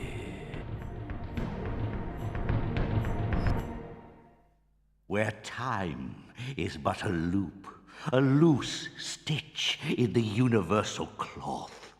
A streamer might seize upon a chance, a fatal slip, and plunge the fate of planets into chaos.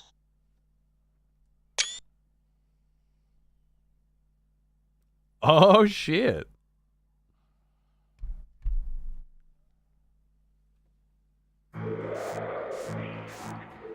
Wow. We did it! Oh my god, we beat fucking Soul Reaver.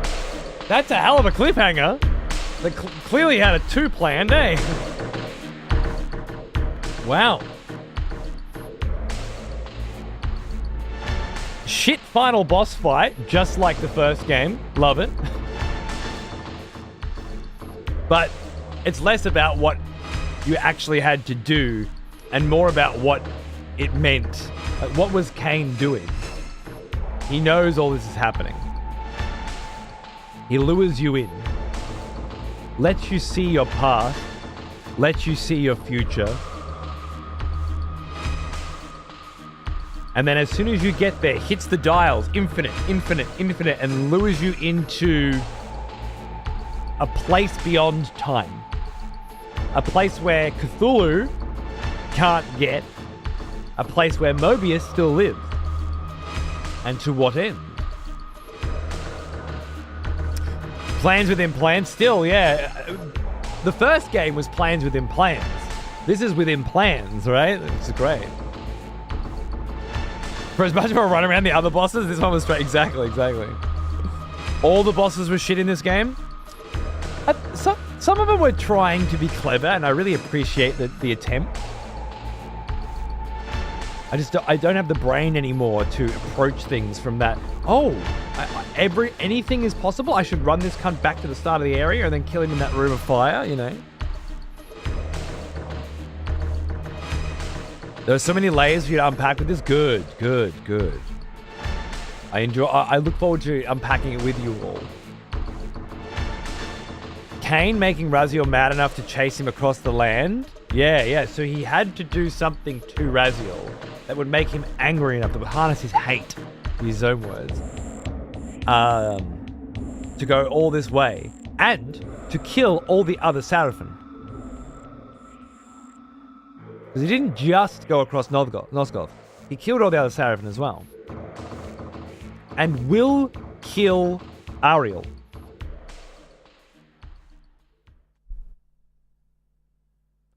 So then one could at this point perhaps postulate that the entire reason this all happened is to kill Ariel. But why? And why does Raziel have a red Soul Reaver after that? And have that commanding, like, is he to take Kain's place as the ruler of Nosgoth? And is Kain even the ruler of Nosgoth if Mobius still exists in a world beyond time? In the infinity?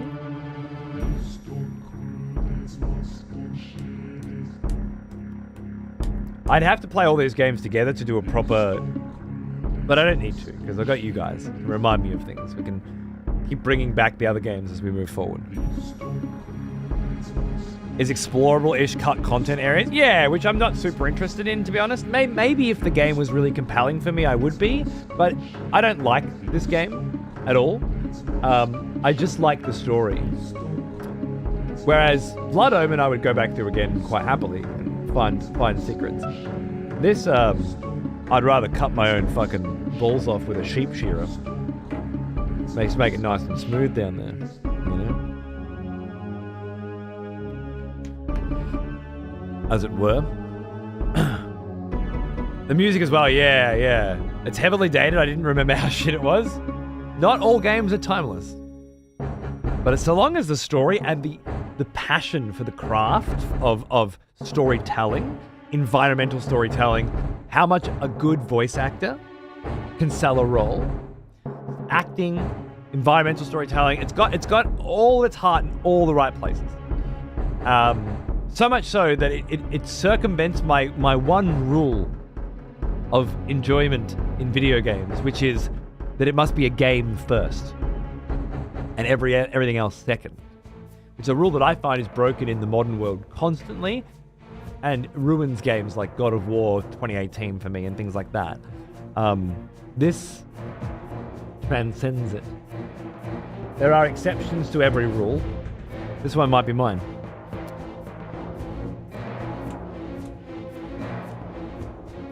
I think the reason I had a better time with the remaster than maybe I would have is because I hadn't played the emulated Dreamcast version. Interesting. Didn't even know there was one. Excessive censorship, how are you, mate? What's going on, dude? We're just wrapping up. Soul Reaver 2 on Monday. That'll be fun. We're going to raid into my Patreon and do some painting. We're going to do a Patreon art stream. Paint some 40k... Sorry. Paint some Warhammer Age of Sigmar Nighthorns. Good fun. And listen to some music and chat. There's a lot of stuff in the game that was cut from the story. They had a lot of great ideas, but at the time, they ended up running over budget, and a lot of it got left on the cutting room floor, but it is viewable in a YouTube video. Okay. Well, if I feel like I need that as we move forward narratively, then I'll go for it.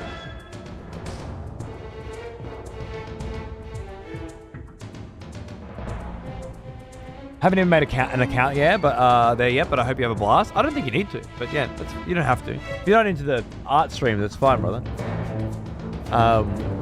It's more to keep the Twitch channel focused on the playthroughs and the other stuff that I want to do creatively over there. Combine credits from 1 and 2. This one, that makes sense. I can just skip them. We're pressing B, apparently. Cool. And then quit to launcher? Yeah. You're pretty good. Hey, there we go, Sergeant. Hey, dude, that was a fucking paid one. Thank you very much, my friend. You don't have to to pay to watch the art shows, but you can choose some music now if you'd like. And of course, you get added to the yearly giveaway list, and you'll get a bunch of articles and VOD collections throughout the week if you're into that. Thanks, mate. I'll be painting my Doomsday Arc with you. Nice. You might want to check out the doco on Soul Reaver that was made recently. No Clip 1. Now you completed it. Remind me again as we play more retro games. The whole scene with the Red Reaver is one, for example, of the original game that had one of the endings that would have been possible that you could have gotten, but it's so cool how they were able to weave it into the narrative as one of the alternate timelines that Raziel sees. Ah, right. The Red Reaver could have been an ending you chose, like the first game, but instead it's just an alternate possible future. That's cool. Thanks, Nemo, you mad cunt. Cheers. I love the VAs had said in their interviews that the writing made them realize that this was far more than just a video game, brought their A game for it from their stage work. That's so good to see. Love it.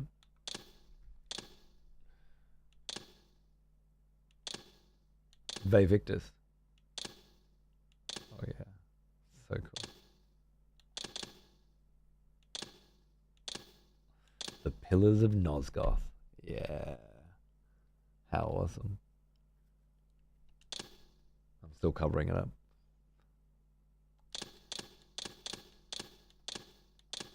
Rejoice, fellow expletives, for one of our executioners. Professor Cobdell. Returned. Take up arms, warrior. The battle rages. Rages. Huge sub and an executioner to boot. Thank you so much, my friend. Much appreciated. I hope you're doing fucking good. Cheers, man. Oh, that's cool. Soul Reaver 2 promo. We'll have a look at these once we finish Soul Reaver 2. All right. Dark Chronicle. Oh, 67 pages. Oh, is this all of the dialogue?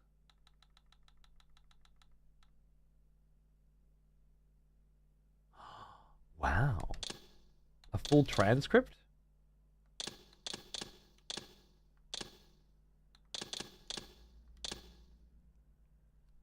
The making of Soul Reaver. Soul Reaver.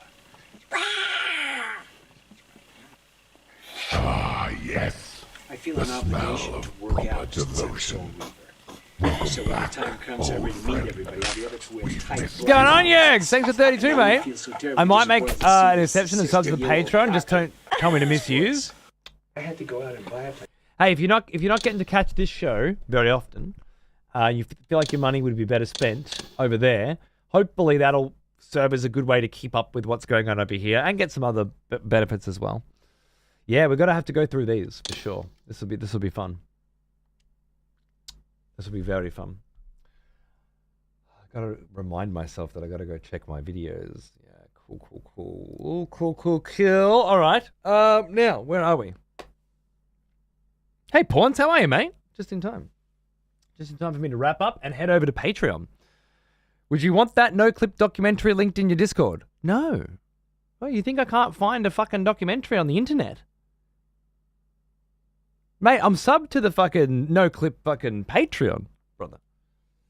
I've been following those guys forever. Ever since I got mentioned in one of them. The Doom one, actually. That was when I first, obviously being a massive egotist. As soon as I was on one, well, now I had to. What a run, right? Beautiful. Yeah, no worries, man. All good. But I can find things on the internet. It's all good. Yeah, so, Soul Reaver, what a piece of shit. Also, simultaneously, what an incredible next chapter in the story. I can't wait to see where it goes from here on Monday. So, yeah, if you're coming in for that, then I'll see you on Monday. Otherwise, I'll be back on Sunday for probably more Path of Exile 2 hardcore end of Act 2 druid action. That's what I'm feeling.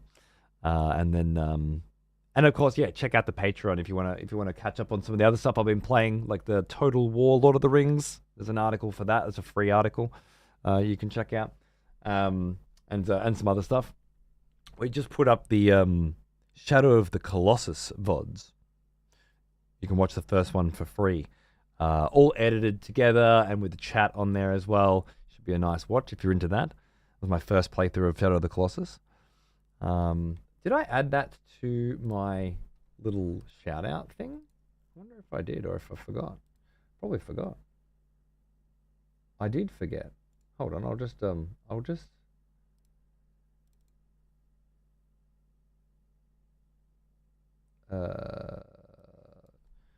Shadow of the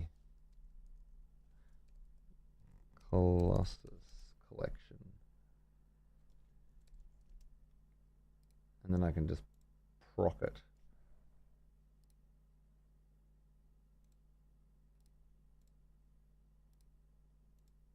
Like that? Yeah, there you go, nice.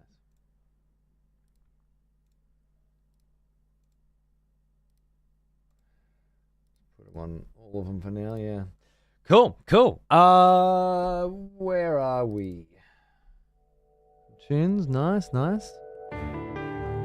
What else? Yeah, I'm going to go to the Patreon now, so if you're on the Patreon, you'll see a live stream pop up soon, and we're going to do some painting. Otherwise, I'll throw you over to EXPTV, my VOD channel. If you want to hang out there and fucking watch some old XP stuff, you're more than welcome to do that as well. Thanks for hanging out, dudes. I hope you enjoyed the Soul Reaver. I'll see you wherever I see you, whenever I see you. I'll see you soon. Thanks for watching.